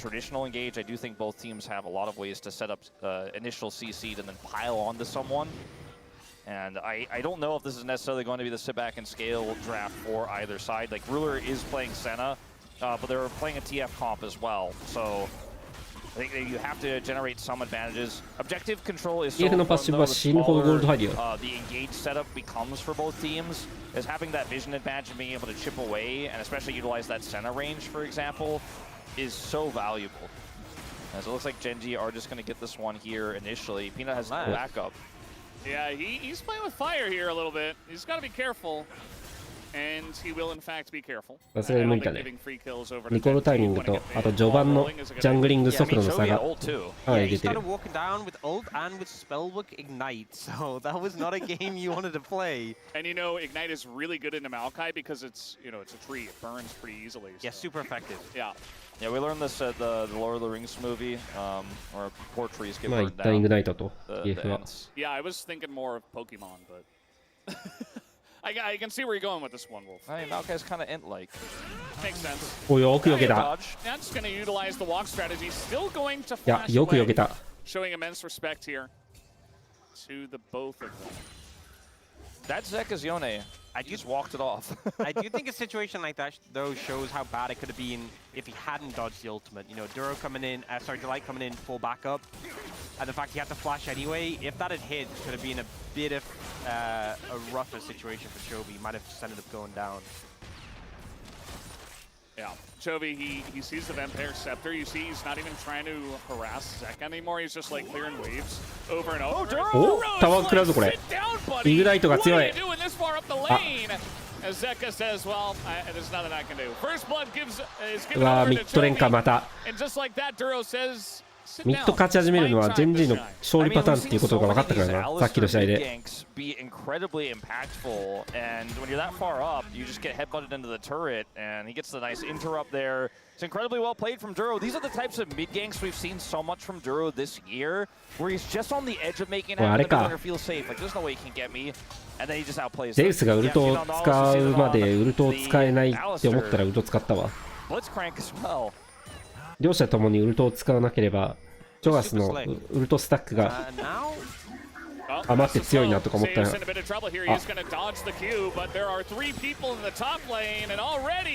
Zeus is going to be punished here, and they're just going to give the kill and the stack over to So that from Canyon, he safeguarded away before the execute damage came through. He was like, no, I'll let you have the gobble. Very good idea.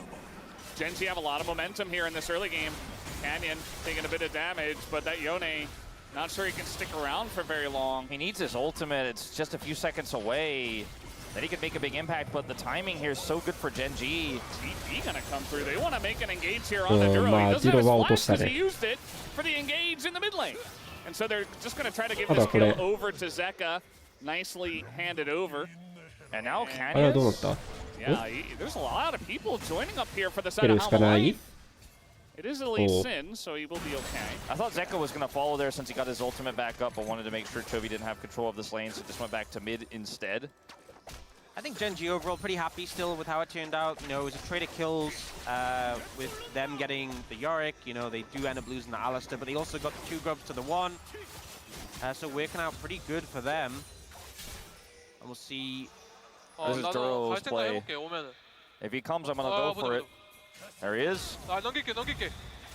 The flash is good. And thing is, Zeka knows he's dead, so he actually tries to go into the tower. So it goes, he tries to give credit over from the ignite to the Alistair and doesn't manage to. Unfortunately for him. That was just a really good proactive play from Duro where he knows the angle, he knows Zeka's that far up, and he's just fishing. And he caught a big one. We are in Busan. That's right. Yes, known for that's seafood. true. Yeah, known for catching big ones. That is what happens here. It's a port town. I'm really liking this Cho'Gath and a Yorick. It just feels like the Yorick is sitting there, and yeah, he doesn't have any items, and he bought a call, but he's fallen pretty far behind, and the Cho'Gath was gifted a free champion stack as well for his first couple of stacks, or his first one. We didn't see him eat the Maiden yet, though, so... Yeah, I kind of feel like obviously it hasn't been a true 1v1, and that was a big gank that did come through onto Zeus, and Zeus, had control at that moment. But I do kind of feel like this matchup is showcasing Keen's mastery of it, rather. Keen is showing that he knows how to play this matchup. He was happy to play this. Cho'Gath thinks he has like a bit of a counter pick here. I wouldn't call it a hard counter by any means, but he knows how to play it well and abuse the weaknesses. I feel like the theme has just been... やっぱね、プロシーンにね、難しいカウンターじゃなくて、カウンターなカウンターがいっぱい出てくるのがいいこと。シバナとか、チョガスとか。For Hamalev's first wins, we didn't really highlight Zeus because he wasn't the guy we were trying to highlight. It was mostly Viper who was putting up the big numbers and carrying really hard. Think about the Callista game. Ruler kind of in an awkward spot. Yone can be very pesky. Yeah, if he ults and hits, that's the end of that. I feel like that's a moment right there where you're really thinking about the decision not to ban the Yone. That's the sort of moment. I'm still thinking about it. We'll see how it works. All right, Peanut, with his ultimate available, makes it so difficult to collapse in here. Ruler's at half health from the last exchange. He is Senna, though, so he's able to heal up quite significantly. Yeah, it's going to be a straight-up 4v4, unless the Yorick can get here, and the Maokai just going to zone with the ult. Oh, he stole it! He 取ったし、キャニオンは入って、出て、ディロが代わりに入って、イエローカード投げて、ウルト外れて、キャニオン蹴って、これは終わりだ。We just want the Drake and we want to get out. I mean, it was so nice. It was so clean. Canyon gets the steal. The ult comes out from Duro. He's so tanky, so he could just peel there and make sure the rest of the team is totally fine as you have a Senna on the other side healing up, gets healed up right before the fight, and there's just no way in. As they get just barely out of Zeka's ult range, his ult doesn't connect, and Gen G just get away with it. They get the steal, and there's no consequences whatsoever. And HLE, like, the steal's frustrating, but they were ready for the fight. They were bringing the Yorick down. They wanted a rumble, and they don't even get their opportunity. They have to TP Zeka up to defend the tower, and they feel so bad about that outcome. Yeah, and Ox Rumble was played in game 1, so... Oh, sorry. Not able to Rumble in this one anymore. Oh, they would have loved to. Yeah. I mean, would be pretty nice we talked about the Pantheon's ability to avoid the ult from Peanut, right? But Canyon actually just simply walks on Lee Sin and gets into the pit, avoids it. Is that a really nice angle to have access to that pit? The kick here for the disengage as well, really well played. But it's just moments like this where Peanut thinks it's kind of a done deal. He's like, I just Maokai ult towards them, and that's that. And Canyon says no.重ねておきたいところではあるけど、結構スケールいいぞ、マジで HLE。His zoning with the unbreakable will. With it being a mountain soul as well, どっかの、まあでもドラゴンのスタックいいし、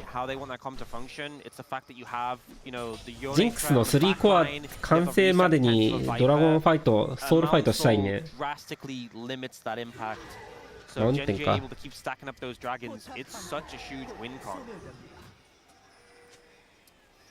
I agree. Very panda-looking cat meowing a lot.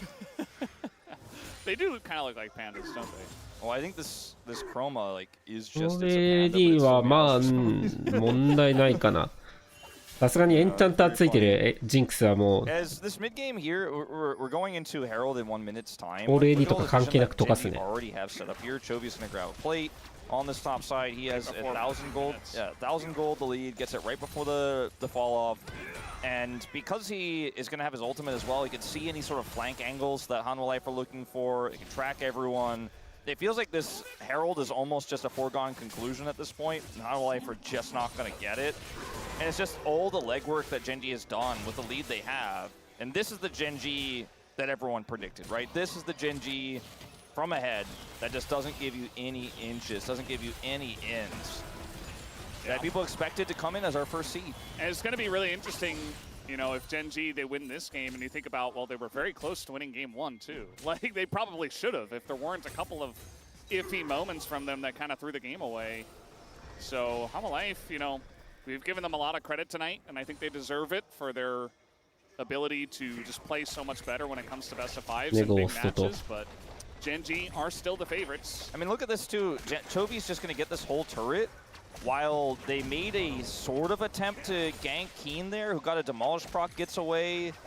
And Gen.G just get more and more. They're getting literally everything there is to get. Hanwha now grouped up for Herald so that they may be able to win a fight here, but it feels like Gen.G can do no wrong. I mean, they got feats of strength. I mean, HLE will have come into this draft where they have the Yorick and the Yone and thought, oh man, our side laning, we're going to have so much control.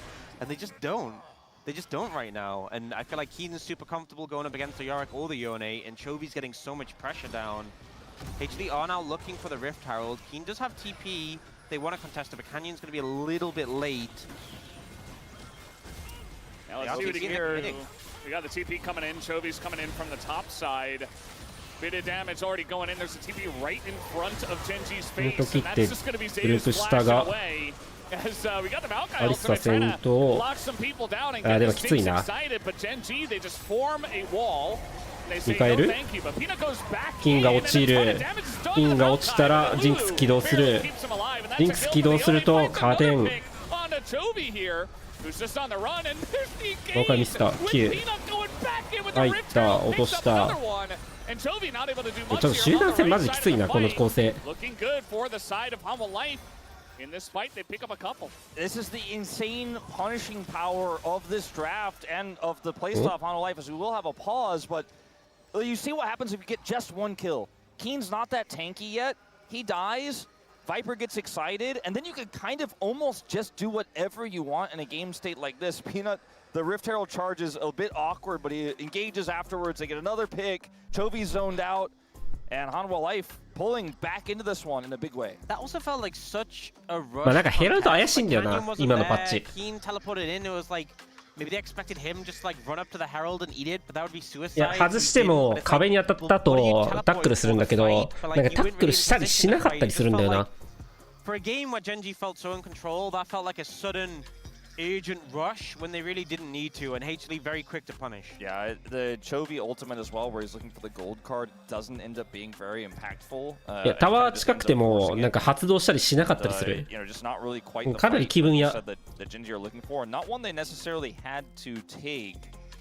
And suddenly you just gave Hanwha Life a big window back in, and with this pause, things could not be more tense, right? I mean, Gen.G's BO5 そう、本当に乗れなくしたらもう全て解決する。They can still, of course, go to MSI, but nobody wants to go as second. Nobody wants to have the chance of not going at all. As you mentioned earlier, Valdez, like it could be T1 in full form. Those guys always play close. KT seems to be like they had the best chance of beating Gen.G in regular season. Like they were super close. I mean, also like you can sit here and say, well, Gen.G and HLE look way better than everyone else. If they do fall down, they'll probably make it second seed. But you know, going into today, everyone was so sold on Gen.G. That's been thrown up in the air. You always want to secure your ticket now. You never want to leave it up in the air and give an opportunity for another team to deny you. Looks like they want to fight here for this dragon. Gen.G looking at Mountain Soul Point. Looks like Hanwha Life really trying to close the gap and get in here, but it's just Zeka and the jungler still not anywhere close. お、でもバストしに来た。ジャングルいない？どこよ？あ、遠いね。フリードラゴンか。いいね。ソウルポイントかなりでかいこれ。Especially without a Maokai, you can't really force anything unless Zeka's going to find like the God engage, which obviously is going to be almost impossible if they just spread out. Yeah, we were missing some context there as to how that all started off and why Gen.G had so much control and got it for free, but I think it was just off of the reset after the last play in mid lane there, and yeah, that's massive because that's Soul Point. Yep. And now pressure really going to be on. チョビーの2コア、3コアかな。チョビー3コア欲しいね。ファイトしたいんだったら。AD もビルドがいる。このビルドのない時間帯、純粋に CC とダメージの出しやすさで結構変わっちゃうから。1面でしょ。で、ラッファだから、ラッファできたらだな。A pick that we know can be such a menace in the late game could potentially have a Mountain Soul. He ran over there, but is not going to be able to do anything for this. Chovy did or Grump did, you know, bit of both, just fucking Super tense. You know, you could feel, you know, for those in the venue and for those listening, of course, at home, who can kind of tell when obviously the crowd mics are going. It's a bit silent right now, as it's very tense, right? I mean, the lead that Gen.G has is still there. You can see there's a few dents put in after that previous play. Zeus is going to be able to take out this turret. Those are definitely pandas, by the way. Yeah, but they have cat-like cats. features. Yeah, they're not cats at all, I don't think. Like, they're just little mini pandas that meow. Yeah. I don't know the story behind that one. I think we're going to have to look. They have like cat ears and whiskers that look like cats, but they're obviously designed to be pandas. I think it's the chroma, right? So yeah. It look like, you know. Well, I mean, that's a turret to go over. This Yorick is, you know, slight lead. Yeah. Obviously, I think in terms of team fights later on, the Cho'Gath is going to be way more valuable. まあチームファイトはまあ一旦普通にギブできるから、こんなにバイク来た時にやればいい。そんなのタイミングスマイトなわけないだろ。戦いよ。ドラゴン殴ってる場合じゃない。He's very isolated down here. No TP from Zeka to try to save him. So it's just a straight up 2v1 and Zeus doesn't really deal damage yet. So it's going to be a free kill given over to Canyon. Second kill for his Lee Sin. And there's just no cross map here. I mean, there's no angle for Hanwha Life to say, okay, Chovy ulted down here, the jungler's bottom. We'll just go ahead and get something else because there's simply nothing. The Otacon hasn't spawned yet, and I think even trying to do that is optimistic. Chovy did flash on the play and doesn't have his ultimate anymore, but I mean, I think if they're going to try to just hone on Otacon here in 10 seconds, that's a bit of a pipe dream. Yeah, I don't think they'll really have an opportunity to do so. Getting Flash from Chovy is pretty big. Flash from Chef, very valuable. He obviously just didn't want the play to extend too long and be off the map for a really long time chasing down the Yorick. But he does have Spellbook, so he'll be able to trade it out for a different summoner before too long. 本当だ、靴強化してる。あれ？あの靴って強化するとどんな効果つくんだっけ？もうよくわかんねえよ。ユーティリティブーツの効果。And approaching that point of the game, why I feel Genji's really comes online and MS run moment too soon with 2 minutes till that Mountain Dragon. I don't think Genji really need to prioritize Yatakan. They just kind of need to stop HLE from doing it. And then when that next dragon comes up, that's when really you should be in a position where you're like, hey, let's fight. Whereas HLE, they're starting out HLE はパワースパイク行く前に to get to the soul fight. I think this is the kind of best case scenario for Hanwha is Genji botched how they try to stop this, but Genji just can just play slow. だってバイパーでアクセスできるのか。かなりきついけどな。And now finally TP is going to come through for Zeka. マオカイ避けた。ゴールドカード。キル食らったゼカが。ただこれディライトが当てたがでもクレンザルうわこれもう無理だギブお行くのキャニオンうまくやったねチョビここまで削られてこの後ファイト勝てるんか飛んだチョビどこそれわ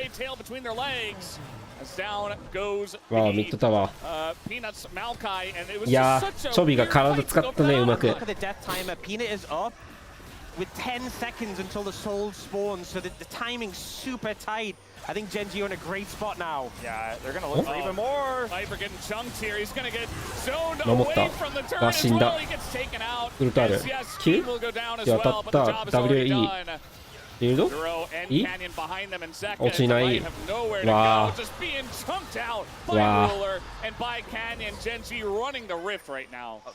わったあれルーラ死んでるワー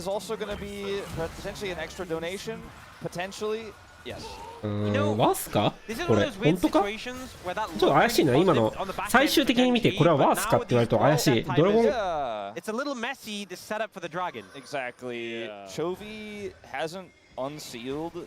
でもスペルは使わせたルーラは一番最後4年のラストヒット取った時にタワー来たド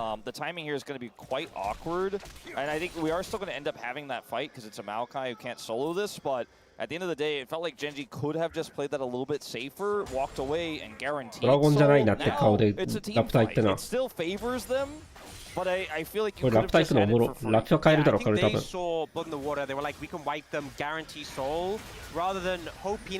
何をもコアできて靴アップグレードミッドからミッドでわちゃわちゃさしてる間に TF ルート上がったからコア買いに行ったラプターだこれこ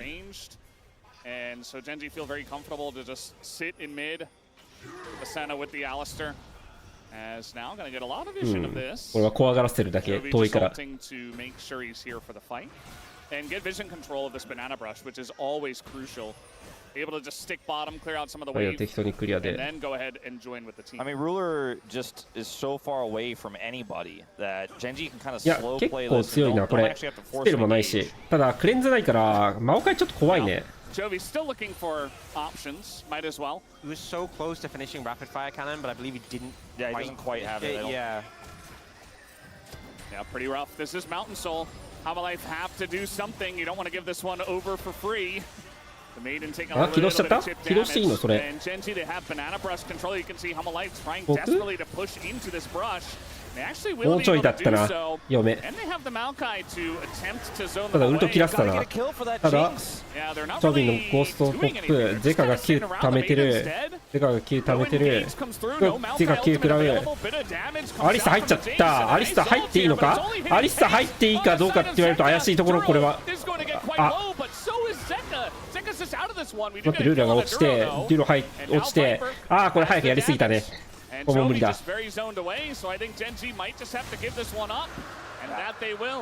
It was a really close fight. 前の元ねや、ちょび。いや、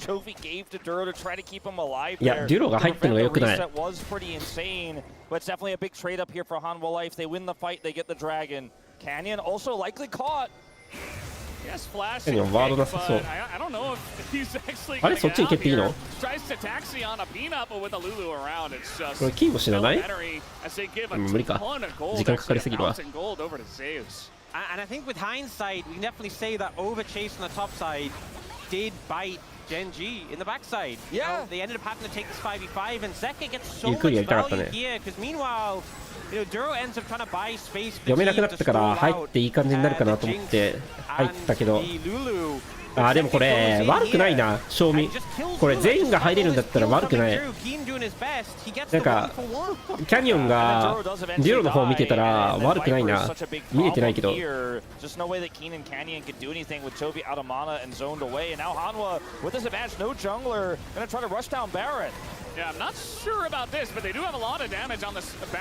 横から入られた。バロン食らった。痛いバロン。これどうだ？キンが死んでリシン枠デュロウルトはあるね。でバロンは止まったなこれ。リセットだリセット。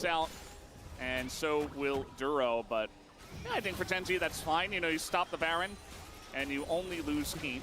Just a lot of relevant gold going over to this Yorick that's going to be まあでも4年厳しかったかな。 in this game. The extra time they bought with the dragon itself feels so huge. まあ DC 死んでる時間だからしょうがないこれ。よく止めた。 These fights are looking a lot more broken up by Genji because Hanwha Life are playing as a better unit here in these 5v5s. Like Chovy on the flank here doesn't really accomplish anything. They get the kill onto Keen. キンがねまだ思ったより硬くないねやっぱり。 The reset button for Viper. At this point, you just got to get out and cut your losses.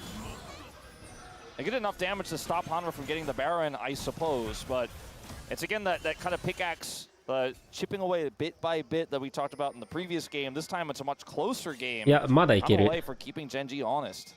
Still feels it's so close. It's so tense at this point. バイパー愛ないし、ディールするのに結構時間かかる。 They still have feature strength, one dragon away from Soul.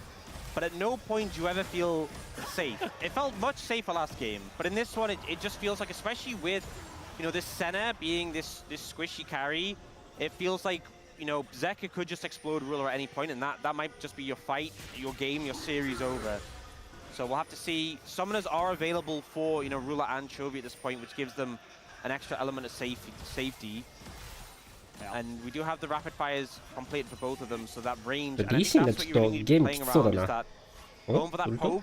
Like you land the stun card, you put a bit of burst into them, and then you sort of disengage. You keep them at a safe distance as much as possible. Speaking of that stun card, I mean they have incredible range.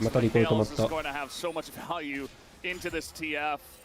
But they're going to get that out this time around. Huge wave shoved into that bottom inner turret as Chovy ulted to make sure that was safe.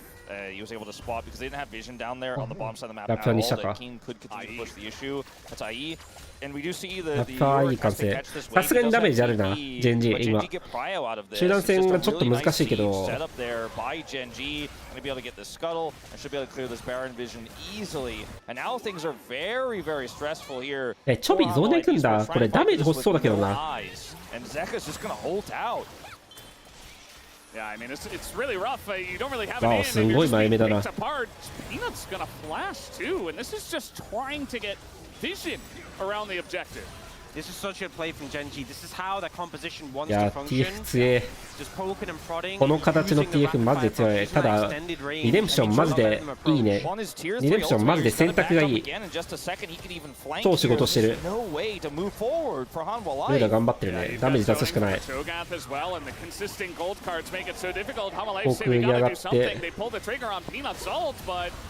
ョビ今回クレンズもあるし。 kind of throw an ult at them and they don't find an angle because Genji are playing so respectful. That was the last chance. Chovy with the gold card here. 見つけた見つけた見つけた。キャニオンが落とした。落とした。これはウルトある。バロンだ。あードラゴンか？ドラゴンか。ただブルー欲しいよなこれ。チョビブルー欲しくね？ もうそれ Peanut has no flash, so there's just simply not going to be a contest here. There's no way for him to get into the pit. There's no way for him to do anything. まあでもなんとかなんのかな。 I mean, he's going to get his red buff, I suppose, but gotta take the little wins. Yeah, I mean, Chovy just clears out that wave in the bottom lane. He's already here now, rejoined. 窓所でマナ回復しよう。 Life are just going to have to grin and bear it as Genji will get Mountain Soul, making those resets for the Jinx even tougher. As we go back to this play here, Chovy had ulted previously. Oh, this is moments later, actually. This is the play on to Zach. いやーゴールドカードを投げ続けた成果が出た。 Gold card, ult, track the movements of everyone, know exactly where Peanut is, just leave nothing to chance. これで勝つしかないからな。全然。マジでこれが一番のウィン要素。ゴールドカードを投げ続けるっていう。 Like there's literally nothing HLE can do to stop him, and he can just use that range without really any recourse. And now they can just do that same play again, gradually choke out the vision towards Baron, set up in a similar way. Those cooldowns, those resources back available, just burn them again. I mean, Genji are in such a good spot, and all of the itemization, everything they're doing right now too, just makes it oppressive and hard to punish. Like arm guard for Chovy even feels so strong here, even though it's almost unnecessary. Just incredibly safe. He's got cleanse set on his unsealed spellbook as well. ルラもラストイスパー欲しいね。なんかついてきてね一匹。ルラ一匹ついてきてない。まあゴールドカード投げ続けられる前に何かしたいね。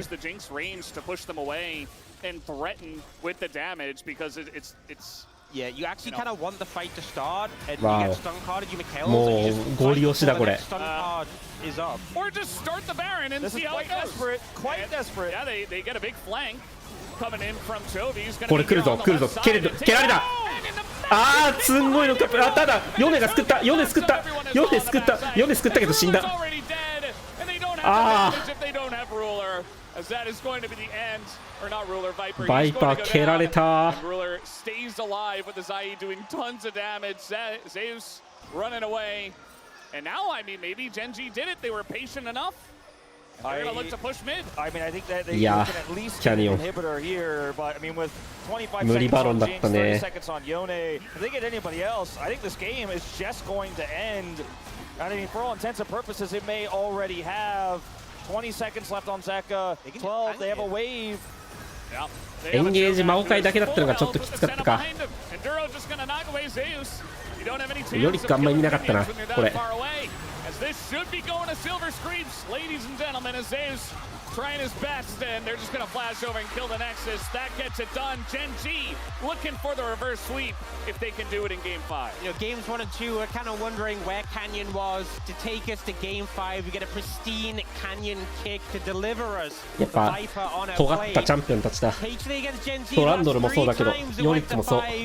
And we're gonna get that again today. I guess we're just spoiled here at the LCK here in Korea. It's a regional qualifier where Genji has been dominant since as far back as the Samsung days. Hanwha fans not feeling as elated as they were after that dominant game 2. Genji fans heralding the reverse sweep that may come in. No one predicted Hanwha but Jonas Strong. He now has the opportunity to be exactly correct with the 3-2 scoreline. The one prediction that on the global side we said was illegal that you can't vote for is the Genji 3-2 because Hanwha never loses game 5s, right? But now they have all the momentum on their side. Chovy pulls out this Twisted Fate. Keen has this counter pick to the Yorick, and Genji looked like they were dead in the water, but now the ball is in their court. And you know what? Some bold things. They let Zeka get Yone. It paid off, right? Because now it's disabled for game 5 because of Fearless. It was a risk. It was a risk they felt they had to take, and they get the benefits of it in this game 5. That means we do go on to Silver Scrapes for game number 5. Who will take it down in this 5th game and be our first seed from LCK to go to MSI? You'll find out after the break.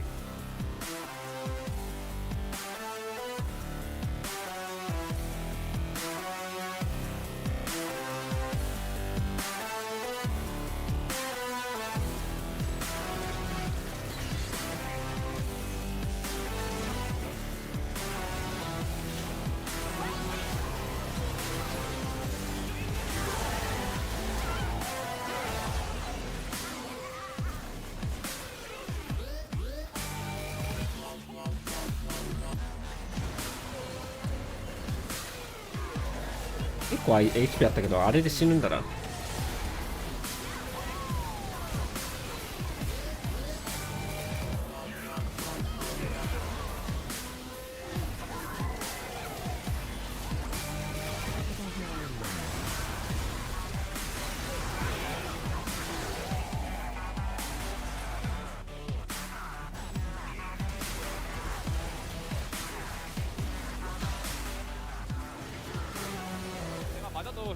미드라인 내가 너가 해. 상대 이번에 촬영 가나 말아. 대충 천천히. 여러분 몰아넣어. 나 그냥 연애만 막 할게 이거. 천천히 하면 돼 천천히. 여기 와드. 네 들어갔어. 천천히. 아우만 노플.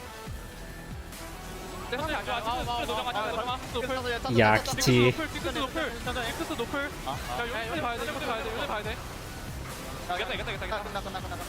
이겼다. 미드 가자. 미드 가자. 나이스.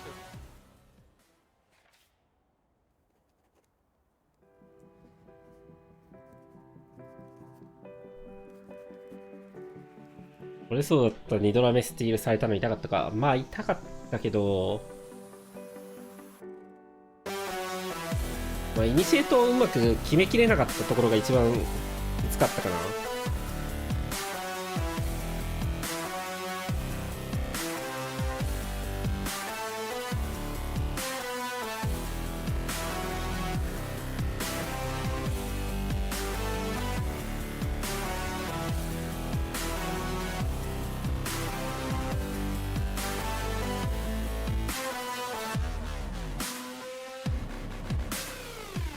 まあピックきつかったね、正味。まあ実際ピックはきつかった。ヨネを優先して取って、ヨネのカバーのマオカイ取って、で、ミッドボットみたいからトップレーン一人で生きてくるチャンピオン残りの、で、先出ししないといけないからヨリック取ってってやってって、で、ああなったから、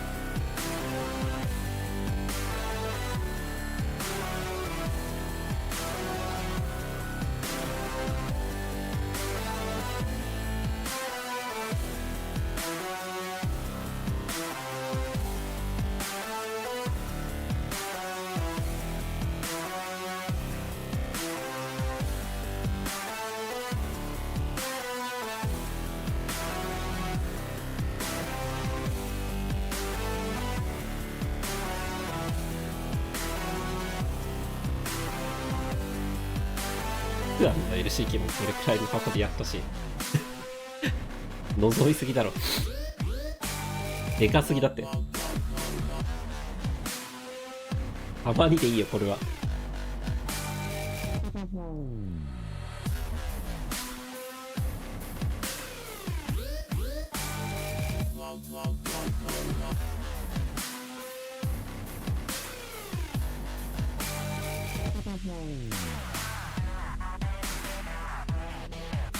いやですの5戦ブルーサイドめちゃくちゃ有利。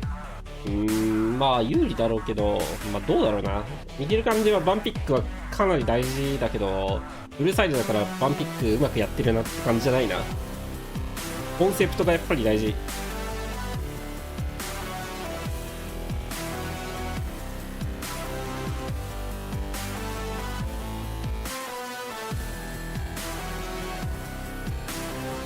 人気チームのゲーム全然チケット取れない。まあいいことだ。ジェットは毎回取れるより取れない方がおもろい。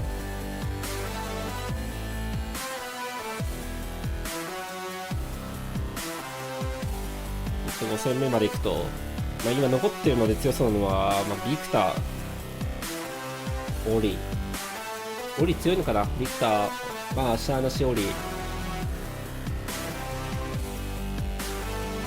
ガリオ、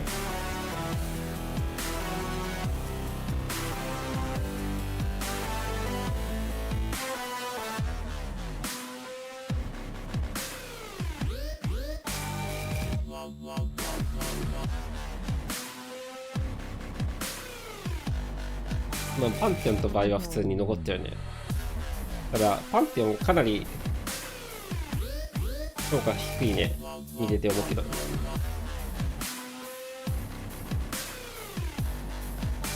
てかまあパンテオンが刺さりやすいなっていう形より、他のなんか刺さるチャンピオンがいるなっていうので、ジャングルが変わられてることが多いな。ジャングルの要求されてる動きがパンテオンの形じゃないことが多い。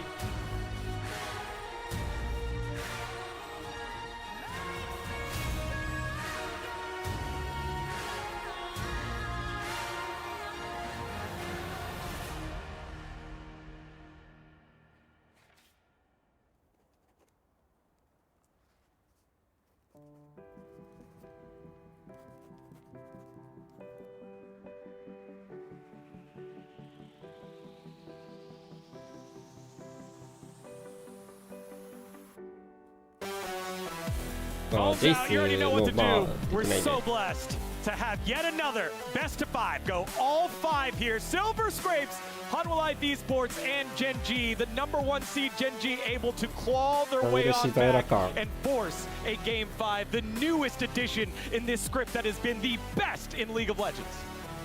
I just have one thing to say, Deacon. Let's fucking go! Let's go! It's happening! There is a narrative overload that is about to transpire. It's fine. I'm leaving anyway. The content. It's okay.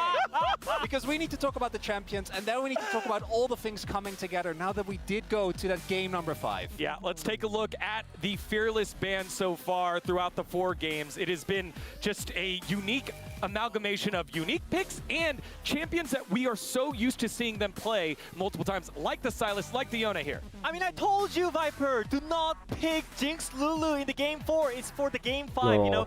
You want to pick for the late game at the game 5, not game 4. I saw them just picking just aggressive picks and just being like, I don't know. I think they should have picked something aggressive in the lane, but they didn't, so I feel like their win condition was out. There's also now 2 games in a row. Zeka being baited into a melee pick and then getting taken down by the Chovy Canyon duo.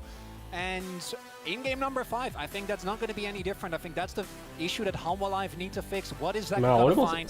And when it comes to priority picks, てかメレーやるより忍者ってチョビーとのレーニングをおとなしくしといた方がいい。毎回ガンクされてる。Yeah, I mean, I think that also goes same for the Ornn, because Sion, Trundle is out, and all the tanks are out, so I think Brom, and you're good. Exactly. Well, you know what hasn't been pinched as much because of how big these champion pools are for the junglers? It is the jungler champion pool. This time, Lee Sin getting picked up, and we see exactly why. Even though we don't see it in the meta, anytime Canyon plays it, it is dangerous. Hanwha Life playing as blind here, as Canyon is on that Lee. And the game at this point, this was a Hail Mary from Hanwha. The game was kind of over already, but oh my god! So 1, 2, 3, 4. Yeah. A 4-man kick でもヨネはよく返したけど、まあもう WQ で死んじゃったね。でもこれジンクスにルルが全てのサポートをぶち込めてたら多分生きてたんじゃないかな。無理かな、無理か、さすがに無理かな。Even in this one, ooh, they have soul. It still feels a little clunky, but that kick felt like a weight was lifted off of everyone here in the Sajik Stadium that is rooting for Gen G. And now you start thinking about terrible memories that Gen G have to overcome. BLG beating them 3-2 in this exact stadium in 2023. And we have to bring it back because it happened right here. Gen G was able to fight their way back. Gets so close to turning it around, and obviously the only one that's still there is Chovy. Pina was there, but he's now on the enemy team trying to do the same thing and prevent that sweep. But for Gen G being able, and for Chovy individually to be able to try and right those wrongs from 2 years ago, right here in the arena, I think is such an insane angle if they manage to do it. And on top of that, we are not seeing many reverse sweep nowadays. I feel like we're seeing many 3-0s in the LCK, but I feel like reverse sweep was not a thing in LCK especially, so I feel like it could be a thing. Right? Doran as well, and let's not forget, Ruler has his own demons in this very arena as well, and if he loses, they might have to play the same person that made him think that way. You know what? And also, this has been a turnover of the guard since 2024 summer. The Hanwha Life Esports run has been something to watch, and it has been against this Gen G squad that's been so damn dominant. Here, only one predicting them, Daniel Ox Harrison. Today, only a single man who, if you like an underdog, he's the man you want in your corner. It's Jonas Strong, the only one predicting a 3-2 for Hanwha Life. Some call man like a god sometimes. It's so telling that coming into the series, all of us, and I think validly because of the regular season, we're expecting Gen G to win. And there were some free 2s, there were some free 1s, meaning we did with the dummies going for free 0. But what is important to note is that when it comes to a game 5, Zeka doesn't lose. And thus far, I think he's been mostly getting gapped by Chovy. He had the zero play in game number 1, right, to kind of pull it back. Yeah. But over the course of this series, he hasn't been able to deliver. I mean, this man, he gets it done. Yeah, I mean, I think it was really great strategy to open up the Yone because Sejuani, like all those good combination junglers were gone. So I feel like open up the Zeka's favorite pick and pick TF into it. It was kind of a brave choice by Gen G, but this time around, I think you have to do something about the mid lane champion again. It can be any, or it can be something else like Set.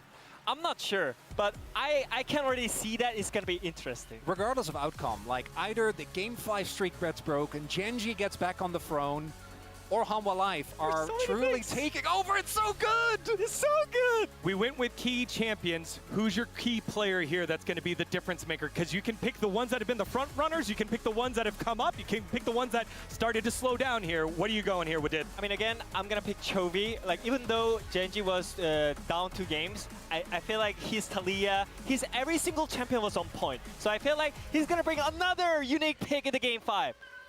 For me, for Hanwha Life, I'm going to go to Zeus. I think he's been fine today, but I haven't seen the true one. The Camille game was good, but I feel like Keen has been able to kind of match him this far into a best of 5 with the champion pool that man has. I'm expecting it to come up huge. We're lighting it up here in the Sajik Indoor Gymnasium. Game number 5 yet again for Gen G and Hanwha Life Esports. Only one can go to MSI. Light up your phones. It's game number 5 in the LCK. 最終戦インターバル長めに取ったよな。Thank you very much, guys. We are here getting ready for game number 5. As the series once again, we're blessed with the 3戦目と4戦目は5戦見たかったから全人を応援したが、もうこれ以降はどっちが勝っても別に別によし、頑張ってほしい。Now, I mean, all bets are off. Surely Hanwha Life could come back, but it's hard when there's so much momentum going the way of Gen G.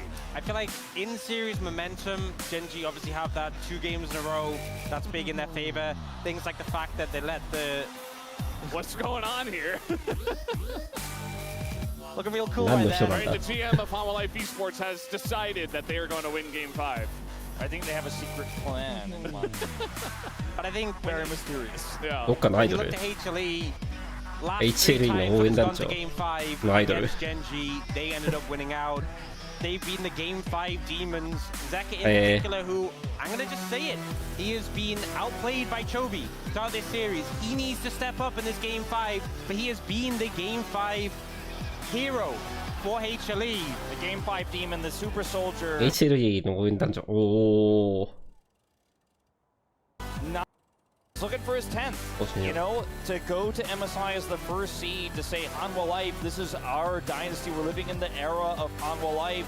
Defending international champions, right, of First Stand. They weren't able to take the world's title, but when they upset Genji in LCK Summer 2024, I don't think everyone really realized at the time that we might be seeing the birth of what is a new dominant force, our new #1 seed, our new representative here for the LCK. But Genji have an opportunity to stop that trend. Sure, Hanwha might still win MSI, they can go as their second seed, but they want to take it now. They want to continue that trend. They want to be the elite #1 team they were back in LCK Cup. We've had so many different eras of dominant teams. SK Telecom, Damwon being our almost shoe-in representative. Then we had T1 for a bit. Then Genji's era was finally stopped by Hanwha Life.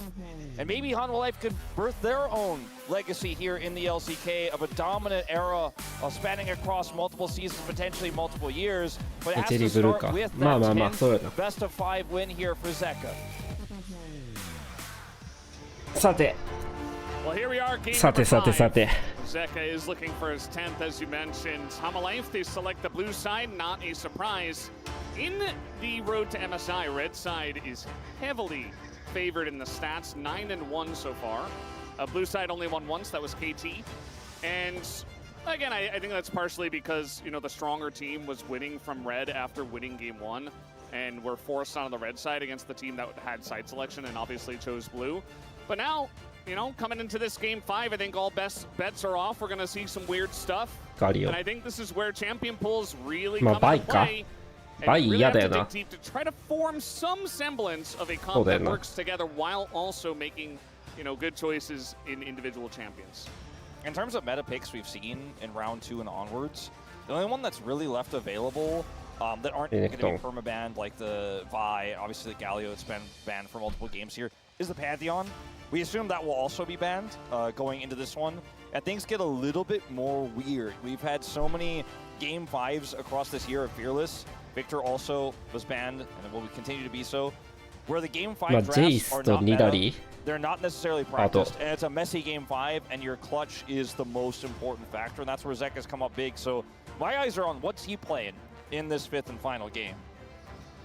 Yeah, I feel like that's the thing is we've seen these picks who we'd expect to be prio not really touched on, like the Pantheon, like the Wukong hasn't really been touched on. So they could just bring out those, or it could just be moving far away. One thing, we have seen a lot of scaling lent towards in the Game 5s. You know, that's where we've seen like the Zeri Lulus come out. That's where we've seen like the Aurelion Soul. Ornn ban makes a lot of sense with that in mind. Yeah. That doesn't mean that Nidalee, though, has not been banned away. Does get banned away this time by Gen G. Jace left available as a result. Yeah, Jace is one of those other meta picks that is still up. It's Jace. As Ace gets his hands on it. In Game 5. And what's the answer going to be? I mean, there's no Sion, there's no Ornn, there's not even a Cho'Gath if you're thinking of bringing that out. I know Kronkler backstage is like, Malphite, do it, lock it in! But we're going to see a Lucian here instead. And that is going to be with an available Braum here. As well. So Lucian Braum?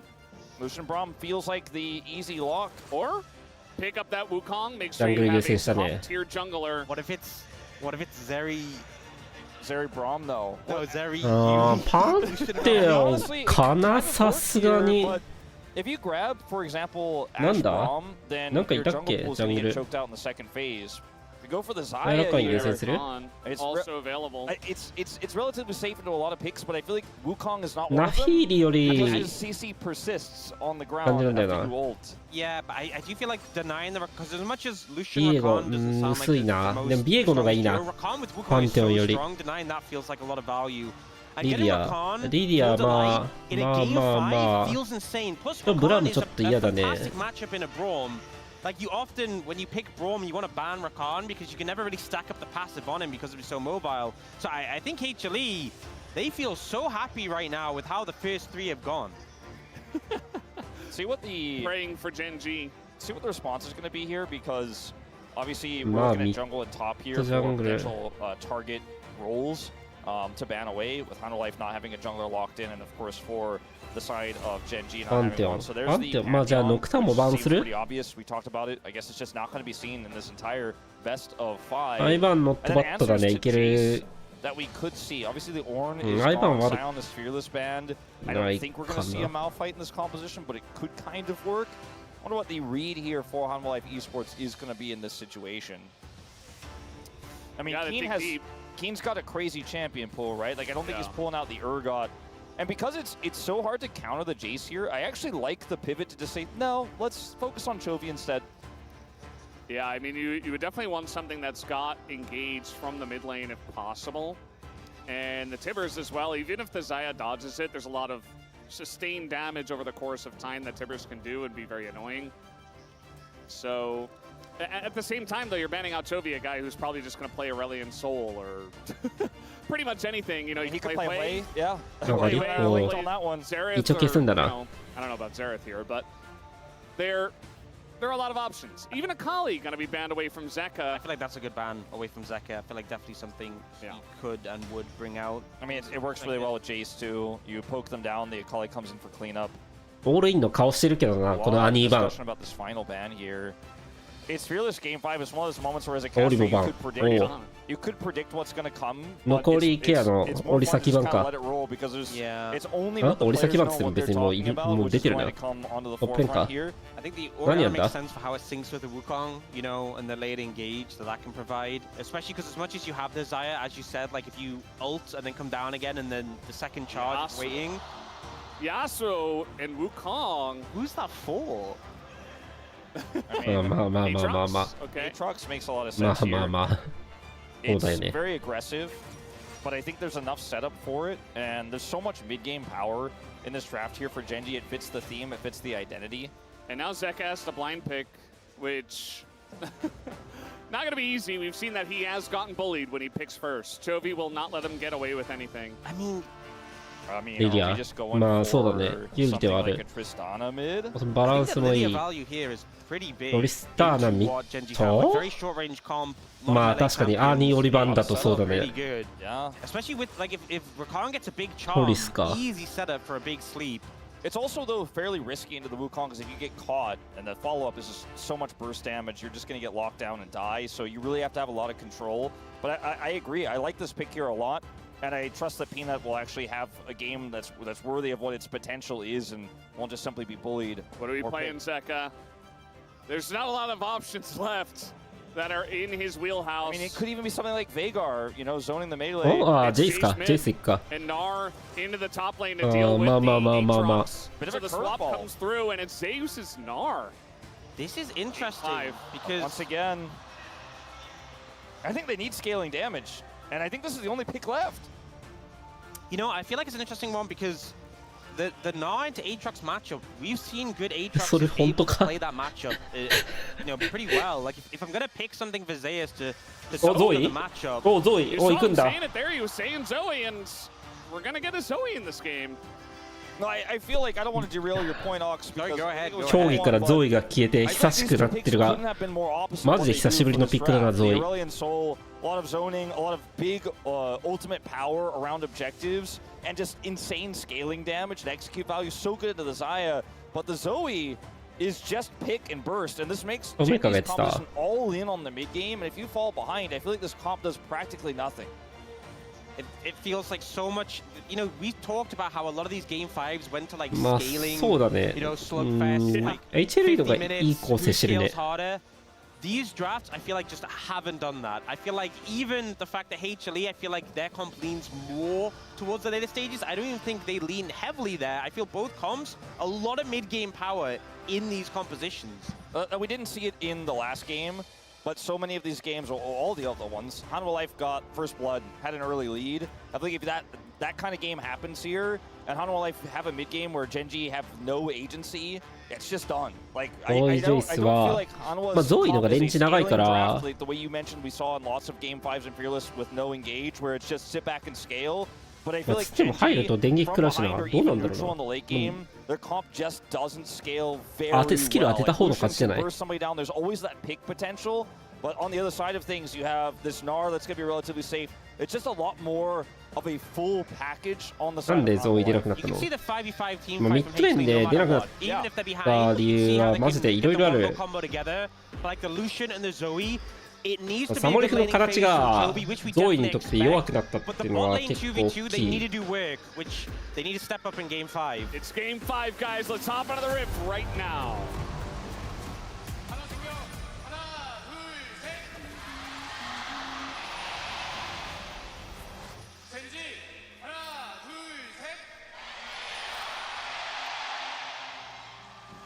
So many people on the Gen.G side praying to the Church of Chovy that the Zoe is going to be the difference maker. I really liked the Aurelion Sol, the Zoe. 壁越しのポークがしづらくなったから、E のレンジを伸ばせばいいと思うんだよな。なんかちょっと遠くから投げれるようにすれば、なんか解決しそうなんだけど、こういうタイプのバフはしないね。まあどうしようか。I think he definitely took a risk with this one. I'm kind of agreeing on that point. I feel like if you go Aurelion Sol, everything we said about like the late game team fighting from behind becomes like, well, if you're behind, it's cool because yeah, your Aatrox didn't have the swimming mid game that you wanted, but you kind of infinitely scale. You're really strong, and you know the Lucian can still supplement that damage. You have the Wukong for even heal for the Aurelion Sol. It can fly around. It's got reset value. There's just so many things the Aurelion Sol does, especially because we know. サモスペのバリュー高いよな。競技シーンだとさ、サモスペが落ちてるから戦おうみたいなのあるけど。まあどうしちゃったら、サムスペのトレードしたら、じゃあ次俺らだけサムスペあれば戦おうになるから。My concern with the Aurelion Sol is that, you know, we're talking a lot about a pick that didn't happen. 強くなると使いやすいんだよな。Chovy, who's been winning lane game after game after game, is now in a pick where you're weathering the storm, and if everything goes wrong, you hope that he can scale up. And I feel like they put him on an active pick to make that impact, and I feel like, for me, that's the right call, because I wouldn't want him to be on the sit back and scale. I want him on the take charge, because he has been doing that so far. And you know, whether it works or not, whether the game explodes in the face or not, I think it's the right call to put him on a pick where he can actually have an impact sooner rather than later. でもまあそんな悪くないね。弱いってことはない。サモスペって簡単だし。That's been absolutely the way because, like you ルー mentioned, ムバリュー出せるかどうかっていう問題だけ。 in most of these games, even in the wins for Hanwha, Chovy's had a great early game. フラッシュなんて5000ゴールド分の価値出したり、0ゴールド分の価値出したり、ランダムだからな。お前がうまく使えるかどうかだけ問題。From behind, you can still do things because you can set up a sleep, you can zone on objectives, you can just burst somebody with your team, and that can get you back in. But it's not quite going to be Shock Blast value sitting at neutral being like, oh yeah, you guys can't get to me, I'm just going to keep, you know, empowering Shock Blast and poking you down until you can't do anything as Keen's in trouble. Yeah, in a bit of trouble here. He's not going to die, but he's giving Grasp stacks over the Gnar. It's doing its job. So we've seen Keen do really well in lane so far throughout the series against Zeus. The Aatrox into Gnar matchup, you know, we've seen Aatroxes do really well in the matchup, but it's definitely a skill matchup, right? If you're connecting the sweet spots, if you're closing distance, you can do well. Right now, Zeus having a great time into Keen, forcing Keen to recall. He will TP back in to catch this wave. Nope. Oh, he will actually stay. And Zeus is about a mega. This is risky. This is very risky for me. I mean, still tower ramp damage. He's going to flash away, and Peanut's taking the turret damage. So it ends up being a bit of a risk for Hanwha Life Esports. To be honest, I kind of felt like with Keen having flash there, it wasn't really going to be an angle unless you were able to get the jump on him with Zeus. Like Zeus goes for the flash first and Keen doesn't react, but I don't think you can expect that. I feel like that was a pretty well-handled moment from Keen there. Because it's still like a level 4 Lilia, and this turret hits hard. I think that is one thing, is this HLE composition is very squishy. Which also kind of leads in a, you know, if this Zoe gets ahead, if this Lucian, if this Aatrox, people will explode. I mean, I feel like for both sides, this is going to be a game where whichever team gets ahead will just be able to decimate the other side. Yeah, and you think about, you know, what goes well with the Wukong. Comp we've seen played many times is Ahri Wukong, but obviously the Ahri's been gone since game 1, actually. Or no, not game 1, game 2. So they go for Zoe, who's got the ability to set up the Wukong on top of it, and I think it kind of makes sense, you know, after our long discussion about the pick. And again, if somebody's going to get it done, I think it is Chovy in his current state, in his current form. Even though the early laning phase looked a little bit rough, he's certainly holding his own by this point. Although he's not, you know, going to be he's not going to be getting these huge leads against a Jace. Yeah, it's not that kind of matchup. He's not playing against a pure melee champion that he can just bully to his heart's content, like we saw with the Sylas game out of Zeka. We do see Peanut stealing away the wolves from Canyon, which has helped keep him a little bit even. We did see Canyon, when Peanut went for that top dive, Canyon stole away a camp, which obviously put him a little bit ahead, but you kind of need to be, you know, when Peanut goes for a gank like that, you need to be stealing away camps, because if you let the Lilia just run away with the matchup, she will get really far ahead. She clears. So much vision and prio here for Hanwha Life. I mean, I think this might just be a shoe-in. Canyon does not have level 6. Taking him on a danger. ただ襲ってる。いい削りだね、これは。これはかなりいい削り。これ戦うの無理じゃね？ブラームいるからいける？ブラームで頑張る？トリンターは毎回取るやん。いる？マドショで回した？マドショで回したな、この感じ。ただこれ、キャニオンは死んだな。As they're barely going to try to survive, but it doesn't look like Canyon is getting out of this one alive. So the first blood over to Hanwha Life Esports after Canyon steals the dragon, and they will give that kill over to Viper. When Canyon went in that pit, he knew that he was sacrificing himself. He put his hand up, and I think he was happy to get the dragon secure for that.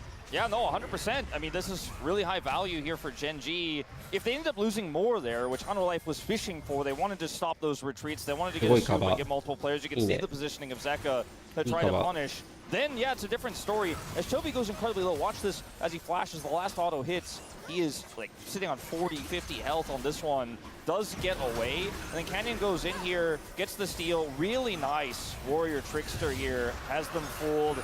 Gets the dragon, flashes out. And then here just wants to try to buy time for everybody else to escape. The heal comes out from Duro to try to make sure they can buy space, but Canyon is unfortunately the sacrificial lamb here. But job done. The top side of plate does go over the Gnar, and what has been a tough matchup here for Keen thus far in this game. But I think Hanwha Life, at the end of the day, they'll take the gold, but they wanted everything. They wanted the dragon and the gold. The thing is, it's really hard in a game 5, in a situation like that, where if it goes wrong, you don't secure the dragon, and you potentially lose more members to make a call that you want to go for this play. And like, it worked out, and in hindsight, it was the right play, but like Gen G, that was so touch and go, and to be able to in a game 5 go, yeah, we're going to make this work. A lot of confidence. If they get wiped there, you know, it's probably just game over. It's just series done. This is right before the grubs. And so Zeka, you know, he still kind of does the same thing, but he doesn't have any items at this point in time. So getting chunked out by the Zoe before the fight even begins is something that the Zoe is really going to offer into the Jace, into the Xayah as well. I think they're just going to, with Viper being under turret and the fact that Zeus has demolished proc and multiple plates here, they're just simply going to give this one up. Although, maybe trying to get the one, but I think it's kind of a... Canyon didn't smite. Yeah, and Peanut's smite isn't upgraded yet, and Canyon's is, so there's zero chance. I just don't think there's any reason to go in there. Well, I appreciate the hustle, but just take your win. Good effort, yeah. And, I mean, you look at the gold leads here, it's a really close game. The biggest one, of course, being that Zeus lead into the Aatrox. He did pick up a bunch of plate gold down the bottom side, 2 solo plates to the Gnar, and a swap back towards the top side once again. This is a lead for Hanwha, you know? Gen G not accomplishing, I feel like, as much as they would have liked to. Sure, they got the early dragon stacked up. It's not doomed by any means, but I think that on this next dragon, they really need to make something happen. All right, well, Peanut's looking for something topside. Yeah, let's see what he can do. Might be able to get the sleep in on a ruler, but the wave is already being cleared. Do they care about it? うまい具合に当てた、うまい具合に当てた。うまい具合に当てた。マジでうまい具合に当てた。あ、惜しい。後ろ振り向いたが。当てはなかったな。しゃあなし。Zeka down a level here, just bullying Chovy やっぱ、in the mid lane. すごい、なんかチャンピオンがきつそうだな。Here on the right side, Zeka is moving away from him. Maybe if they hit some kind of sleep or damage, but too high on health is Zeka. Zeka also has flash, so could try to avoid the bubble. I think that's going to be the end of that. A lot of lost minions there on the top side for Gen G as the trade did happen. 2 kills for Viper. Feels really good here. as the initial part of the dive was a bit touch and go, let's say. Yeah, Cleanse comes in to stop the sleep, and then also lowers the duration of the charm. But unfortunately, Viper sets up to get this great pullback on the feathers. ジロー、縦、missed his ult as well, but it was obviously Viper still ulting there in exchange. ジローのウルト。Yeah, you saw on the player camera. 当たってたよな。イライトノックアップしてたもん、多分。 Super frustrated after that situation because I think if that ult is a little bit slower, perhaps maybe it's a little bit more high value. これ、羽の戻り用に残しといたらよかったかもね。バボスペア上がってなかったから。Ruler also has very high standards, so maybe Duro feeling the pressure a little bit, knowing he let down his young quite a bit. I mean, it's kind of hard for him to do much in that situation, but trying his best, and I don't think he should be too hard. おいはレーン勝ってないとフォークする暇がないから、レーン勝つのが重要なだけであって、まあ、ポーク当たりさえすれば少ないチャンスで、まあ、仕事はできるっちゃできるね。is going to be pretty massive. He's going to get scaled up very quickly in this one. We're not going to know if Ruler can really keep up in this game.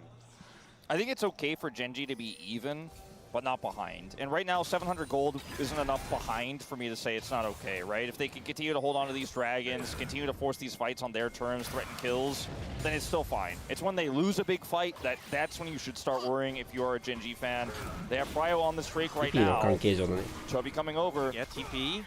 Dean could be in a precarious spot. Gonna throw in the sleep actually. That time, Duro is able to keep Ruler safe, but not for long as the turn comes in. But now the counter engage of Viper just dies. He was 1 second away from his ult, didn't have it in the fight, and now the damage is coming through here for Genji. Toby nearly missed Zeus there, but he's still on the chase. And this is what Zoe does.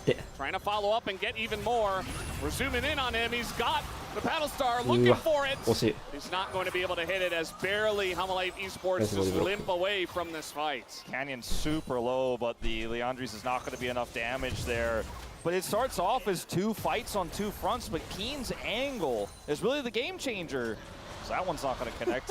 And Duro as well doing such a fantastic job of keeping Ruler alive for so long. So much had to be invested there, I feel, that it just meant, like, it gets to the point where you have to sink so much in. You can't stop from committing to killing Ruler, but eventually it's just too much. And we see here, so the sleep comes in, they know he doesn't have cleanse. And Delight's there for the follow-up, but the ult slows it down. He doesn't get charm. Q が中に座れるファイトになって、後ろから金入ってきて、ザイルと切れず死ぬ。ドラゴンはキャニオン取り切る。エイスしていくか。なるほどね。ザイルと切りたかったね。Yeah, and Chovy getting that sleep off the TP from the Jace really hurt Zeka's ability to impact the play early. He still was able to collapse on and kill Ruler, but not before, like you mentioned, so much time was bought. Canyon narrowly survives here, not quite get burned down, but very close game still, and one that Genji is starting to look better and better in when they win these skirmishes. Because this is exactly how this comp needs to be played. Genji fans very happy as well that the comp still has relevance at this point. Viper, I said it in the play-by-play, but he was 1 second off of his Featherstorm, and so he just got bullied so hard because he didn't have songs. And he's Azaya sitting there. And Azaya without Featherstorm doesn't really feel like Azaya at all if you're getting engaged on. And Genji do have so many tools to get on top of the Xayah, and if she doesn't have Featherstorm, she's just dying super quick. And that's the thing, when games are a bit faster paced like this, and sums and ults are being banned a lot, it makes it so much harder for like a Xayah to function when they're always just on cooldown. I like this from Keen, trying to bait him into the fight, trying to give him a false sense of security here on the Mega Gnar, trying to avoid the Gnar into the wall. Is Canyon doing a ton of damage here already as now the Gnar comes out, but might be too little too late as well. Canyon's going to get the kill, but it is straight back. This does give Keen the free wave in top, but as a turret as well, they are pushing bot. Yeah, I mean, すっごいウルトをベイトしてたけど、全くウルト切らなかったな。This turret's very healthy, and the bottom turret goes down. You got the kill back anyway. Sure, some assist goes over as Chovy. Yeah, I think, you know, this is what I was talking about on the counter push as Zoe. It's so hard. You can be in so much trouble if you get over aggressive, and now they're looking for more. Duro just barely, okay, he's going to get charmed up, and I think they've got the damage here with the Jace. And there you go, very nice juggling of the aggro as here comes Ruler. He doesn't have flash and he's alone. Yeah, he decides against the one after another to go into the play. 事故ったね。トップのタワーも折れてない。 punished for it, and Chovy just overstepping ちょっと事故ったね、これは。 Trying to get a bit of damage down onto Peanut and Zeka. Now Ruler looking for Viper. Yeah, Well, looking for it here. They're going to get the Feather Storm out. Canyon doesn't have. Yeah, I think maybe some Cyclone. miscommunication there. Yeah. Canyon not having the like they knew he wouldn't have ult because obviously he used it top. But I don't think he really had to ult there. Yeah, just perhaps like a reflex from Viper there as he sees a Wukong coming in on top of him and just feels like he needs to buy just that extra space to get to the turret. So sure, this is great and all, but Zeus outplays it, pushes Canyon here into the turret on the second activation. Canyon's just stuck. Meanwhile, traded. Zeus making his presence known elsewhere. With the team, he's able to go in, chunk out Ruler before the fight even begins. And now they're just going to start up here on this Rift Herald. Chovy's up top. I mean, it's just going down too fast. There's no real way for Gen.G to get in. Yeah, Canyon's nowhere near. He's going to get his Raptors in exchange, or the big chicken at least, on this one. And things are looking a little bit dire now. You know, before I was saying Gen.G are still in it. The Goldie is getting more significant here for Hanwha. And this Lilia is starting to become a relevant force in this game. Yeah. And I the Gnar is just chilling. I mentioned how the Rakan and the Jace can really punish the Zoe, even the Gnar. I didn't even think about the Lilia. You know, you go in, you're gonna get tapped by something from the Lilia, and even if you do a ton of damage, the recourse that happens when you get slept, when you pop back in the portal is just too much. You have to be so controlled on the Zoe playing in this game. It's a really difficult Zoe game, and you know, I trusted Chovy, but that was the first example really in this game where he's gonna have some hard times. Another turret goes down. I mean, the Zoe, when you're ahead and you have full control, it's easier to make those judgments on what risks you can take, right? But when you're behind and you're trying to desperately catch the play and defend, that's when it gets a little bit trickier, as this is going to be potentially another turret to take a charge at least. Hanwha Life going to use this Herald instead rather than committing to the turret itself to grab Dragon. This might be Gen.G's last real even team fight they get. Canyon has flash and ult, and I think he has to be a hero here if they're going to commit. いやー、バブルこれで当たらんか。いや、今回は強いな、HLE。形めっちゃいい。うわ、また取った。おい、マジ取るな。いいな、ウルト切れなかった？ウルト切れなかった。Taxing Zeus out of this fight. Madzuこれ。Now they have nowhere to go. The sleep comes down on a Viper, and the chase potential of this comp shines. They take out the Xayah. It's now Canyon looking for a bit more. Keen as well here with Duro. And they might just be able to do it. Zenda trying to play bodyguard, but he might be punished himself. Has to flash out, and Gen.G finally find the angle. And Canyon's smites have just been so good. I mean, the fight as well was winning, but his smites have been so on point. I feel like the いや、さすがに形がかなり HLE 良かったのに。But it's Gen.G who come through strong just when they need to. あ、死んだくね？死んだ。Yeah, that did happen.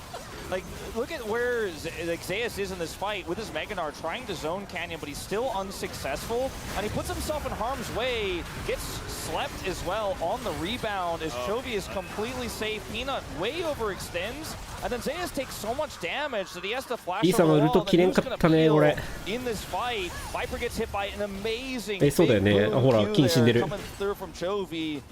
And, I mean, that's one thing Xayah is not great at, is poke and burst in situations like this. And Chovy's just threading the needle in.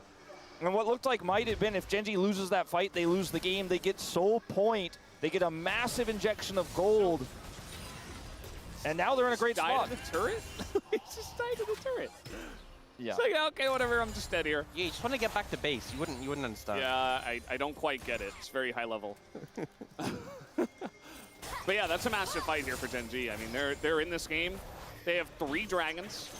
Cloud Soul gonna be feeling fantastic for their composition. I mean, Cloud Soul with the Wukong is massive. Every champ loves it on the side of Gen.G. マイトされそう。 And now we got Viper マイトじゃ済まなかった。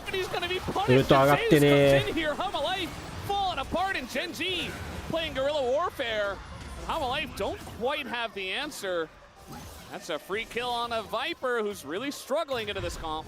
And Viper, I feel like the most consistent member on HLE throughout this season is being punished again and again on one of the safer 80 carry picks. Gen.G is targeting him this game. 3 deaths so far. And I just really feel like for the comp, the Xayah was safe, but not safe into all of this, right? And that call to be on the red buff there without vision of where HLE の方が全然構成が強そうなんだけどな。よくドラゴン取るな、ジェンジーマジで。ドラゴンだけで飯食ってるジェンジー。この BO5。And he dies, and Genji get more, and Genji continue to actually start to take these turrets off the map. As I mean, there's a control ward here, and he just doesn't know that Canyon's there, but it's not just Canyon. And obviously, if he ults here, it doesn't matter because it's Wukong, which is another issue. Zeus also, you know, over here trying to save the play, but is going to be unsuccessful. And I mean, Genji, the more these picks they have, the more map control they have, the more this comp becomes so oppressive because Chovy could be anywhere. If you don't have vision of him and he hits that sleep, hits that burst, you're just dead. And the fight, there is no fight. Then there is no contest of the objective. Genji just get it for free.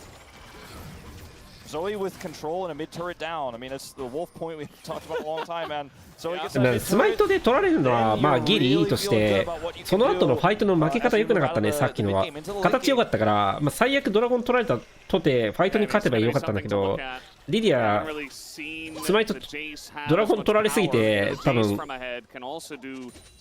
沸騰してたね。ちょっと前すぎたポジションがなんかすごい奥まで入ってってウルト切れずに死んじゃったから、そこがかなり良くなかったね。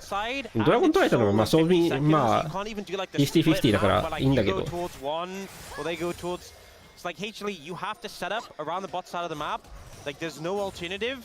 You're gonna have to try and outmaneuver Genji, and I feel like you're gonna have to try and find an angle. I think the best thing is try and find a pocket of vision, an angle where you can just get on top of the backline. But the problem is, Ruler has cleanse, and Chovy, because of Spellbook, also has cleanse. I actually think the best way for Hanwha to play this dragon fight is to actually just slowly approach and continue to poke with this Jace and hope that you can whittle the health bars down fast enough before Genji can actually smite the dragon and look for a follow-up there. Or obviously if Genji start to feel that pressure on the Jace poke and look to engage, いやまあジェイスとなまあダメージ出るし、リディアもダメージ出るし、ザヤのビルドが多少遅れてたところでファイトはできると思うんだけど。So many defensive options here for Genji. Like if you try to all in on the backline, Duro ults multiple people, that's just it. That's the fight. They turn on you and it's done. I mean, the Wukong as well.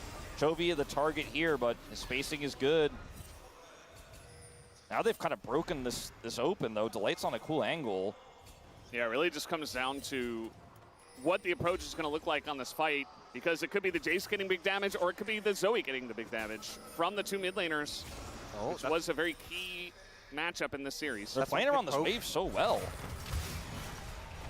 あ、やばい、引き戻された。ちょっと痛すぎるな、これ TP だ。TP。TP 来る前に、ファイトの顔を知る。これはもう行くしかないね。ただ、いい削り、ジェイスもいいダメージ入った。無理だね。いいポジション。ただスリープがかなり当たるようになってきたね。いいポーク。ただジェイスのポークもマジでいいの返してる。Could look for the charm into the back line. Zeus uses his Meganar. He has to. ポークゲーだ。昔懐かしポーク。An angle here for Genji in this interim. They have to really be aware of Peanut though. デュロそのサーモスペなんか変えない？なんか弱そうなんだけどすごい。いいねいいねいいね、いいゴースト。まずゴースト。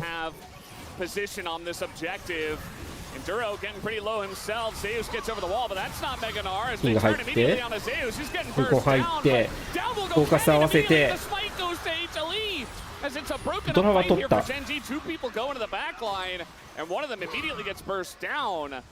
Just going way too deep to try to catch people out. Chovy looking for the follow-up picks. Maybe he's able to catch Zeus here, but no, Zeus is going to walk out. The Braum not able to catch him either. He is going to try to flash though, and in goes Ruler, and finally does take him down. Genji at least get the Gnar on the back of that. Yeah, H-Lee with the Dragon, definitely big they were able to secure that one, but a 1-for-1 at the end of things. That being said, Zeus is down for a long time without TP. Ruler? So Canyon's going to be up soon. Zeus down for a long time without TP, so I wonder if they can try and get some pressure maybe around Atakan on the back of this, or if they'll just slow play it. Well, I think they definitely need to move towards it here. There's no vision on it right now. There's a control weird nearby, but I like the all-in here of Zeus onto Keen. As soon as the sleep is down, he comes in and he's going to absorb a ton of pressure. Delight comes in as well and gets the double charm. This forces Keen to flash out of the pit. They end up getting the secure on the dragon. They want to chase and get more, but it's too difficult to chase into this. Very risky as Chovy's bubble's going to come back. やっぱな、ゾイスキルを合わせれるかどうかだから、ああいう風にウーコンが綺麗に入ってくれても、やっぱ合わせらんないとこあるんだよな。Very, very clutch moments here. I feel like Zeka didn't do that much damage, but the threat of the poke was really what made Genji pull the trigger. I feel like Genji, their carries were sort of blocked by the dragon and were focused on the dragon, whereas HLE all just looked at Canyon and killed him. Like all 5 members were like, we're killing this Wukong, that is our prime focus, and as a result, easily secured the dragon. So there's no risk of like losing the smite fight when the Wukong is dead. Looks like Chovy looking for the Banshee's Veil next. I think that, you know, when there is a lot of recourse on your hop throughs, can definitely get some value there, but... I mean, the Zaze poke is more what I'm concerned about, though, and how do we worry that's going to be just so much burst that the Banshee's Veil isn't really going to help you too much with. Once you pop it off once, you just keep poking. Yeah. I mean, the way you think about it is as much as, like, Jace can spam Shock Blast, if the Banshee's Veil blocks like a 400 damage Shock Blast, it's a lot of value, right? Yeah. Sure. And the Shock Blasts are hitting. Oh. That sleep is 見えない今のスリープバブル。 I mean, that's the thing, the Jace outranges the Zoe poke. And as long as Zoe doesn't set up a sleep, you just kind of keep her at bay and continue to win the neutral. And that forces Genji to eventually go for a harder engage. And Wukong is really their best bet for that. And I think Hanwha played so well around it, but this is still such an incredibly close game. I mean, it's going to be an Otacon attempt here for Genji. No vision for Hanwha, but they're rushing over. Guro has TP, so he's going to TP over. And it's just going to come down to this. TP で寄るけど、アポート先にいないときつくね。あ、ゼウス F ない。あ、いい使った。ダニオンが見つけたディライト。ディライト削る。いいね。飛びの、お、いいのが当てた。Here we go again. And Zeka's got another shock blast at the ready. He hits with it.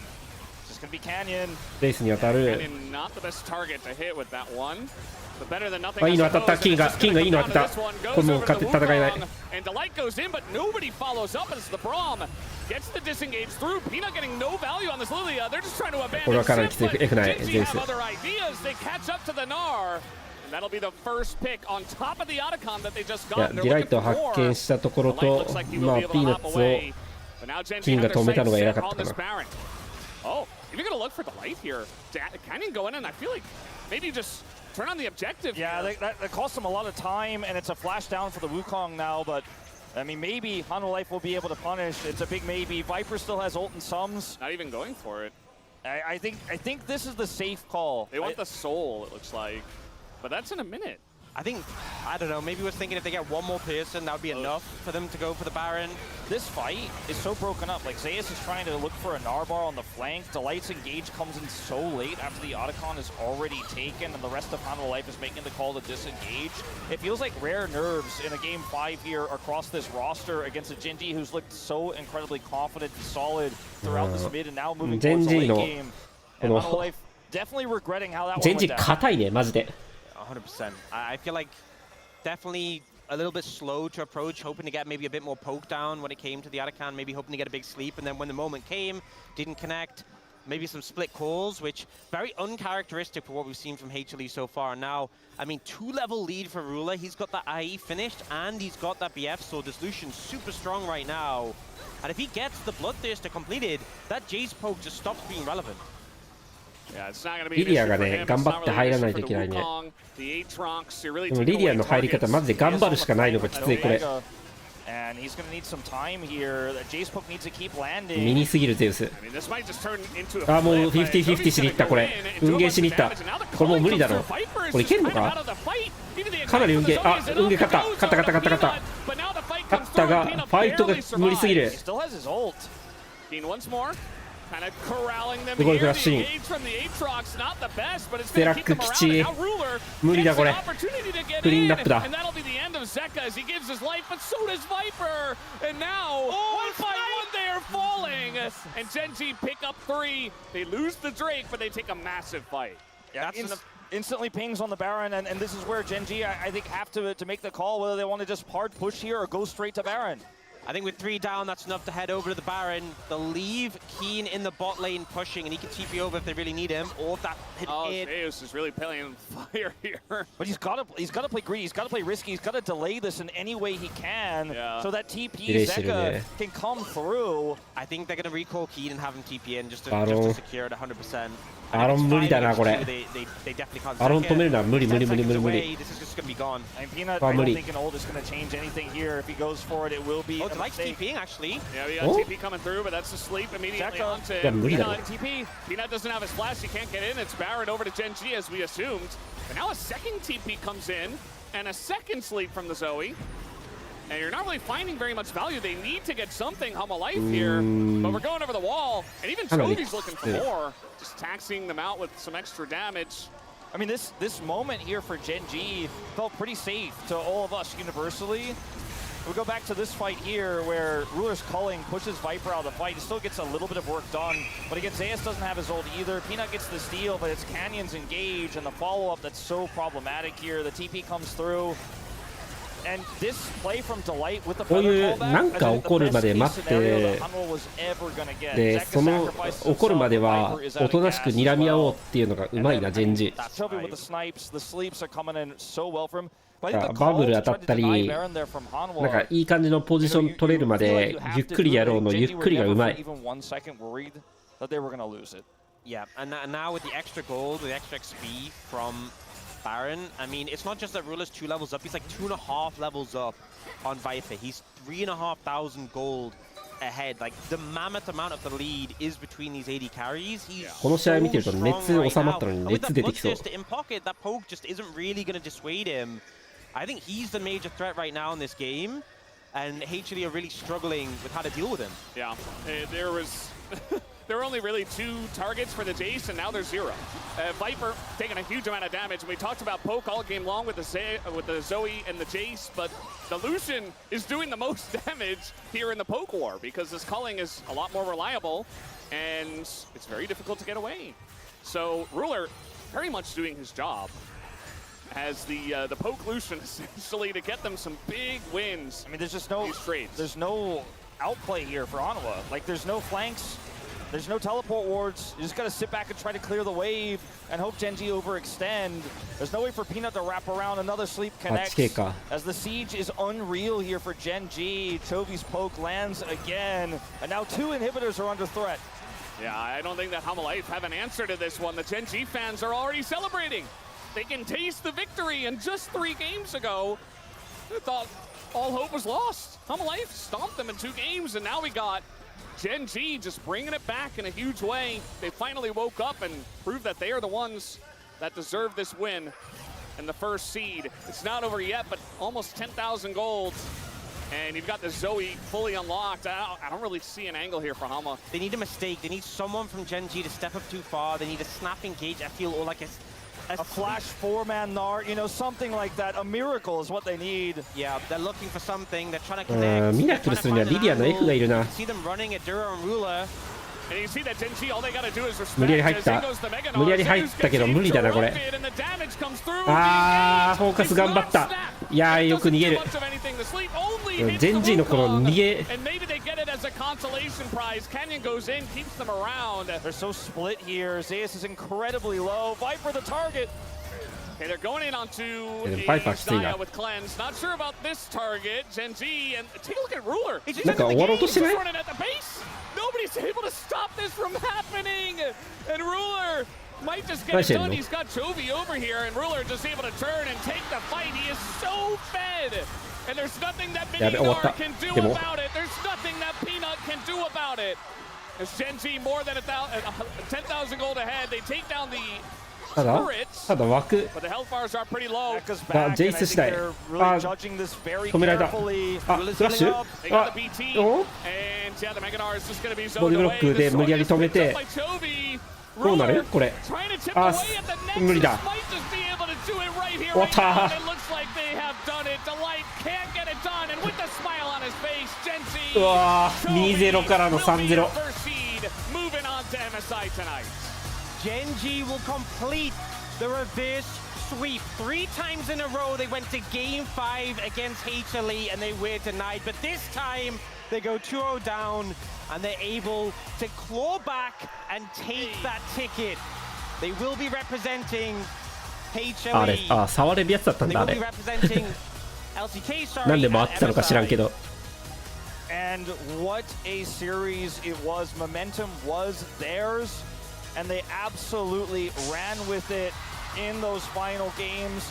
A really risky, but if played perfectly, if played as well as they did in that 5th game draft, like shows the confidence that this team down and out, backs against the wall the whole series after game 1. Momentum sales game 2, an incredibly one-sided one. And Genji just never lost. まあキャニオンが勝たせたか And they played the rest of the series out like まあ it was ちょび game 強か 1, った like け there were no ど stakes.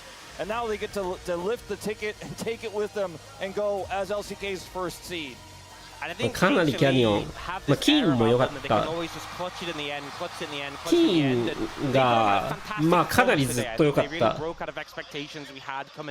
どまあキャニオンかな But there's always this air of, hey, game 5, that's their forte, and today they weren't able to do that. And, you know, they will have another opportunity to make it to MSI, to continue and see if they can, you know, live up to their first-stand expectations. But today was not their day.